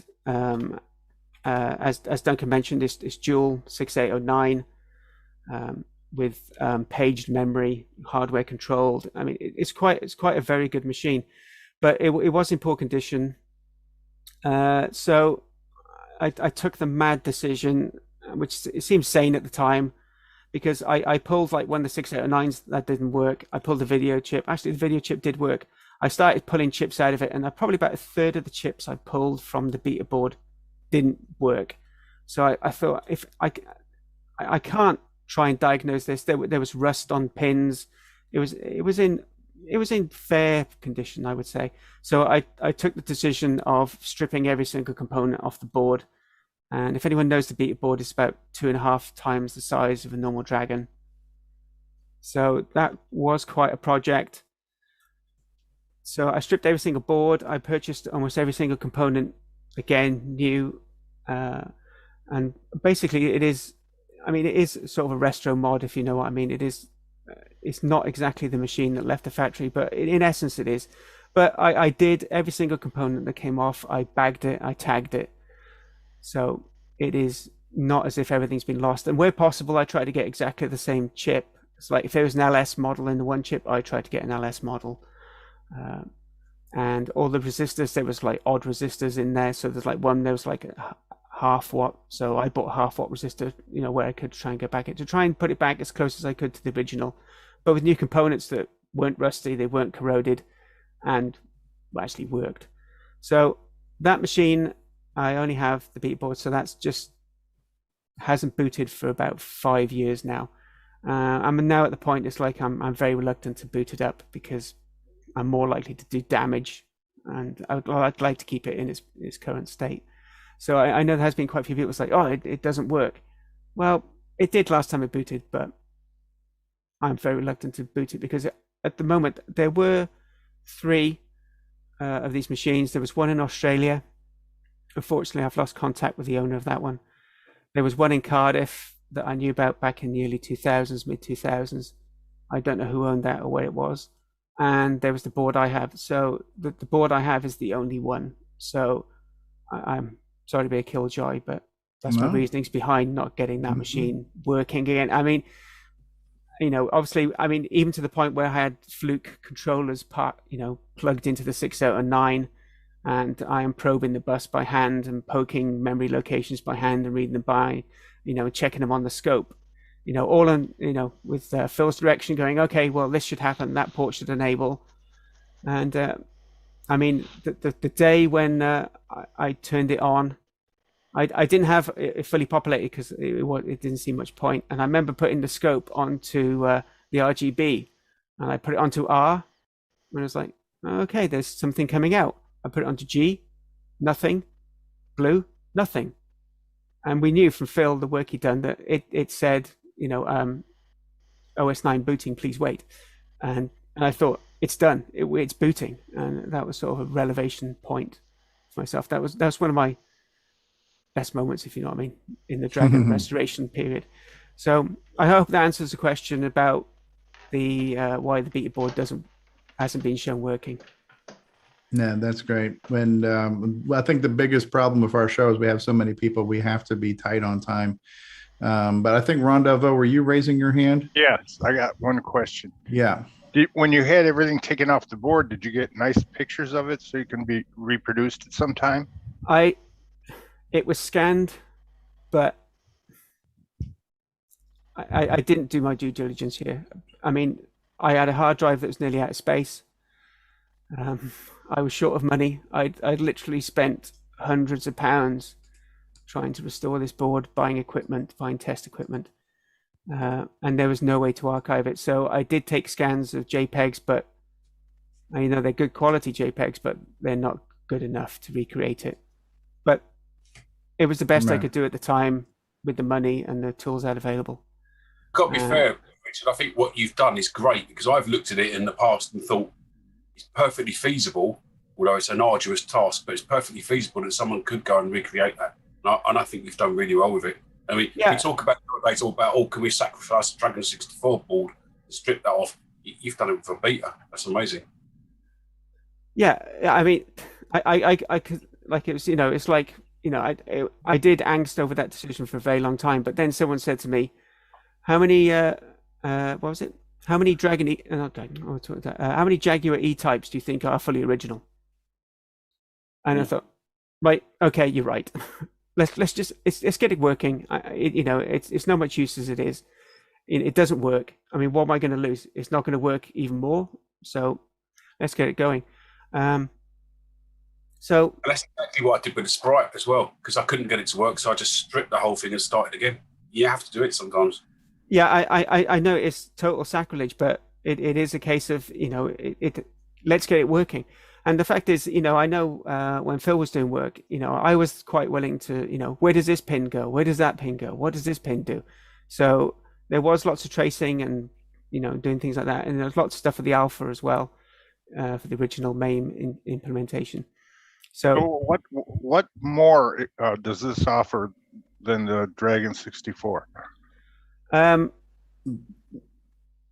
It's in any way, it is not related to the 64 in any way. There's no 6847 on it. It is nothing to do with. It would have been the next generation, kind of like some of the 68K Coco 4s and stuff, and some of the other machines. Built-in 80 columns, I think, and so it is designed to run OS 9, and that's its only job, to run OS 9. What a waste of a design to run that crappy I was going to say system. it's perfect. They narrowed it down to its proper focus. As Duncan said, they want to run OS 9 fast, so that was the best way to do it. It uses 68B09, so it's running at 2 meg. It had the version, although it's sold originally, when it was mentioned in Dragon News, it was mentioned the Dragon 128. Mine came with 256K. There was 3 slots on the board, which were aimed at extra expansion. So there was talk. So I think in the source code it could be expanded to about 700 meg. There was talk of a serial board, so you could actually run terminals straight off it, and also there was mention of a hard drive, but I don't have any information on that. And there's nothing really in the source code to back this up. That was hard drive available. So it's kind of like our Coco 4. It's something that just never happened. So this would have been the next generation of the Dragon evolution or something, right? So. Yeah, if you look at the Alpha, the Alpha was moving towards more of a business machine, which is mentioned. There was a tie-up with the British government, because obviously they were very eager to get into the British government, and one of the things it did fail at, unfortunately, the Dragon, was it didn't get into British schools. The BBC was chosen over it, and apparently the main reason was there was the lack of lowercase. So the BBC won out, despite its cost, the BBC won out on that project. But they were so eager to get into schools or anything to do with the government, because obviously, they think that people are going to buy a lot more. There was a hookup with a company called FarmFax, and with that, there was software that you could put in, and it would work out. It would keep track of your cows and things like that. Obviously, my favorite title was Cull Cow, so you can put your details in of your cow, and it just decide whether you help you cull your cow or not. So that's one use for Dragon, is culling your cow. All right. And there was talk of a Prestel, Prestel, which was part of the dial-up. I think someone mentioned earlier teletext. It was very similar to teletext, but it was a dial-up, BBS sort of thing. So there was a modem in production. Well, it was in prototype, available. It was going to be available for the FarmFax software. So the alpha was moving that way because obviously that was more of a semi-business machine with the dual disk drives built in and a built-in modem, and they even removed one of the joystick ports to get the modem in. So that was the way they were moving, unless Duncan knows otherwise. There was no talk of like a Dragon 2 or anything like that, next generation Dragon. It was definitely moving into a more business sort of direction.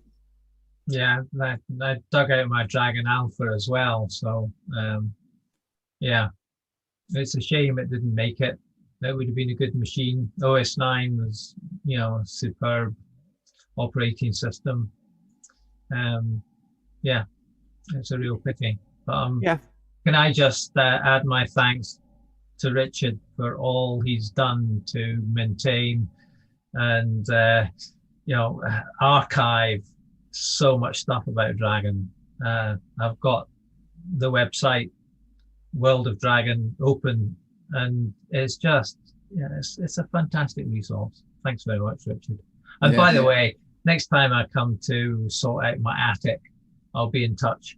Right, thank you very much, Duncan. Thanks. It'd be great. That is awesome. Great to rummage through here.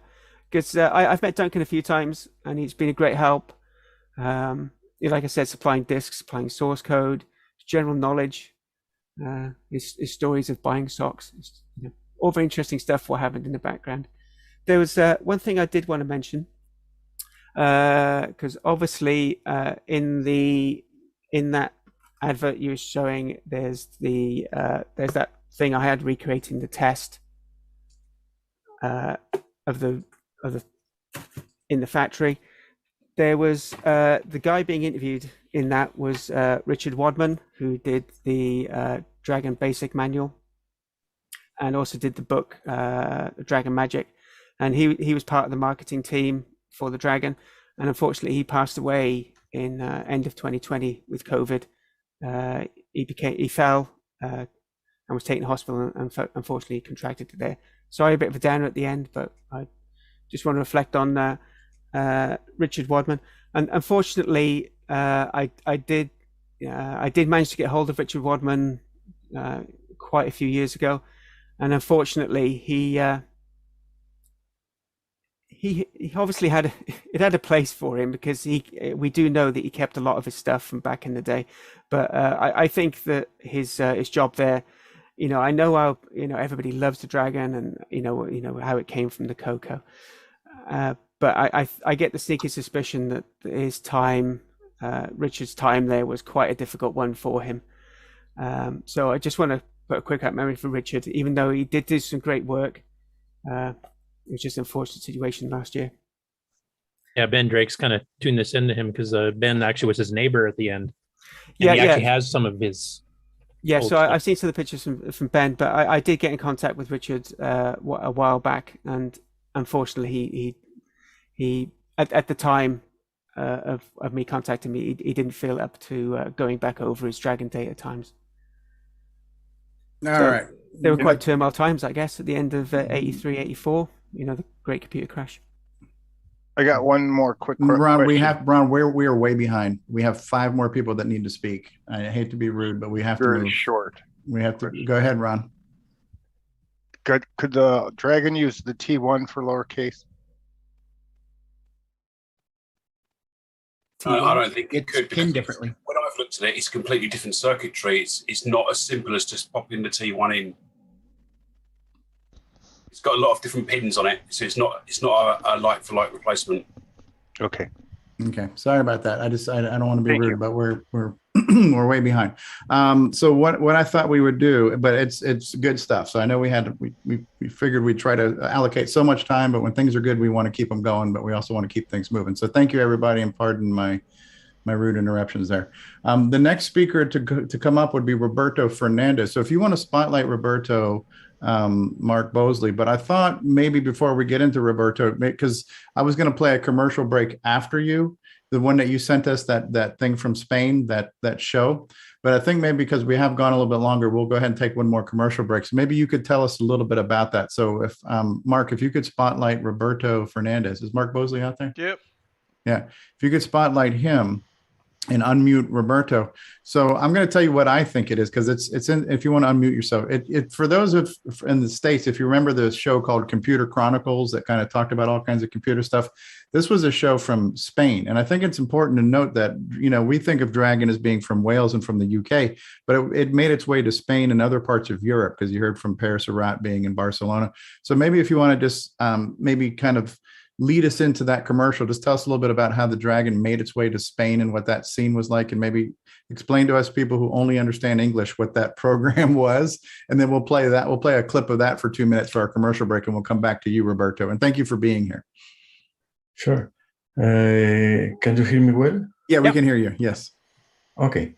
So when Dragon Data went down, Eurohard, which was I think it was already a Spanish distributor for Dragon computers, actually acquired all the assets from Dragon Data and started manufacturing Dragons in Spain, which were aimed at the education market, and that was also related to some government project to add computer science to classes in school. So Eurohard decided to give the Dragon 64 a new case, and that was the Dragon 200, which is in reality just a Dragon 64 with a different case, which was a bit more stylish, not as bulky as the standard one, and it was meant to put a monitor on top of it. And then I think it's in end of 86 or 87, they also went into financial troubles, and that was like the absolute end for the Dragon.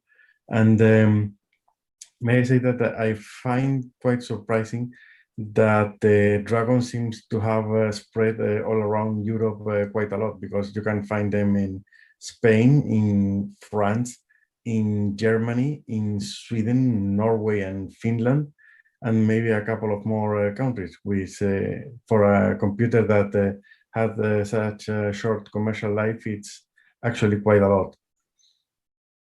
That's pretty impressive. Yeah. So to give an analogy to something like what we had something called the TDP 100, which was like a rebranded Coco. This would be similar to that. It's kind of like a Dragon 64 and just in a little bit fancier case. And I think that Dragon 200, it shows up in this special. And the name of that special is Pico. So press start, right? Press start was the name of the show. Pica el micro no, conecta el micro y pica el start. Pica el start. So is that like press start or something, or what does that mean? How do you translate that title? Yes, that's in Catalan and means connect the computer and press start. Connect the computer and press start, right? So have you tried switching it on and off again? So yeah, it kind of reminds me of the Computer Chronicles that we had in the United States. And in this particular episode, it was all focused on computer graphics. I've got it edited down just to show some clips of Dragon specific stuff. And I edited out the real dorky guy and just kept the hot looking woman in there. So we're going to take a 2-minute break and show you some of that clip. And it is completely in Spanish, but you can understand some of the words like pixels and characters and a few things like that that sound very English-like. So go ahead, and if you want to share sound on that, Mark B, and we'll run that. And then when we come back, we'll get to your presentation, Roberto, and thank you for being here.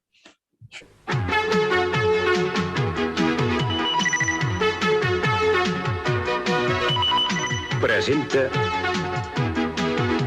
Connecta el micro, pica l'start.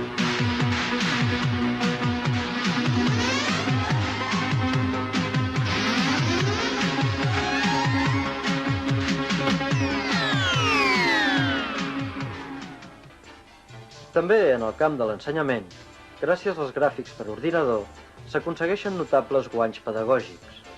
Els alumnes, A l'hora d'aprendre el maneig de l'ordinador, troben en els gràfics un al·licient per interaccionar amb el micro. Per l'ordinador una imatge no és tal imatge. En realitat són números de la seva memòria. Aquests números identifiquen quins puntets de la pantalla cal il·luminar en cada moment i quin color donar-los. Fixa't que els caràcters estan constituïts per puntets il·luminats. Però anem per parts. Abans de veure com podem controlar directament la il·luminació d'aquests puntets, deixa'm que recordi algunes coses sobre el dibuix per mitjà de caràcters gràfics. Els gràfics poden fer-se o bé amb caràcters o bé amb aquells puntets dels quals en l'argot informàtic en diem els píxels. Comencem pels caràcters. Ja saps que la pantalla normalment està dividida en 32 columnes avall i 16 files a través, igual que el repartiment d'aquesta pissarra. De fet, és la memòria del micro la que té aquest repartiment en quadrícules. Mira, aquí tinc un paquet de cartes on hi tinc dibuixats els caràcters de què disposa aquest micro. No són iguals els caràcters a tots els micros? Els números i les lletres sí que els tenen tots iguals, és clar, però a més, cada micro té definits com a propis una sèrie de caràcters per fer gràfics. Això mateix. Els caràcters o lletres els podem posicionar i fer una mena de cal·ligrames. Ara te'n mostraré un exemple, mira. Aquí tinc un petit programa en Basic amb el que podem fer un cal·ligrama.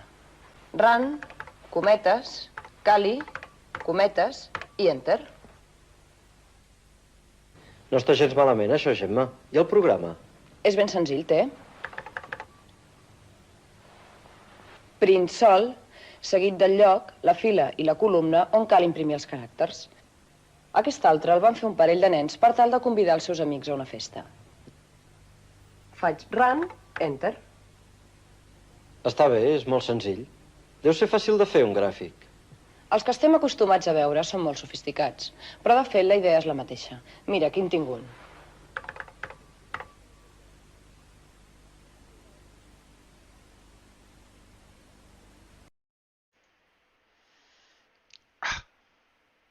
Cool stuff. Cool stuff. Oh, and I forgot to mention that also Eurohard did a special version of the 200, which is the 200E, that had the extra character ROM to allow for lowercase letters and symbols and accents and stuff. So. That sounds similar to what Japan had to do with the VDGs, was to add extra add-on stuff for ROMs for different character sets and whatnot. Yeah. And they actually had the ñ letter, which is just a Spanish letter on the keyboard. Gotcha. All right. Well, your time is here now. So welcome, Roberto Fernandez. So tell us about what you did back in the day, if you did it, and what you're doing now. Well, I'm really a latecomer to the Dragon, because my first computer was an Atari 800 XL, and then I got an Amstrad CPC 464 because that's what we were using at school. And it wasn't until 1993 that sadly my best friend's father passed away, and he was doing repairs of computers and arcade machines. So he came to me and said, hey, my father had this computer there, and I don't really want it for anything. So, and I know you like old computers, so if you want it, it's yours. And he gave me a Dragon 64 with the Dragon DOS cartridge and the disk drive. So I just went home, turned it on, and I was like overwhelmed with that green screen. And to be honest, it went into storage for 10 years. And then one day I was going through all my stuff, and found the Dragon again, and I said, okay, let's see what this machine can do. So I just connected it to the TV and started poking around, and it's like, okay, how can I go into graphics mode? Okay, P mode, blah, blah, that, this and that. And okay, let's try to poke the video memory addresses. Oh, so it's linear memory. Oh, that's nice. And suddenly I realized that I was having so much fun with it. That is a computer that really lets you play with it, and I found it quite good. So I started looking around for information, and ended up at the Dragon Archive, and I started a bit like Richard, buying some stuff and then more stuff and more stuff, and eventually I realized that there was still a lot of material to be preserved, and so I started buying a lot more, and ended up also creating some tools to help me preserve the stuff, because sometimes you get pretty badly damaged tapes, and a regular program won't be able to dump it properly. So I started doing some stuff, and then I had the idea of actually scanning the PCBs, and the ones you see on the Dragon Archive, they are mostly scanned by me, and because I thought it would be quite a nice resource, and it has proved to be so. So that's and I have ended up dumping like 330 titles, more or less, not counting hardware, because also I got lucky, and a Spanish Dragon user contacted me and said, "Hey, I have for sale this Dragon 200E." And I was thinking like 200E, I don't know what that is. And I asked him, "Hey, before you sell it on eBay, can you drop by so we can take a look at it?" And what he did is just take it off eBay. He brought it to my place and said, "Take the time you need and dump all you need from it." And that's where, for example, the extra character ROM from the 200E comes from. And yes, and then couple of years ago, Tony Joel at the Dragon Archive also told me, "Hey, we are making a nice meetup of Dragon users, and it would be nice to have you here." So I decided, okay, no problem, just grab the next plane to Cambridge, and then I met all the wonderful people that are here today with us, and the Dragon is the gift that keeps on giving, because I really for a long time I wanted to learn assembly programming, and I was playing a game on the PC called TIS 100 that is basically kind of solving puzzles by sort of assembly coding. And I stopped in the middle of the game and I said, "Why am I playing a game around assembly language when I can actually learn assembly language?" So I just took myself to learn the 6809, and I think for me it's the Rolls Royce of 8-bit processors, because it's so easy to work with it that it's really amazing. And I prepared, if you like to, I can share my screen and show some of the tools I've developed. Yeah. Is he able to do that, Mark? You're not sharing anything right now, right, Mark? No, you should be able to. No, there's, let me share the... Yeah, you should be able to. Okay. Why Zoom is showing everything with an exclamation mark here?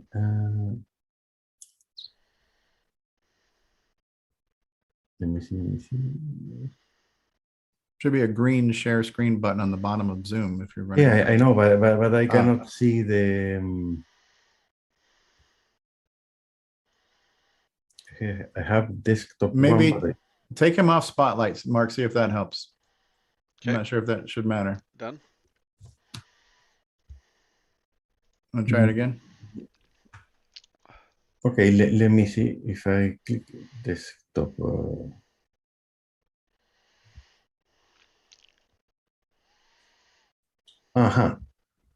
Okay, now I know what happens. That I didn't give Zoom access to for sharing the screen. Give me a second.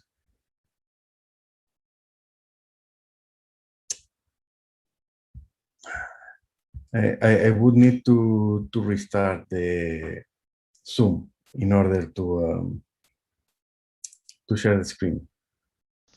Okay. So that's a bummer. It's can I pop out for a second and then come back? Yeah. Go ahead. Okay. Do you want to go to the next? Do we want to? Can we maybe we'll jump to the next presenter while you're working on that, and we'll come. Well, let's see how quickly he comes back. He's already gone.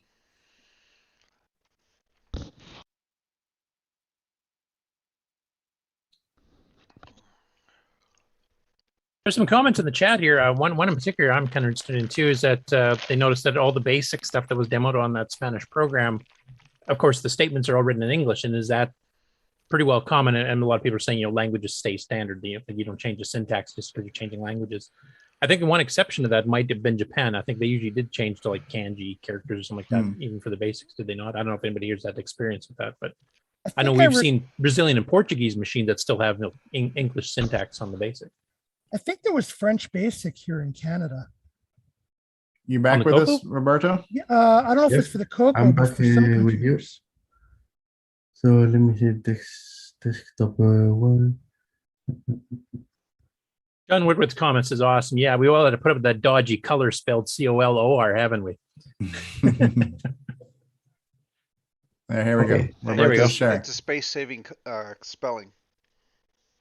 So here's the first one. This one is, as it says here, CAS block viewer and editor, and I've chosen our Chucky Egg as an example. So here you can see the contents of the CAS file, and you can export the contents as binary files, and you can also check the blocks and check all the information and even edit them. But also the feature that I find the most useful is comparing to different files that should be, for example, the same game. So I've edited this block here and added these numbers here, which are not on the original. And then you can see that they are actually in a different color, and that helps me a lot when fixing tape dumps. Or for example, if you have two dumps from the two sides of a tape, and one side has some damaged blocks and the other one has different damaged blocks, then you can, for example, take this one and copy it here at the end, or insert it here, which is quite comfortable just to be able to properly dump the games. Is this a private tool that you use, or is this also something that's available in main? That's actually I have it on a public repository on Bitbucket. Okay, because that was basically like a raw dump, like similar how we would use like a hex viewer to look at source code or look at disk data. That was kind of raw data of what was in the cassette storage. Right? And it looks like because you have the two different, where you can have the two different sources, if you have a tape that's damaged in part of it and it's damaged on the other side in different part, you can actually kind of mix and match the two together to make it fully working. Take the good parts from both and repair both sides of that. Right? That's cool. Yeah, it's very useful. And then I have to share them one by one because for some reason I cannot share the whole second desktop. So here it goes. I also did this. Ooh, so SG24. Look at that. Like a small editor just to so you can select the different combinations of characters and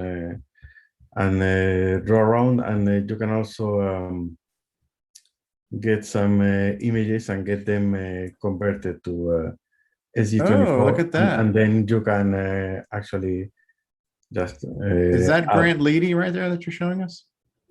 No, it's actually a character from a webcomic called Looking for Group. Oh. And yeah, that was a, many images are too noisy to automatically convert to SG24. Yeah. But this was more cartoony, and that actually works pretty well. And then, as you can see, you can add more stuff, and you can either save it as an image file for your computer, or export it to an AG24 file for loading on the Dragon or the Nice. or the Coco. It looks like I was thinking of Erico when I saw this, and he's out there in the live chat. Erico does a lot of stuff with semi-graphics, so I think he's going to probably want to reach out to you to learn about this tool. This is gorgeous. Yeah, and I think I'm always thinking on ways on improving it, so any suggestions are welcome. Yeah, that is gorgeous. So let me go to the next one. This one is still private because it's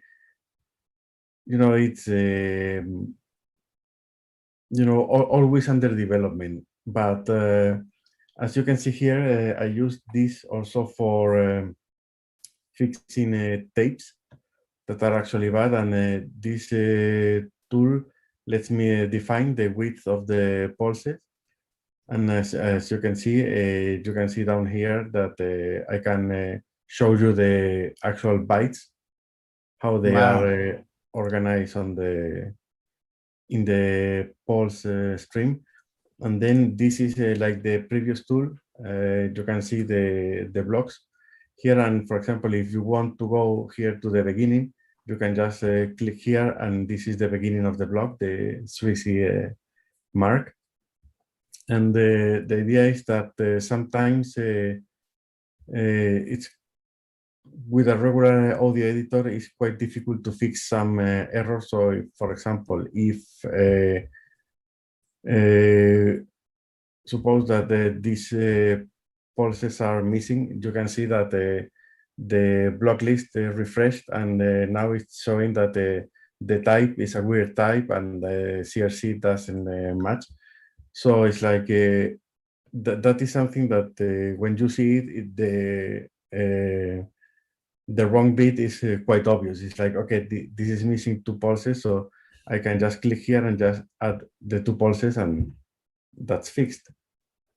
This is almost like the molecular level of what's on the cassette tape. Basically, yes. And for example, I can also change some parameters, like for example, I can change the amplitude and such things. And I mean, it's quite a useful tool, but as I said, it's always under development, so I still haven't released it, and I will be doing it someday, but not yet. It's still a lot of work to do. And one thing that you can also do is I made it so I can add different machines. So, for example, I can read Epson HX20 tapes, and also tapes from the original IBM PC. You can just run it through here, and it will know how to decode the bytes. Oh, wow. And check for that. So yeah, and you can do things like watch it the pulses in decibel mode or normal mode. And also one nice thing is, for example, if one pulse here is not detected automatically, you can click on go to error, and it will go here, and you will know how to fix this error. Wow, this is pretty impressive. That's like mad scientist level comprehension of what's going on in this. I was going to ask Ciaran if he'd maybe use this to make his gussied up blockdown tape with this here to. Or at least we could possibly find some Easter eggs with it at this point. Who knows? So yes, that's the stuff I do. And when I'm a bit not in the mood for programming, which let's be honest, it's quite rare. But on such rare occasions, I like to do some pixel art, and I find the 6847 quite challenging to do anything remotely beautiful with it. But I mean, let's face it, the palettes are not the most gorgeous palettes in the world. But that adds a layer of challenge, which I find interesting. And I, for example, did this loading screen for Buzzard Bait. That is gorgeous. Yeah. And I did also one for Cuthbert in the Jungle, just because. Oh man, that is awesome. That is really good. Yeah, I mean, when you have such a crappy palette to work with, to get anything that looks good is, yeah. And I like that dark blue for the background on Buzzard Bait. That's really catchy. Yeah, and the thing is, you can actually play with the red and the blue to create that sort of magenta. color. Yeah, some dithering effects, a little bit. Yeah. Anything with punyan colors. Yeah, that is gorgeous. Yeah, and the second palette is much worse. Yes, and, yes. So yeah, I mean, you can do quite nice stuff if you add in the PAL artifacting, which I also implemented in MAME, because Pere and Simon were doing his test for getting the, I think it was 20 something, 24, 28 colors by alternating the two palettes every two scan lines. And there was no emulator that could actually show it. And I think that I thought that was a pity. So I said, okay, let's dig a bit into the source code for MAME, which I mean, it can be quite on the heavy side of things, because it's obviously quite a complex program. But I did manage to get a solution that worked, and I checked that the colors were right by comparing with the result of the video capture device. And I just submitted the changes, and there they are. I know some people are not happy that the colors are not as bright anymore, but that's the, and I know Ciaran would disagree with me, because he actually measured the voltage coming out of the 6847. But you know that there's quite a difference between the voltage that gets out of the chip and the final result on the screen. And I think that the results are actually much closer to what I implemented. But yeah, so yeah, and I actually tested Simon and Pere's program, and it was actually producing the right colors. So that's it for me. All right. Cool. Does anybody have any questions for Roberto? I really like his cassette editing thing. That that's cassette amazing. tool is wicked awesome. Yeah, there's a similar one for the ZX81 I reconstructed a lot of my old tapes with, but doesn't look half as slick as that. Yeah, visual is definitely helpful, especially for me, since I know enough to be dangerous. But when I can see information, at least it makes it more comprehensible. And a guy in our group, Paul Fiscarelli's got tools like that look at data on disks and some of the flux data on the disk media too. So when you kind of look at it under that electron microscope and you're getting into the protons and neutrons of what's going on this media, it kind of gives you a real appreciation for how this stuff really works. It's not only just the zeros and the ones, but it's the analog signaling and the encoding and the space between the gaps. And there's a lot of things going on to make this media translate back into zeros and ones that we just take for granted. So it's cool that you're able to comprehend that and wrap your brain around it and put it in a way that we can all see it. But I also say, man, hats off to the people who came up with this crap back in the 50s. You know what I mean? Because everything we're doing now on floppy drives and hard drives has been around since the 50s. And how the hell these guys come up with this crap? But thank God they did, right? So,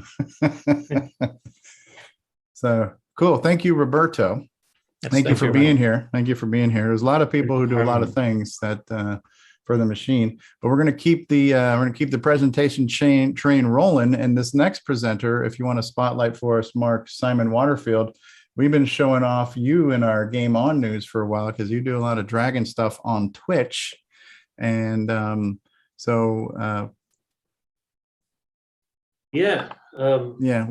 to the program, Simon, and thank you. Yeah, well, I'm pretty much a gamer only, but I have dabbled in a bit basic programming back in the day. I got my first computer on my 10th birthday back in 1983. It was Dragon 32. I had a few games with it. I can't remember what ones I initially got with it. A few basic games and text adventures, I believe. But I did end up acquiring over time quite a lot of games, and which was quite good considering the games were not widely available where I around there. The only ways back then, because there was no internet, and the only way was to go to a shop, buy the games, or mail order them. And I remember the town where I lived, W.H. Smith was the place to go to buy the games. And it only ever stocked one Dragon title, and that was a game by Mastertronic called Bug Diver, where you were, I don't know if any of you are familiar with it, where you were a little bug and you used to dive down, collect the eggs, come up, avoid being eaten by the fish. So pretty much everybody I knew who had a Dragon, which was only about 2 or 3 of us, owned that game. Once in a while, my dad would drive me somewhere else where I could go to a newsagent's. I can't remember what the newsagents was I used to go to, but there was one in a town a little bit further away from me where I used to go and buy games from. And I had quite a healthy mail order relationship with Microdeal, which acquired a lot of the games, a lot of the Cuthbert games and stuff like that. I did have a friend who lived next door to me that owned a Dragon. He used to come and help me. Mostly he would help me with I would buy magazines such as Dragon User and Input magazine, and I would type in the limited Dragon programs that Input magazine used to have at the time, and he would come in there and we'd kind of do that together, which was quite interesting. I do remember another one of my friends. He said one time, it was quite funny. He said, "Oh, Simon's computer comes up with its stupid green screen." So I remember saying to him, "Well, it's better than your stupid Commodore 16, which the old computer was a computer at the time." But to be fair to them, they did have a BBC as well, which was back then. Or BBC was, to be fair, BBC was some of the BBC models that I used in school were 36K anyway, which weren't a lot more powerful than the Dragon, really. It's just that they could do more things. I remember I did make my friends. Because I actually managed to, I don't know how I acquired it, but I managed to acquire Starship Chameleon on cartridge. And everyone was like, "Oh, a cartridge, you have a cartridge." And I was like, "Oh my goodness." And nowadays you think, oh yeah, because of course everything was on tape back at the time.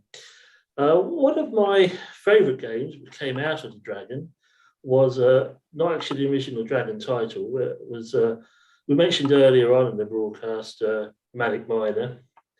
And its sequel, Jet Set Willy, which is one of my favourite games of all time, I would say.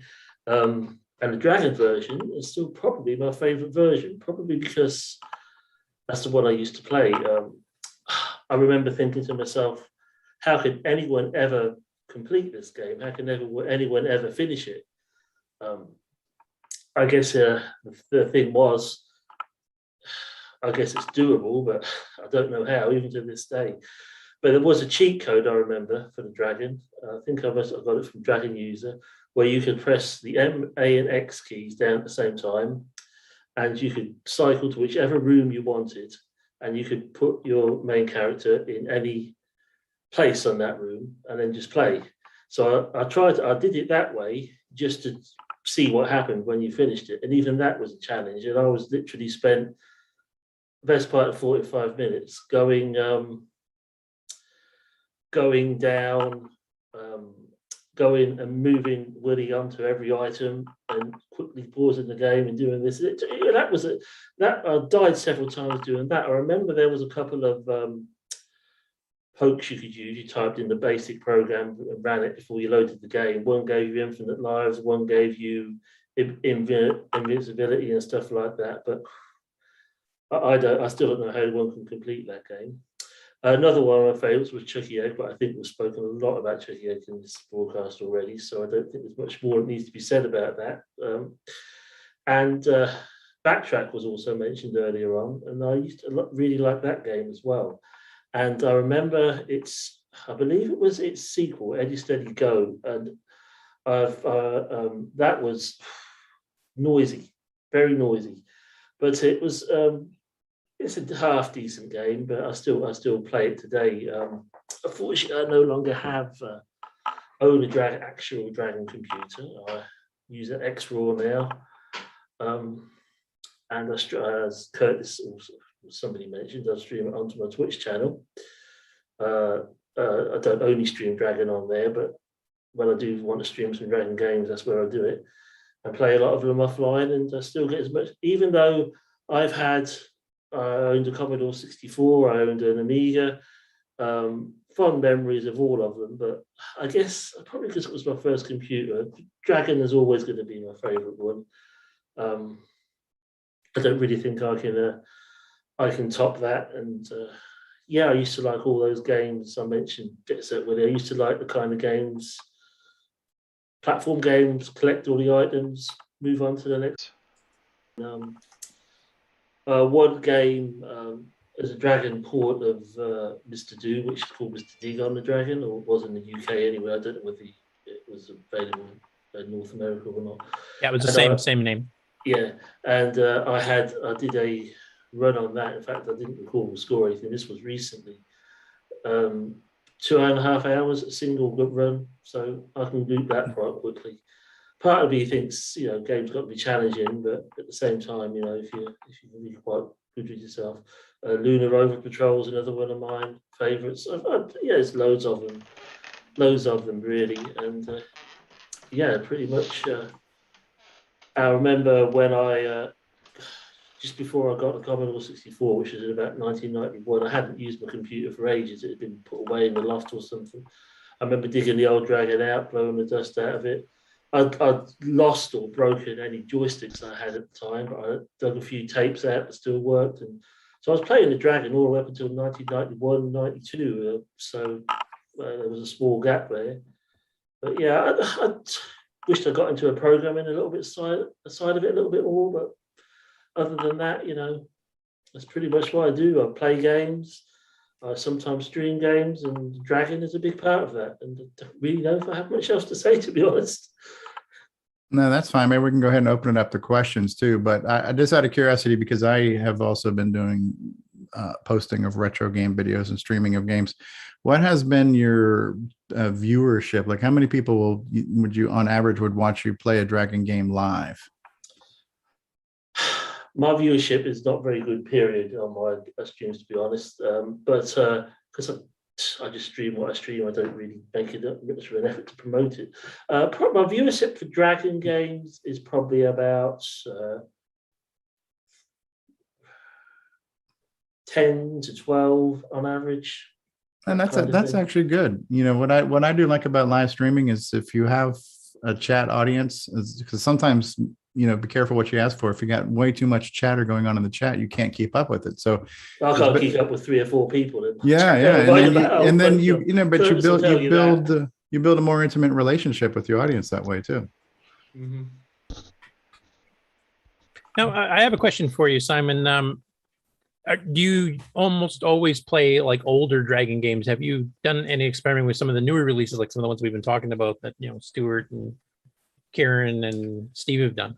I haven't at the moment, but that is something that I might consider looking into, because I'm always interested, and I think it's wonderful that people are still making games for these old machines like this, keeping it alive. So yes, it's something I would consider doing. I haven't really done too much with it, because it's mostly games that I'm familiar with for nostalgia's sake is what I've been playing.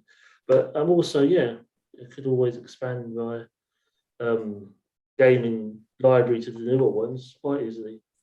Okay, well, we can get you hooked up with some of them here because there's some pretty good new stuff coming out too. So. What is your Twitch channel? We might as well plug that too. It's Cyber WGB on Twitch. Simon WGB. Simon WGB. Can somebody put that in the live chat? It's like twitch.tv/Simon WGB, Simon W Great Britain, right? Is that what that GB stands for? Pretty much. All right. I had that as an email address originally when I lived in the United States, so that's exactly what it stands for. Right. So Curtis scrapes the planet for news from all kinds of sources. So he's always bringing us when people are doing dragon videos on YouTube or Twitch. So we do try to plug you as we can and appreciate what you do for sure.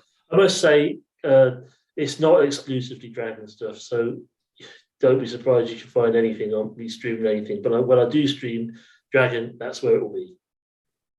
No, not a problem. And I'll try to remember to add you as a follower on our Twitch page too. So the people who follow us, we can host you when you're live too. So because we're only live once a week, so be happy to do that to host you. Okay. Anybody have any other questions for Simon, our Dragon Twitch streamer? I have one other one. Do you have any plans or any thoughts of ever getting a real dragon to try playing with again, or are you pretty content? I assume you use X-Roy. Yeah, I do use X-Roy, yeah. You're going to probably find this a bit difficult to believe, but out of the 3 retro machines that I used to own, the Dragon would probably be the 3rd priority that I would get as an actual machine, because I just use it for games. But if I could get my hands on a Dragon 32, I would. I don't know if I'd use it for streaming from, but it would be just something to have, wouldn't it? It'd be nice. It's a nice maybe, but I don't know. Yeah, I know you guys are getting the same problem we are, where prices are shooting up, so it's getting more and more difficult to pick up the old machines. I've been trying to look at Commodore 64s and they're skyrocketing, so Dragons probably are as well. Dragon 64 would be the ultimate, but I know getting my hands on one of those would be like gold dust. All right. Well, thank you, Simon. Then, did we have another question? I'm sorry, did I miss something? No, I was just saying that Simon had better wait until I got my Dragon 64, or there'll be warfare on eBay. All right. Well, we have 3 more presenters that we still have to get through, so we've got a good hour of a show left. So we're going to keep it moving. But thank you for being here. And then our next presenter, who I'm definitely looking forward to hearing from as well, as with everyone, but Steve Bamford, aka Bosco, joins us. If you could spotlight him for us, Mark B. Okay, I'll try and rattle through my history and then focus just on a little overview of my current projects. I think that's probably the most interesting bit for everyone. Apparently you play guitar. Oh, yeah, well, I try to play guitar. So my first experience with a home computer was actually a Sinclair ZX81 that belonged to my brother, my older brother. Up until that point, I had literally no concept of a home computer. I just didn't know what he was talking about when he was saying he was going to get one of these things. My father worked for a large tobacco company. In their computer department, he loaded software onto the mainframes using punch cards and collected the output on like Z-fold paper. That's what a computer was. So when my brother said he was getting a computer, I was just mystified. Obviously, as soon as he set it up and showed me how you plug it into a regular TV and you can type basic commands, and I was hooked, because as a sort of creative child, someone who enjoyed like drawing, making comic books, making models and that, as soon as I realized you could take control of the TV screen and do stuff with that, I was just immediately hooked.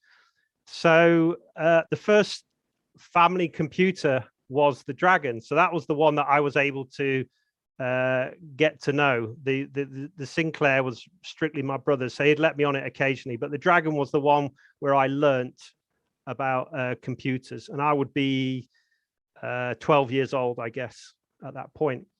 So then my brother, in pretty short order, wrote 2 machine code games. He wrote a Jumping Jack Leggett clone called Ketchup. And he wrote another one called Lights Out, which was, I guess, was like a game called Pub Crawl for the Dragon. And when I saw him writing assembly language games, I just wanted to do that because I realized that's how you needed the speed. That's how you got the speed, sorry. So my brother introduced me to machine code, and he literally just sat me down.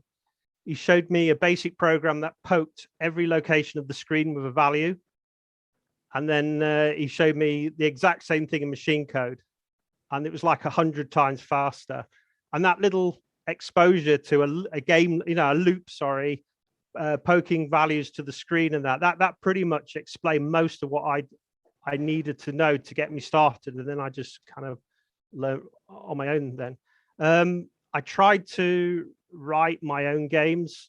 I remember trying to write a Ghosts and Goblins type platformer, but as much as I understood assembly language and I was able to write little routines, that I just couldn't get my head around the complexity of a game. How do you break that down into little manageable chunks? So that was that, and I just decided I'm obviously not going to be a programmer. It's way too difficult. So that was that. That was the end of it. Fast forward to 2014, a friend of mine, a work colleague, told me he was buying a Vectrex unit, an old one that required repairing. And I said, well, what are you going to do with it? And he said, well, I'll write a game. And I said, what game? And he said, well, just about every retro system has a Flappy Bird on it. So I'm going to write Flappy Bird, which he did. And we would talk about the 6809, and it kind of stirred up some of that sort of forgotten knowledge, if you like. So I said, well, look, I'll have a shot at it as well. I'll write Flappy Bird for the Dragon and Coco. It's a nice, simple game. It's not particularly challenging, but it'll test me. And at that time, I really didn't know that there was a Dragon community. Honestly, I just thought the Dragon was dead and buried, long gone. But I reached out to Ciaran via his website, and I asked him, how would you go about it? What assemblers are there and stuff like that. And of course, he had his own assembler, but I don't think that was working with Windows at that time. So he kind of very kindly pointed me at LW Asm. And that was that. I wrote a Flappy Bird clone, and it was really intended to be a random act. It was just like, yeah, tick, and then just go and do other things. But by the end of it, I was starting to get to know people in the community. I was aware of the community. I was getting to know people like Stu and Ciaran and Rob and Pere and all sorts of people. And so the thought occurred to me, well, why not just carry on, just write something else? And I was going to write something super simple again and just keep building up. And I think Curtis has commented before about looking at other people's games over time, getting gradually more complex, using more interesting techniques. If I'd been smart, I would have done exactly that. I would have just wrote little games and got gradually more complex. But what I actually ended up doing was starting a simple game and then going, oh, it would be better if it was more like this. And I'd rewrite bits, and it ended up being like one game rolling into another, rolling into another, rolling into another. And this is basically the game I'm going to just quickly give you an overview of now. So in a minute, I'm going to screen share and just show you some pretty pictures while I'm talking, just so that you kind of have an idea of what it is I'm talking about. So it's an original game. It wasn't originally I was going to do another clone of something where someone had already worked out, the design, but I kind of got bored of that fairly quickly. So I wanted to do an original kind of character-based game. And I've always been a fan of like coin ops from companies like Taito, Konami, Data East, Nintendo, Sega, all those kind of Japanese companies where they put out games with little quirky characters. Always a huge fan of those, Rainbow Islands, all that kind of stuff. So I was kind of wanting to do something in that vein. The game that I'm developing, it's basically, I call it Cersei's Island now. I'm pretty much going to stick with that. Runs in a frame. And by that, I mean it runs at 50 hertz PAL, 60 hertz NTSC, as did Flag and Bird, my Flappy Bird clone. It's currently single buffered, unlike Flag and Bird, which was double buffered. So it means that my rendering has to be really, really optimized just to keep ahead of the raster beam. But originally it was just meant to be a run on a stock Dragon 32. So I just wanted as much RAM as possible, free for graphics and stuff like that. So I didn't want to use 2 buffers. Partway through development, I shared a video on YouTube when I had my YouTube channel up, and John Linville saw it, and he just kind of left me a nice comment, said it looked good. If I was ever interested in putting it onto a cartridge, he could help with that. And so that made me think, and I thought, well, you know, improved music and sound effects, but also that music and the sound effects wouldn't sound incongruous to the Dragon, if that makes sense. It sounds like what the Dragon could do if all you gave it to do was make those sounds. But because you're running a game at the same time, it kind of gets harder. But so the sounds that the GMC can produce don't sound incongruous. And obviously you've got the additional storage of banked ROMs.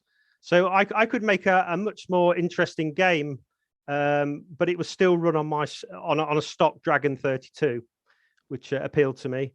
And I suppose the final piece of the jigsaw was Ciaran very kindly added GMC support to XRAW. So it meant that I didn't even have to purchase a cartridge at that point. I could just actually sit down and see whether I'm capable of taking advantage of this thing, or whether it's just going to be too difficult. So I was able to spend about a year developing for the GMC just purely in XRAW.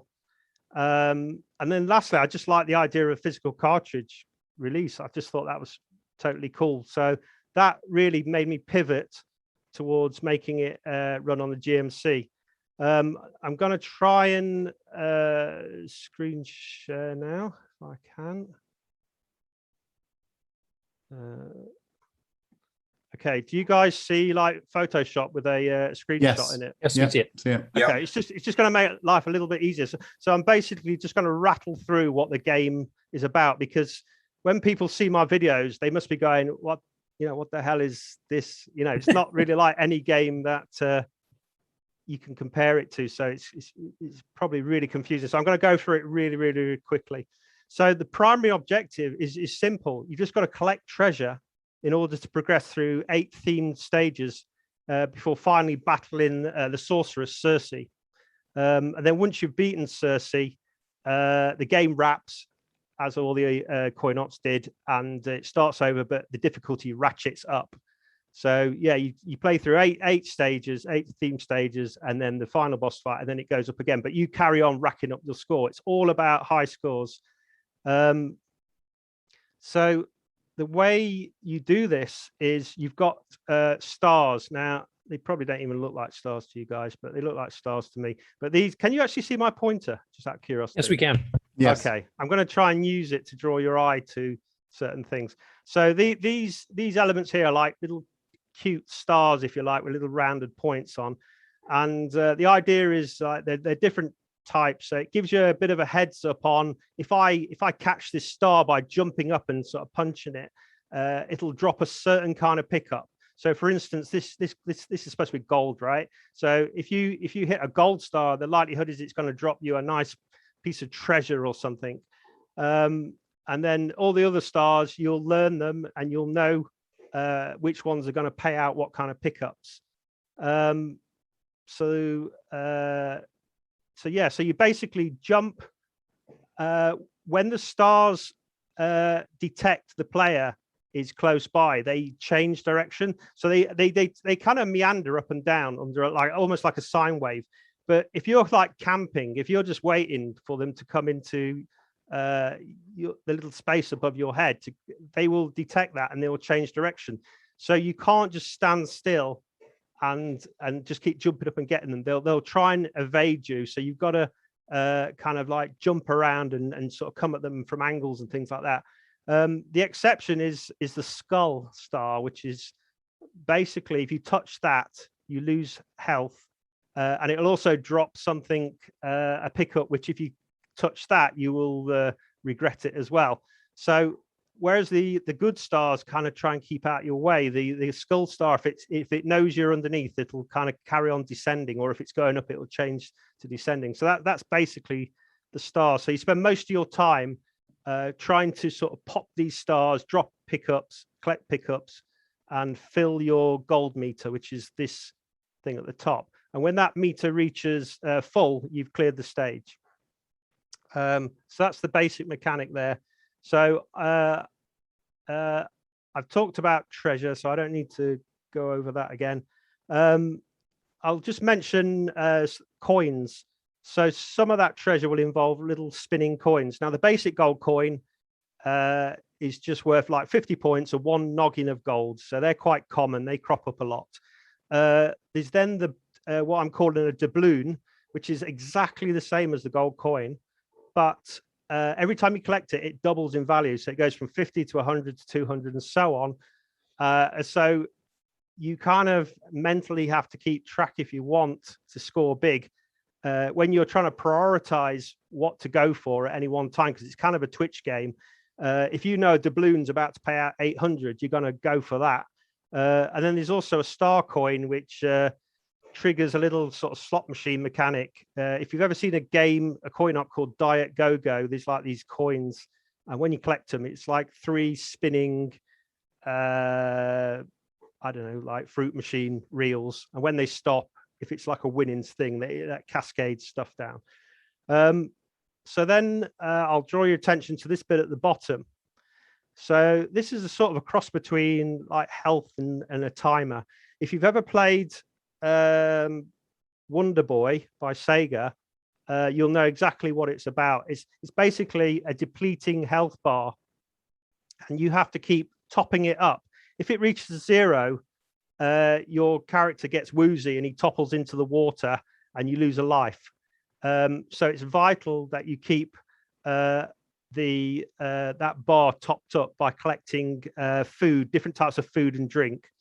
I think in Wonder Boy they call it vitality. I've juggled between calling it time, bonus, all sorts of things. I am settled on one, but essentially you've got these competing strategies of trying to fill your gold meter, but also trying to keep one eye on the health and keeping that filled up. Some of the pickups that you get will act as like time limited buffs, like power ups essentially. So off the top of my head, you'll have like actually this one in the top corner. So when you pick a power up, it occupies this little frame in the corner, and so this one's like an amulet. So while you've got the amulet, you're invincible for a very short amount of time, and at the end of that time, it sort of pops off, and it's like a little audio cue to tell you that's happened. There's also a chalice which freezes your meter down here, so it stops your food, your energy going down momentarily. It freezes it, so it allows you to build it up, but it won't deplete. There's like a feather that makes you jump higher, so when the stars are normally out of reach, when the highest point in the sine wave, you can jump actually a little bit higher with a feather and get all the stars. There's a lucky cat, so whenever the game is making like a coin flip to decide a random event behind the scenes, if you've got the lucky cat, it'll always come down in your favor. So you've got this kind of fantastic luck with any random events, and it goes on and on and on and on. Probably the only other one I'll mention now is the wand. So the wand can be used for lots of things. If you've got the wand, you can transform this character, which I'll come to a bit later on, but you can also use it to open chests. You can basically do little spells that achieve useful end results. And then I mentioned nerfs. So if you collide with these skull stars, so you really need to just basically avoid them. You'll get a time limited nerf. So it could be a toadstool, which makes your health go down at twice the normal speed. Or it could be a ship's anchor, which makes you jump half your normal height, stuff like that. But again, they're time limited, so they wear off pretty damn quick. I'm going to mention keys next. So down here at the bottom, is like a little counter with some like a key symbol next to it. So originally keys were like pickups, and they would appear in this top left hand corner. And when this character is like a little owl, flies across every once in a while, a bit like a mothership, every once in a while it flies across the top of the screen and it drops something randomly on the screen. Sometimes it would drop a treasure chest, and you couldn't open the treasure chest without having a key. When those two things aligned, it felt fantastic. You thought, oh yeah. And of course, because you have to work that little bit harder to get what's inside the chest, you always got a better reward. So the pickups are on like a sliding scale of common stuff that's not worth much to really rare stuff that's worth a lot. So the better stuff would be locked in chests and other places. So I like the fact that the reward of unlocking a chest felt really nice, but it was so hard to make sure you had a key at the same moment as a chest appears. So I made a decision to make keys bankable. So every time you collect a key, this number goes up. You can bank up to 9 keys, but then whenever something that requires unlocking appears, you can spend keys on it. So a normal chest, it would cost 1 key to open. A rare chest would cost 2 keys. I might even do an even rarer one that takes 3 or 4 keys or something like that, but you can guarantee whatever's inside the chest is going to be awesome. So that's keys. And then the other thing in the corner here is gems. In a nutshell, collect 10 gems, you got an extra life. So that's what that's about. So you just keep your eye out for gems. Now I've just realized I should have probably changed to this picture here. So this is another Photoshop image where I've sort of detailed a lot of the pickups and various bits and bobs. So like this section of the screen here is the health giving food stuff. So by collecting this, you can keep your vitality meter up. This is like treasure here. Here's your gems. And then this is just like other pickups, which I won't go into now. Here's some stars, various bits and bobs, little treasure chests. And then over here, I've got some other graphics. So I meant to show you that a little bit earlier, but never mind. Every once in a while, when you're expecting the game to sort of generate a pickup, you will occasionally get a little kind of crab who appears with his little his little claws snipping away, and you've got to kind of react to that. So basically, instead of like generating a coin, let's say, a crab might jump out and he'll hit the ground, and if you're to one side of him, he'll head that way, and if you're other side, he'll head that way. So a good technique with a crab is just to let him hit the ground and then jump over him. He'll just carry on going the way he first decides. So that's a little random event that happens every once in a while. Let me just go back to this first one. So this, I don't know if you guys know your classics, you know, Homer's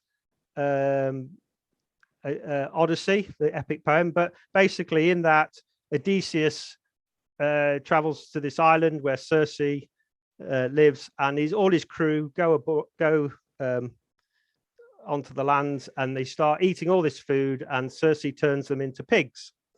And my game was always going to have a sorcerer or sorceress in it at the end, and I had no idea other than that it was going to be something like that. And then it suddenly popped into my head, why don't you make it Circe?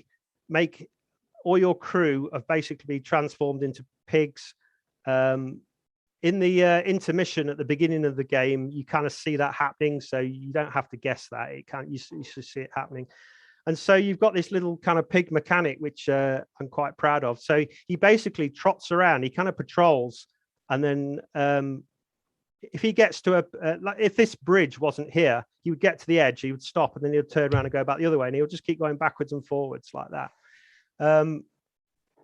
If any pickups land in front of him, or he basically comes up to them and touches them, he will eat them. So it's a kind of a double-edged sword, because you might need one more gem to unlock an extra life, and you might really need that extra life, and it just lands in front of the pig, and the pig just swallows it. But you have a kind of a second chance. Steve, I just want to interrupt real quick because we've gone way over the time because this is good stuff, and I wanted to keep going, but I also wanted to be considerate to Stewart and Tim who are following. So, Stewart and Tim, are you guys okay if he goes on a little bit more, or do you want to kind of get going? Well, I can wrap it up in about. No, get him off immediately. Off. Get him. No, because we are already at 21 minutes into the 15-minute block, but this was good. This was good stuff, and that's okay. But as much as I think everybody's interested, I just wanted to be fair to our two remaining presenters. Are you guys okay with him? Why don't I just say this? If you're interested in the project and you want to find out more about it, just look on Discord, and I just keep putting updates on but there. if you guys are good, we'll let you keep going. I just wanted to interrupt briefly to make sure that they were okay with that. Because Stewart, you okay? Stewart's giving us a thumbs up because I saw Tim looking like he was starting to have the pints were starting to catch up on him there. So I didn't want him to, we didn't want to lose him before. All right. So that's good. So let's go ahead and knowing that, just bring us to, I'll speed it up. And trust me, I love this and I love cartridges and I love the sound chip and all this stuff. So I'm eating this up. So thanks. Okay, so I think we've covered the pig mechanic. You've got enemies. So in this case, it's like a bee who goes in a kind of a circle, continuous circle as he moves across the screen. So you're going to have a whole host of different enemies that have different movement patterns. You learn the movement patterns. So you've got all these things happening at once. You know, you've got your health to keep going. You've got your stars to catch. You've got your enemies. So it's all about juggling those priorities.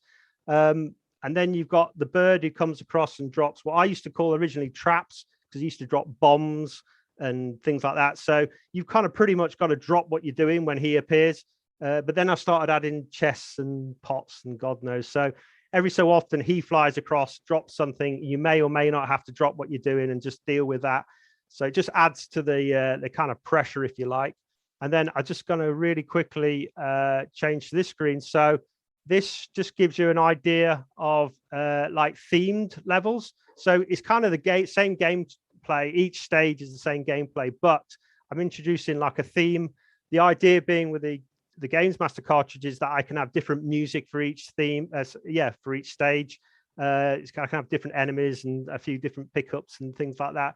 So hopefully when you play the final game, you'll be treated to lots of atmospheric music. So the swamp, the graveyard swamp thing will be spooky and whatever else. I'm not going to say any more than that. Honestly, if you're at all interested, just look on Discord. I'm going to try and keep regular updates on that. So I'll stop sharing now.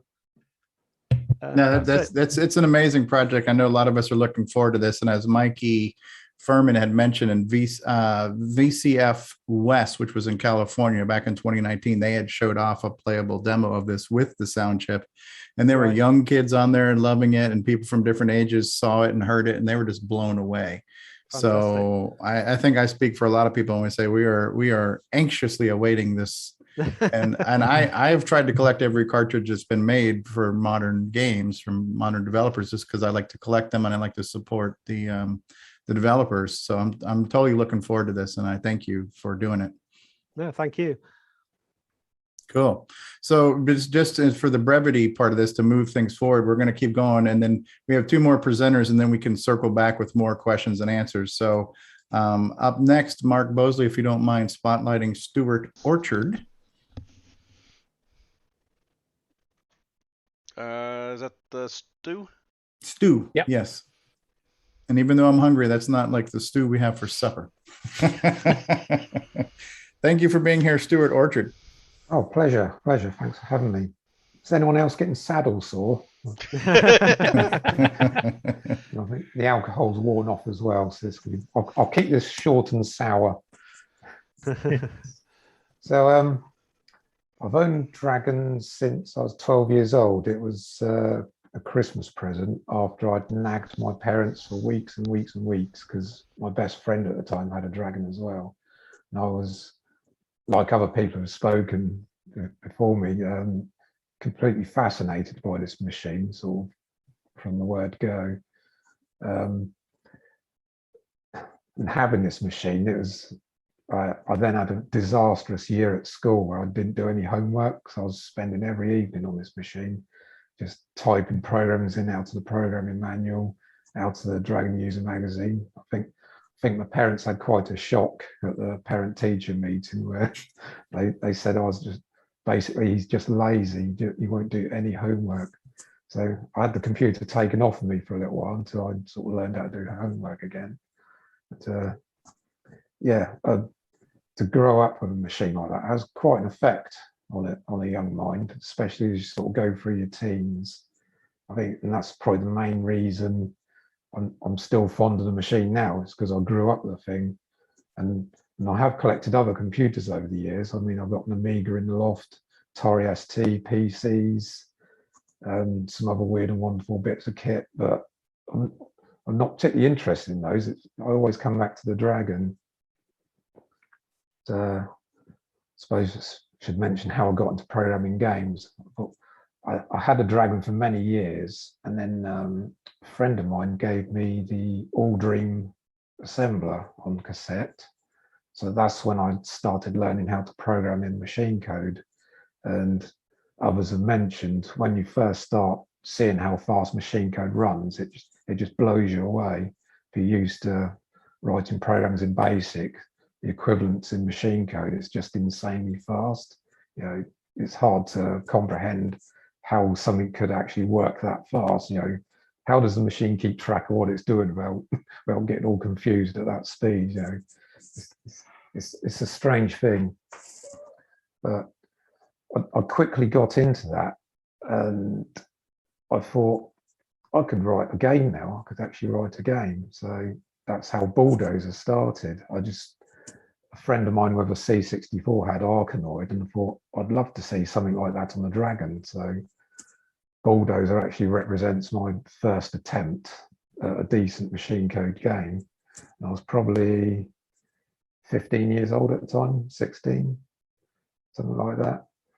And I didn't actually plan to release the game, but a friend of a friend sort of mentioned that they were publishing games, and would I be interested in sort of submitting mine for publishing? So I said, yeah, please. So to me, that's just free money. You would have done it anyway. Yeah. Yeah, if you imagine writing a program for the fun of it, you don't really value your time the way you should. So sort of having this game sold, it was just like free pocket money to me. I had quite a good experience of that. That sort of got a favourable review, so that encouraged me to write a second game, which was the Road Tab. That I'll probably save a lot of the story for next week, just to save time. Yeah, I had a lot of fun writing Road Tab. Unfortunately, around that time, the Dragon market was sort of imploding. So Dragon User, which was sort of propping everything up, that folded because of dwindling subscriber base. Lots of software houses were sort of giving up and disappearing and going on to more profitable platforms. So my games in the end didn't really do that well. So I was probably part way into writing a third game when I just thought this isn't worth it anymore because nobody's going to buy this game. And I sort of drifted away. And I sort of went to university, came back. I can't remember why, but I sort of drifted in and out of the hobby sort of over the years. I sort of kept coming back to the Dragon, leaving it, coming back again. Eventually, I sort of found the World of Dragon sort of archive site, and there were still people talking about this thing. So that's sort of how I got back into the Dragon again, sort of the last few years. And always wanted to do a better job of Road Tab, so that's what this Return of the Beast demo is about. It's just sort of my attempt to do it the way it should have been done.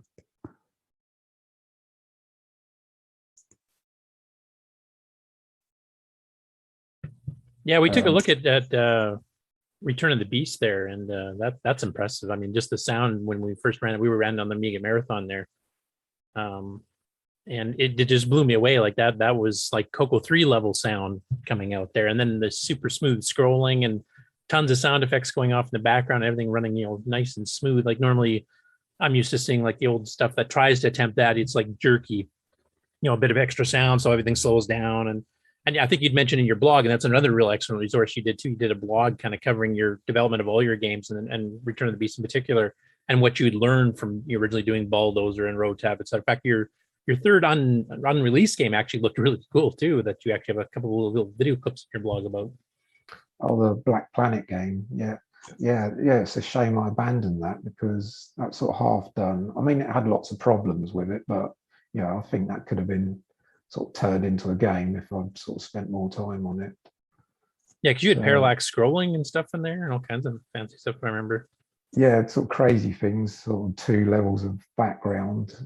But all of that sort of slows the game right down. You have to be careful with the technical feats. You still have to have a playable game after all of that. So that's the danger. There's a danger of losing sight of having a playable game.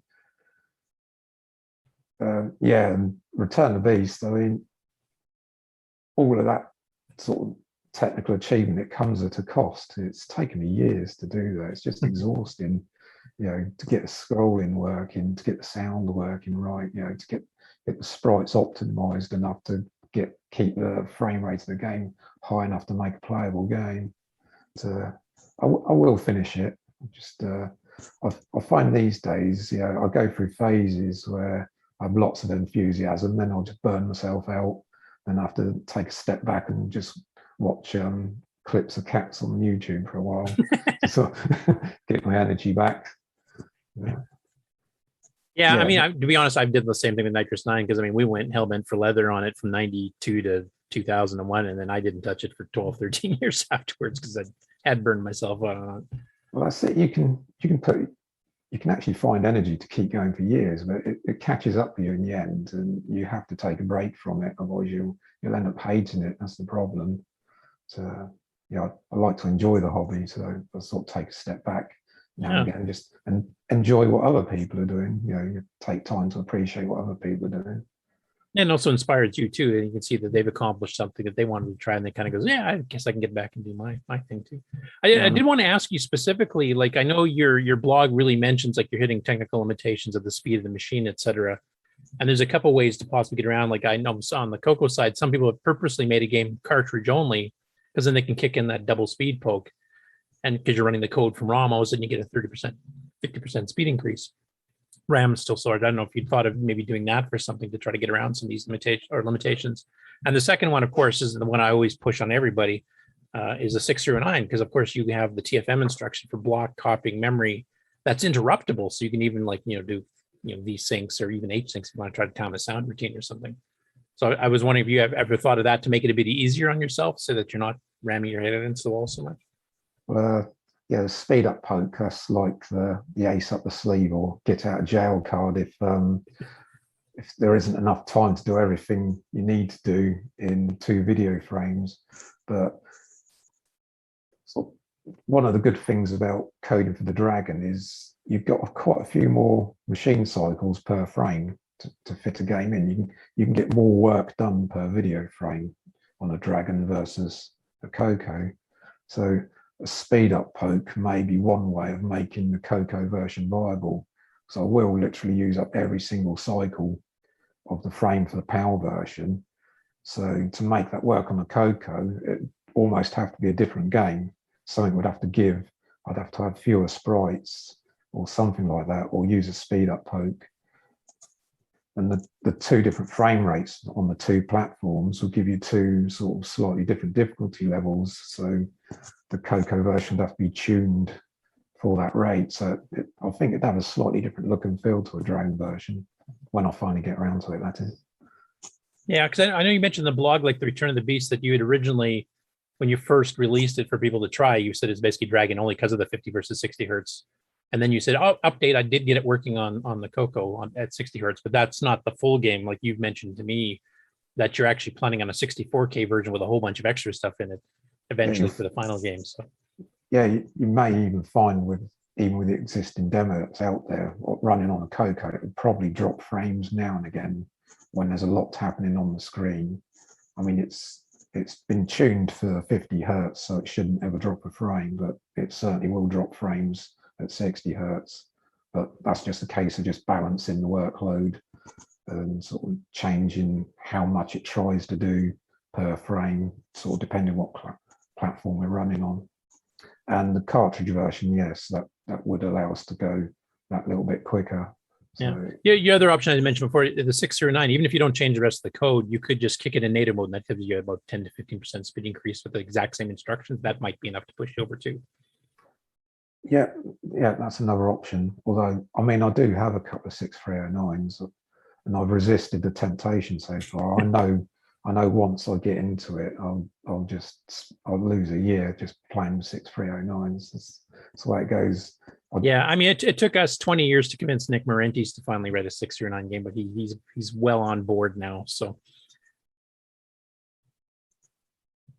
well, I mean, we'll go into more detail in your games because I want to save some of the questions and some of the comments stuff when we do the full interview and kind of go through your entire catalog, go through your blog a bit and stuff too. And so. I think you said it, but didn't officially say it. But you are our feature interview next week, so we're going to have a longer, more in-depth interview with Stewart Orchard next week on the show. Cool. I'll watch that as well. It sounds good. Yeah, you should check it out. He's a brilliant bloke.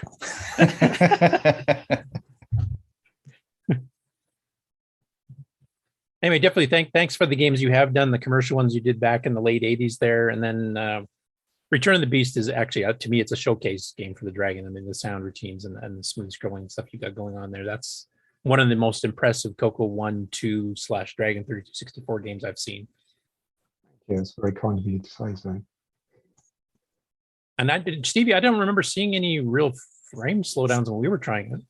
I do not remember seeing that. We were playing it on a Coco 3, but I wasn't running any speed up pokes or anything. But no, it played smooth. We showed it off on the Amigos marathon, so there were people from all around the world watching it, and they were all really impressed. And we did let the kind of SID player on the title screen play for a bit because that introductory music is brilliant as well. But no, it plays really well. And one of the things too, not only does it look well and play well and it's buttery smooth, but you did a great job kind of cycling through the 4 colors that are available to us on there. And a similar thing was done with a color computer cartridge that was called Polaris, which was kind of a clone of Missile Command, but it took the limited palette and just kept mixing them up to kind of replicate what it would be like if we had palette registers. And those are the things I used to like about playing games in the arcade, like Centipede and Missile Command, is that even though it was the same game, every time the screen changed, the colors changed. So it gave you the feeling of progress. And I think you pulled that off brilliantly with how you did that. It's just this game is a tribute to what is possible on the machines that seem like they were limited. You just seem to have overcome all limits, so bravo. Thank you. Yeah. Actually, I did want to mention too, getting into the limitations of having a 4-color palette and what you can do with it. I think both you and Steve Bamford, the previous, showing us some of the graphical designs for all the various characters and items in this game. You both have a really good eye for how to generate 4-color graphics that look like more like you're using dithering and stuff. So you suddenly look like you have extra colors, especially if you look at it a little bit of a distance. And it really enhances the visual feel of both of your games. Steve takes it to the next level. Just amazing what you can do with that crappy palette. What Steve has done is amazing. I've tried to get the best out of those 4 colors. And when people say, "Oh, we could change the palette," if I change the palette, I'd want to do them again, but make it work with those colors. For me, it's not just a case, oh yeah, you could change the green to this, and it would break all the little relationships that I'm using between the colors to get the effects that I want. So it is just a case of you stuck with these colors and make the most of them and do what you can with them, I think. There's something very vintage and retro too about using like the P mode 1 low color mode where the pixels are basically as big as they're going to be. That kind of low res look, I think, sells the vintage vibe of the game too. Yeah, you can get a busy screen because it's like quite low res. You can get a busy screen quite easily with only using like 3K. So there's all sorts of performance benefits as well. And of course, you've got nice square pixels, which are kind of nice to work with. So there's all kinds of benefits, I think. Yeah, and both of your games exemplify that very, very well. Cool. And in the same caliber of your two games, I did the same thing with Cosmic Aliens. Not quite the same caliber, but yeah. Use the same mode. I'll give you that. Yeah, well, thank you, Stuart. I don't know if you guys have more questions or just want to congratulate him on all he's done, but we're definitely going to have a longer version with Stuart next week. So look forward to that. Yeah, I do have more questions, but I am saving them for the interview. So. Yeah, I'm going to save some for the interview. Any more questions? Are we ready for our final presenter of the program today? Going once, going twice. Or we're saving it for next week. Yeah. So Mark Bosley, if you'd like to spotlight Tim Gilberts, if he hasn't passed out on us yet. Okay. Still with us, Tim? I am indeed, yes. Welcome to Dragon Talk, Tim. Thank you very much. It's been it's a real honor to be here because I think it's not. I do feel definitely a bit of an intruder into the Dragon scene because although I was a Dragon user back in the day, there was only one product ever produced by the publishing company from us, and as we said in the lead up, why didn't we get there? So I know you like a bit of a background. I mean, people who know me would have seen this used a few times, but I sort of got into electronics in the 1970s, but then really switched to computing after I went to an after-school club run by the maths and religious education teachers. One of them had a TRS-80 level 1, but sort of Tandy link there for you vaguely, and the other one had a ZX-80, so which is the Sinclair sort of story. And we were using a language called Cecil, which is exactly what that is for the Dragon, in that class to learn programming. When we basically write it all out on punch card sheets, they'd be sent off to the county hall mainframe where someone would stick them through an early OCR machine, and a week later you get a printout to say you've made a syntax error. So one of the first things I did when we'd been learning BASIC, I think the teachers were about 4 pages ahead, but I was rushing off, typing up everything I could find in magazines, learning it. So I was really enthusiastic. I was a bit asthmatic, so I found it easier than soldering. Did quite a bit of practicing with my dad's Sinclair Cambridge programmable calculator to learn how to code. Anything I could get my hands on. But the maths teacher lent me a TRS-80, and I sort of got into BASIC and started programming, and I wrote a Cecil interpreter for it so that we could use it in class to punch in our programs and run them straight away, get the results on the TRS-80, and off we go. So that's really how I got started into the world of programming. So I started saving up for a ZX-80 because it would be the only one I could afford. We're definitely very not well off. But by the time I managed to save enough, Sinclair had launched his ZX81, so I ordered the kit and built that, and it didn't work, so I had to send it back to Sinclair. On my fault, apparently. Their Z80 was faulty. They sent it back with a faulty resistor, so fair's fair. I had to fix that before I could use it. But I think I lasted about 2 days, worked out to get some invaders moving over the screen, and realized I needed the 16K RAM pack. For those who don't know, the ZX81 only had 1K of memory. You really couldn't do a lot with it. So, of course, then I wrote a version of Cecil for it. So as soon as Sinclair launched the Spectrum, I bought one of those. And I persuaded Dad to fund it, really, and said, look, I can write some software for this. We can make some money. So that's pretty much where we got to. And then we sort of started writing these games through the summer of 82. And we placed a little advert in Your Computer, which is a magazine. It was due to come out it was the October-ish. I don't know whether they do this in the US, but the magazines come out the month before they're dated. So the October issue would have come out in early September. So, of course, the Dragon was launched in August of 82. So, it was literally the month before we placed our first advert for programs to be sold commercially as a company. Well, me working from my bedroom selling games in a plastic bag with a cassette tape and a manual. So I think that was probably where we got the Dragon fairly soon after we started doing those. Is probably, we talked about Boots earlier. I think it's what you Americans would call a drugstore, which would make it really unusual having to buy a computer from there. But I think we bought in early 83. we actually used it not initially for writing games. We had I've still got the leaflet actually. We bought a Secocia printer from Micro Peripherals, a GP100A impact printer, which we put onto the Dragon, and we used it to print out all our instruction booklets and address labels. And I don't know if I can share my screen a minute. If I let's have a little look. That one, hopefully. Yeah, I'm going to look at my ugly mug now. We where was it? If we go, there we are. That was our first little advert run out of my house. Still no Dragon software, but also for the 16K ZX81. And we then had oh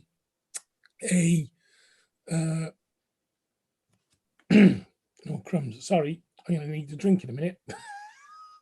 So we looked at these sort of things for what we could do with the Dragon. And one of the things we did, like I said, we printed all the little labels and instructions that went in the games.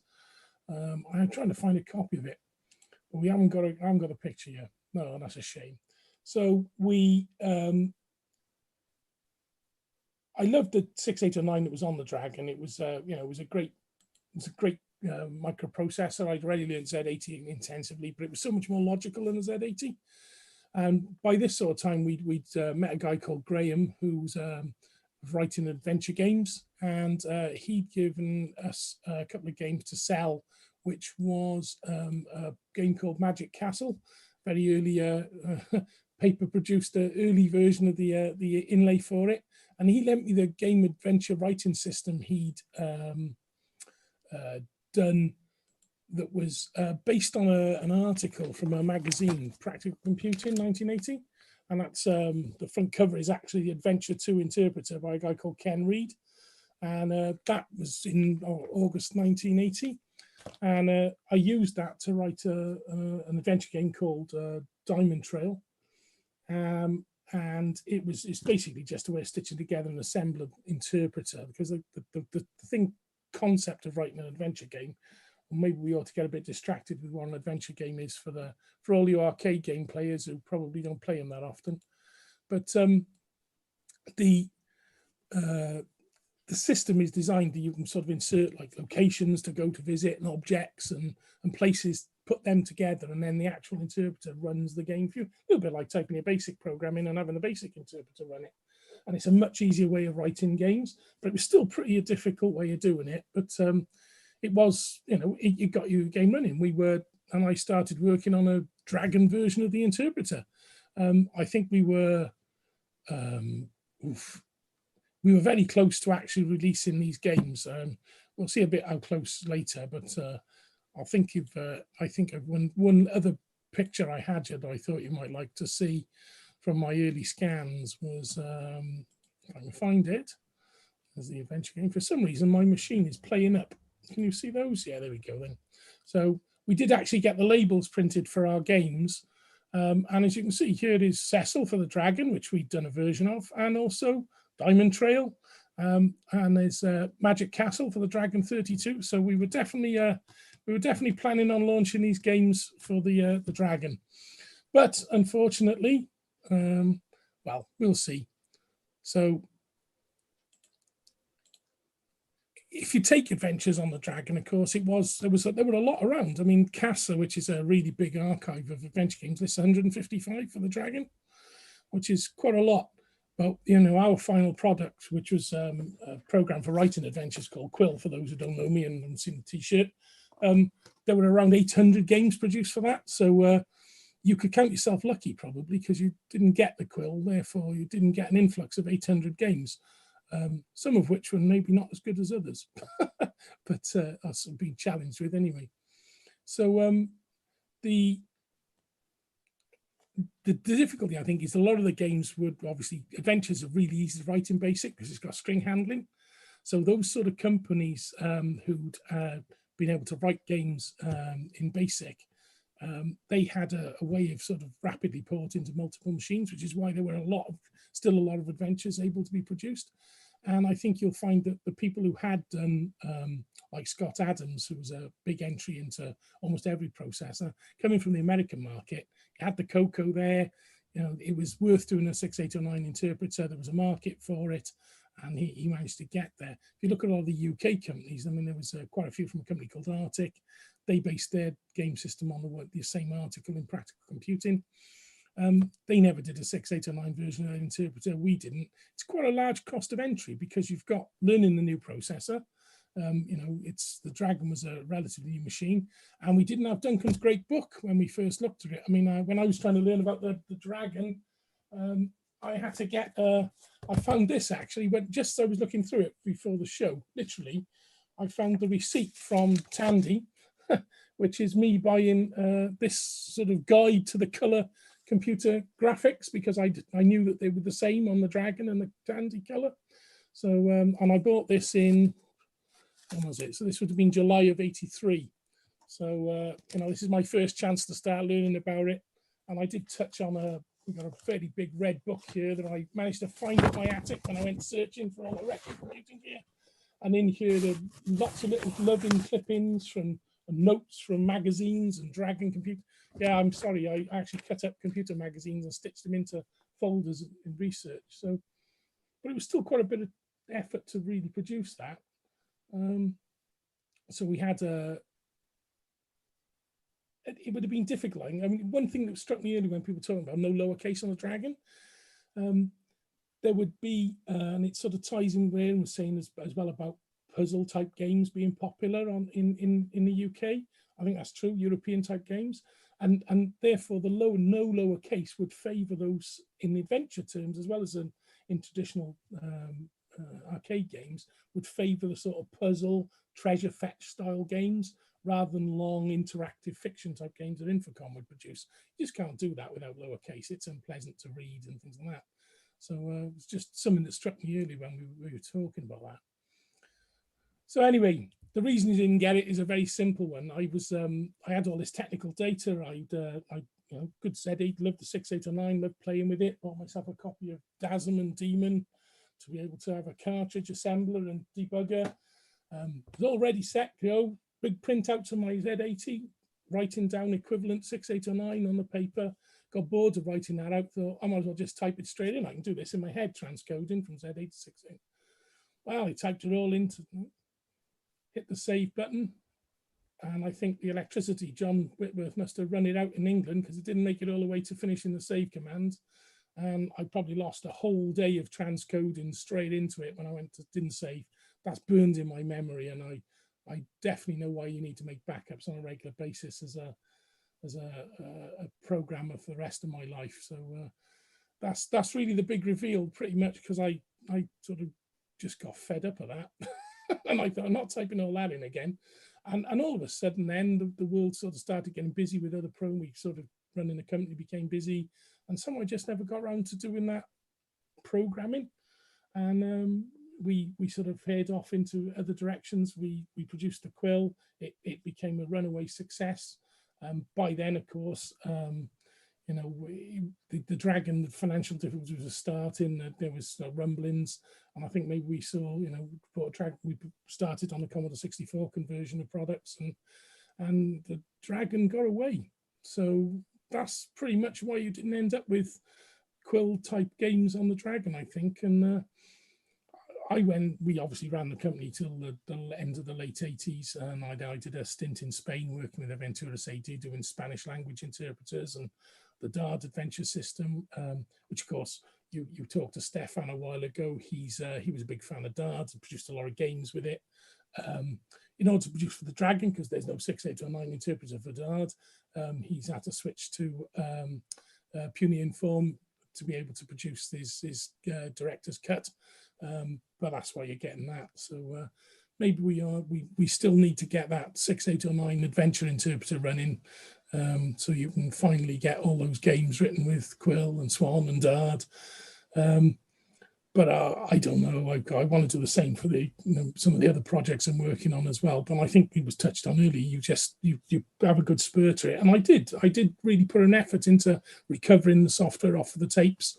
You know, the Dragon was set up on my desktop for quite some time, with quite a few of the. Hopefully, I've got Why is that not doing it? There we go. There we go. There we are. Genuinely, there's me recovering some bits of software from the various cassette tapes, and starting to get it running again. And I've got quite a bit of the assembly language code, which is being pulled off of the tapes. So hopefully at some time I can actually get it all running again, and maybe we will get a working set of adventures for the Dragon. But I don't know. We'll see. I mean, the retro world, I've really been obsessive with it. I think, like everybody said, you get back into it, you suddenly discover. I think someone bought me a Bluetooth keyboard years ago that was allowed me to use my Spectrum again, and I started rediscovering all the machines I had in the attic and bought loads that I didn't have back on eBay, hence why I ended up with so many Dragons. Rediscovering it, but then I sort of paused a minute and thought, what would have happened if I'd been more interested in the 70s? And so I've been doing quite a lot of rebuilding computers from the 1970s. So this is one we did during lockdown. This was a project. It was to recreate a machine from 1976, 77 called the Scrumpy, which is a British sort of early microcomputer kit. When we were off camera, when we had the break, I showed Duncan the little board I'd built that reads the Dragon keyboard. That was allowing me to use to build a Triton because I didn't have a keyboard to run it. So there's always millions of different retro projects you want to get involved in, isn't there? But it keeps nagging at me, the Dragon, and every time we do something like this, I pull it all back out again and I do a little bit more. And I'm hoping I'll get there. I really am, because I really do love the Dragon. It's a great machine. And it basically ran our company it was our first business machine. That's how we used it. It genuinely was. It had a really good keyboard, and my mum could use it to type up labels and addresses for sending out tapes and things. It was used quite extensively. So we'll see it one day, I'm sure. Well, that's about it, really. I mean, that's the story of why you didn't end up with cool games on the Dragon. Yes. Well, there were still some other games that were cool, but it would have been nice to see those. This is almost like the AGD. Once this engine exists, there's an existing library that can just magically appear on the platform, which would be amazing. Yeah. And thanks for being a trooper, especially Stewart and Tim, for having to wait till the tail end, and Steve Bamford too in the audience too. We're used to it in adventures. Yeah. Yeah, they're just trying to broadcast the show's been an adventure. So. Yes, it has. It's been. We're gonna have to look into an alternative multi-streaming platform here soon. Do we have any questions or comments or praise you guys want to give Tim? We got time to do that at this point now, and he's our last presenter. I do have one question because I'm not familiar with the Quill in particular. Is that meant for cassette-based games, or meant for disc games, or does it handle both? It's absolutely mainly a cassette-based system for Quill.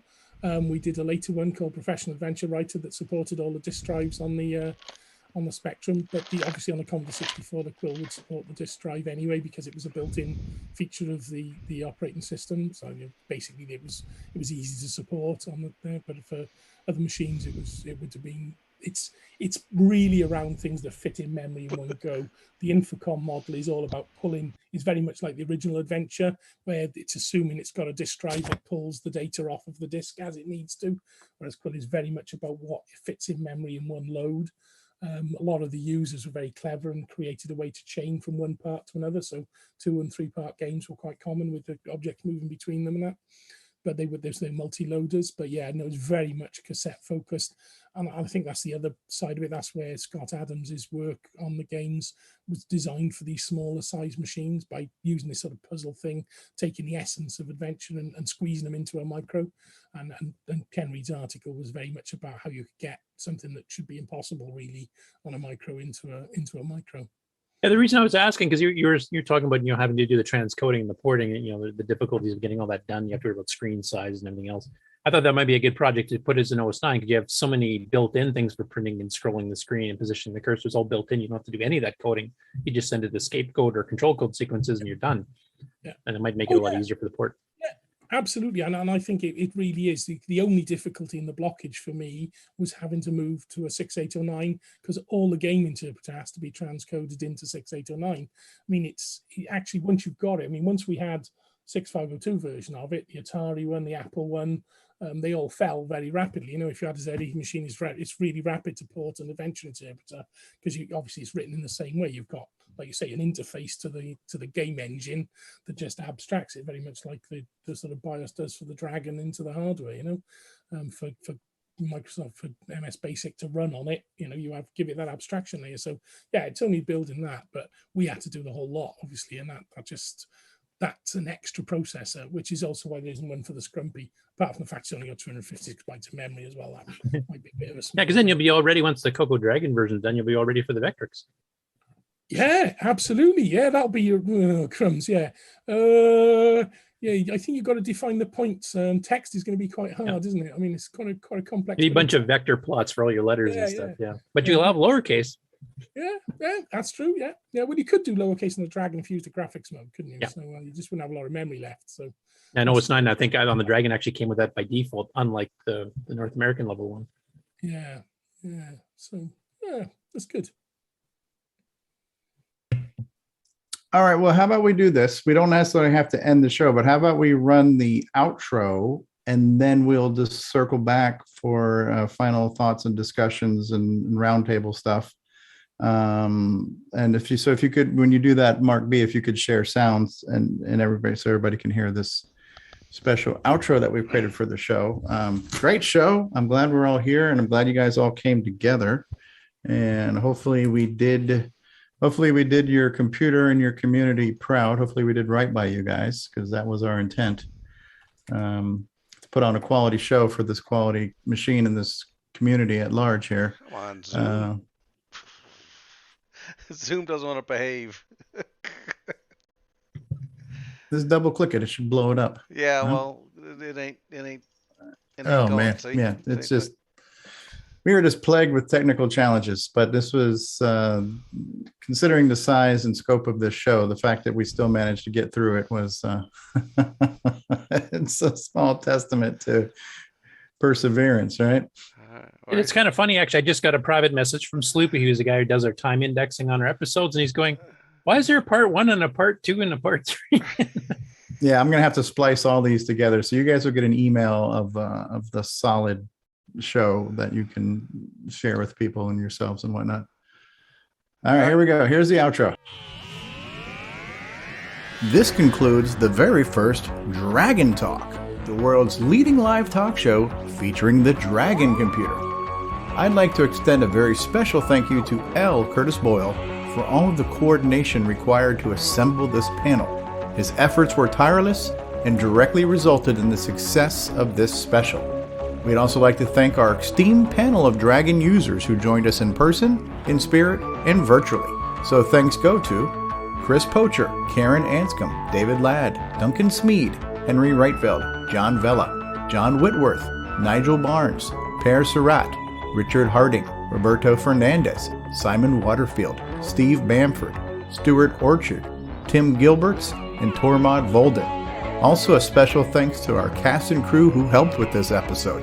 D. Bruce Moore for being the Minister of Retro Computing, Nick Marotta for his GameON segment, John, Aaron, and Brent from the Amigos Retro Gaming for sharing their insights, Mark Bosley and Grant Leedy for being available as backup streamers and engineers, Samuel Gimes for his ever-brilliant Coco Thoughts, Alan Murphy, Nick Marentes, Sloopy Malibu, and Mark Overholzer for behind-the-scenes work, and everyone who helps make this show rewarding for each of us each and every week.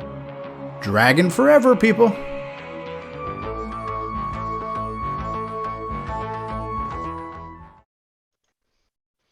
All right, history has been made. The first ever Dragon Talk. We did it. Yay! We did it. No thanks to Restream, which I take no responsibility for. Oh.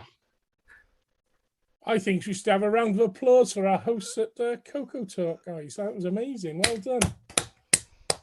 Thank you, guys. Thanks. We wouldn't have had a show without all of you, though. So I mean, yeah, thank you, Curtis. You're applauding yourselves. The email threads that were going on, I was a month behind on just catching up to the emails, and when I did, it was like it took a day to read all the threads and get caught up and everything. Hey, Stevie. Because there was so much. Yeah, Grant. Yeah, I just got an email from YouTube. They've lost the recordings. We need to do this all over again. Hey, we got local recordings. Oh Lord, yeah. So I'm gonna have to stitch this show together. But yeah, we had over 24 people on the panel at any given time, and great turnout on viewership. And thank you guys for helping us better understand the machine. And I think there's definitely a common thread. I think there's two things that are common. Not only is the hardware mostly the same, but I believe the soul of how it resonated in our lives. Because for us Cocoa Nuts, we're going to say the color computer was our first love that we'll never forget. And in a lot of ways, it helped us become who we were going to be in our careers. And I think that is true very much for a lot of Dragon folk too, right? That's your first love. It's still endearing to you, and either it helped you launch a career, or in the case of Duncan, it was actually part of his career. But so it's great that we share not only the DNA in the hardware, but almost the DNA in our lives of what the things have done for us. And I'm so glad we could get everybody to assemble for this, And we've learned the hard way to have at least 2 backup streamers. Yeah. I just need a backup restreaming service. That's what we need. Yeah, that's the next thing. Yeah, I'd like to say that I think that, a lot of the people, we were quite young back in the day. We didn't realize how close the Coco and the Dragon were, because most of the games we're playing, enjoying, like I said, I loved Lunar Rover Patrol and Whirlybird Run. I mean, all these games came out of the States, and even though we had our great homegrown stuff, like you said, Chuck Yag, which was a great game, we owe a lot to the Coco as well. So yeah, just absolutely agree with that. Yeah. I want to mention too, you guys had some influence on us. Like, here's a Color Computer News if you want to spotlight me here. So this is the or just put them on speaker view or something. July 1983 issue of Color Computer News magazine. Anyway, hang on, Zoom's being. Where I hit spotlight and it didn't do anything. Is Curtis frozen, or is it just? No, he's holding it still. It just. Oh, you know why? Because I'm sharing. Okay. For some silly reason, it breaks. Okay, now we're Color Computer News. This issue came out before Tano had announced that they were bringing the Dragon to the North American market. So this is an actual British Dragon 32. The publisher of Color Computer News, Bill Sias, actually had bought ahead of time, and then he did the little cute stuffed dragon and stuff here. I stuck it on the bay or something like that. But this was my first exposure that the Dragon even existed. And this was a couple months before it got released. Now, I will give you one plug. We've actually got the guy that did this magazine back in the day, and this was the very first Coco dedicated magazine. This came out several months before Rainbow did, so like in earlier 1981. And he's actually going to be our guest on September 4th. So I'm going to ask him about him getting this Dragon back in the day, and also what happened to the magazine, because it just abruptly stopped. But you guys had some influence on us too. I mean, this keyboard that you guys had was so much better than the chiclet keyboard we had in the Coco 1. I don't know where Merc Data Products got their professional keyboard from, but it's basically similar to the Dragon. So that influenced us too, because then all of a sudden we were buying replacement keyboards to try to get it so it worked as good as the Dragon keyboard did. So you guys had some influence on us this way too. Speaking of the keyboard, that almost looks like a Dragon 64 keyboard, unless I'm imagining it on that magazine cover. It's a Dragon 32, so I think it's the 32 keyboard. Oh no, it is. It is. Yeah. Okay. Sorry. Yeah.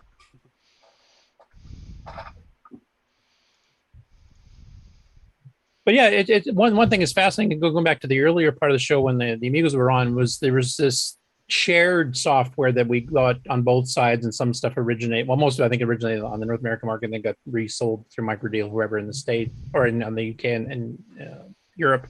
And we had a few that kind of came back here. But there was this unique software done on both sides that up until the internet really happened, I don't think any of us really knew that you guys had hundreds of games that we didn't have, and we had hundreds of games you didn't have. So all of a sudden, in the last 20 years, our software libraries have been expanding without having to rewrite anything really, except maybe patching keyboard routines here and there, which has been just great. I mean, it's added, like we thought we had maybe had 700-800 games for the Coco, compared to some of the other 8-bits, it's kind of low. Well, now you combine the two, there's 1,200 to 1,500 unique games at least. Which is, unfortunately for my games website, means I have a hell of a lot more work to do. I must have realised that about the Coco being so close, because this is an issue of Microdeal News. It's issue number 2, and there's quite a few mentions of Coco games in there. about, and he's got a list of cartridge games that are known to work, and so things like that. So I don't know. I don't know whether that's actually archived anywhere. I got this in dated April of 1983, so it must have been very soon after I got the Dragon, and it's just a 2-pager, so it's an early version of that magazine that was shown earlier. But there's quite a few mentions of the Coco in there. That's where I must have picked it up from. But I don't think it was a major thing in the magazine articles. I've scanned about 10 or 12 magazine articles over the last week or two. Well, I do know from talking to some of you people before we were doing the calls on Zoom, test calls, you guys had mentioned that Tandy in the UK did sell games meant for both. Yeah. And you would never have seen it up here. They didn't sell anything that didn't come from Radio Shack. They didn't sell third-party Coco stuff, never mind, something for a different machine entirely. I'm sure there used to be adverts in Dragon News for Rainbow or Hot Cocoa. And I sort of got that there was a computer out there that was similar, and there was a machine code program that did the conversion of the basic tokens as well, so you could convert it. But it didn't mean a lot to me. It was like, well, it's just some other computer from somewhere else. I didn't put 2 and 2 together until a lot later. Yeah, and the trick where you could save it in ASCII, and then you could just load it on each one without having to do conversions, but it saves slower. Same with the MC10. I mean, that was another thing we had to do here too. If you wanted to convert programs back and forth, you had to save those in ASCII. But yeah, they're a lot closer than cousins. They're almost like step siblings or something, I guess. Yeah. And I probably didn't realize that if I'd written it for the one, I would have got it for the other one for nothing for the American market. That's how naive I was. Yeah. Well, now you get more incentive to get the quill done, right? Because now you got 2 platforms to get it for. Yeah. Well, absolutely. And that's when the big bucks roll in. Yeah. I got a confession, Tim. I got a confession. When I was younger and I was at high school, I must have been 15 or 16 and used to have the home computer club. And it was where you signed up for a year and you had to pay money each month. Me and my mate went, oh, well, really like this, but I'm not 18 yet and I don't really want to get hooked up for it. So we signed each other's form and we joined it, knowing it was totally dodgy because we couldn't pay the money anyway. But I had a copy of the quill come. I'm really sorry. I confess, and Fine. That's fine. Don't worry about it. So I think I wouldn't like to say how many games and pieces of software amongst my millions here and of someone else's that I didn't pay for. I'm sure it was fairly but I genuinely, over the years, if I've used something commercially or extensively myself, I bought a copy, and we sold plenty. Don't worry. I mean, I found an article that said we sold 30,000 in 1984. So, that's what's so cool now, though. Knowing that back then it was something I really hankered after, and having met you at the Dragon meetup, this is brilliant. Oh dear. Well, thank you. So if any of us Yanks from the across the pond could make it to Cambridge for a Dragon meetup, would you welcome us? Absolutely. Yeah, absolutely. I would love to get anywhere, I would too. Get anywhere outside of the United States at this point. But yeah, definitely. Yeah, you guys would have, of course, known the quill if it got it. You'd actually, it would have been called Adventure Writer. So, which was done by a company called Code Writer Corporation out of Chicago. So they licensed it in theory for North America. But I think Stefan actually mentioned that when he was on for his interview. Yeah, they did, but they actually, there was an advert for it in one of the British magazines actually for recently I found, but I didn't know they'd started advertising with Britain as well in competition with us. So I'd have to write Adventure Writer now, wouldn't I, for the Dragon and the Coco? So. Well, one of the things that I hope we get from this is that for those of you who have been on, hopefully you'll be wanting to come on again in the future as either doing a proper interview or even just coming on to give us an update or something. So we're hoping that we've made you guys feel warmly welcome to join us in the future for any reason whatsoever. And then also possibly maybe some people in the Dragon community who were not necessarily interested in watching this show. Now that we've done a proper show for your platform, they might want to consider watching us more in the future too, because we do try to cover Dragon stuff in our news segment as we find it. And I think the only thing that I feel unfortunate about is that we just don't understand it as much. So we're doing our best to share Facebook feeds and YouTube videos, but we don't have that kind of lineage and history and fuller understanding that you guys do. So we're trying to do the best we can, but it'd almost be great if we could get an interpreter. So somebody from the community that comes on and just corrects us or fills in some of the blanks and stuff like that. So if you guys ever want to come on even on a semi-weekly basis to help us get the news facts, more fleshed out properly, that would be great too. Yeah, but Steve, that would spoil my enjoyment. It's like watching me try to play a game and not get off level 1. No, right? So- I'm forever going, no, that's not right. No, I didn't buy that. No. And it's like, that's part of my enjoyment of listening to it, of just shouting at the screen. Well, I'm glad we serve a purpose. Yeah, my ignorance is for your amusement. And in any case, you don't need an interpreter. You just save it all as ASCII, and then we'll reload it as ASCII this side. Awesome. And thanks for our other regular panels for being here, and Ron Delvaux, who's still here, and Grant and Mark B, L. Curtis. Who else am I missing? No, that's about it. Rick Euland's here, Rick. So thanks, guys. Any other questions we didn't get to, or anything you guys want to say while we're still here? Or have we done enough? My cats say I'm very late. What's that? My cats say dinner is very late. Oh, the cats are complaining. Thanks Mark B for picking up the slack. And sometime tomorrow I'll have a complete contiguous episode, completely defragged. I'll run it through Roberto's tool and see if there's any missing bits or blocks in the sine waves of data, and we'll get that all smoothed out. So yeah, the cassette version will be going out right after that. So. Yes. So do we want to press the button?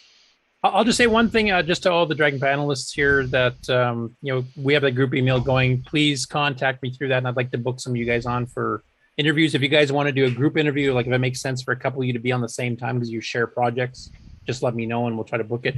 I will say right now, we just got another tentative booking for September 18th.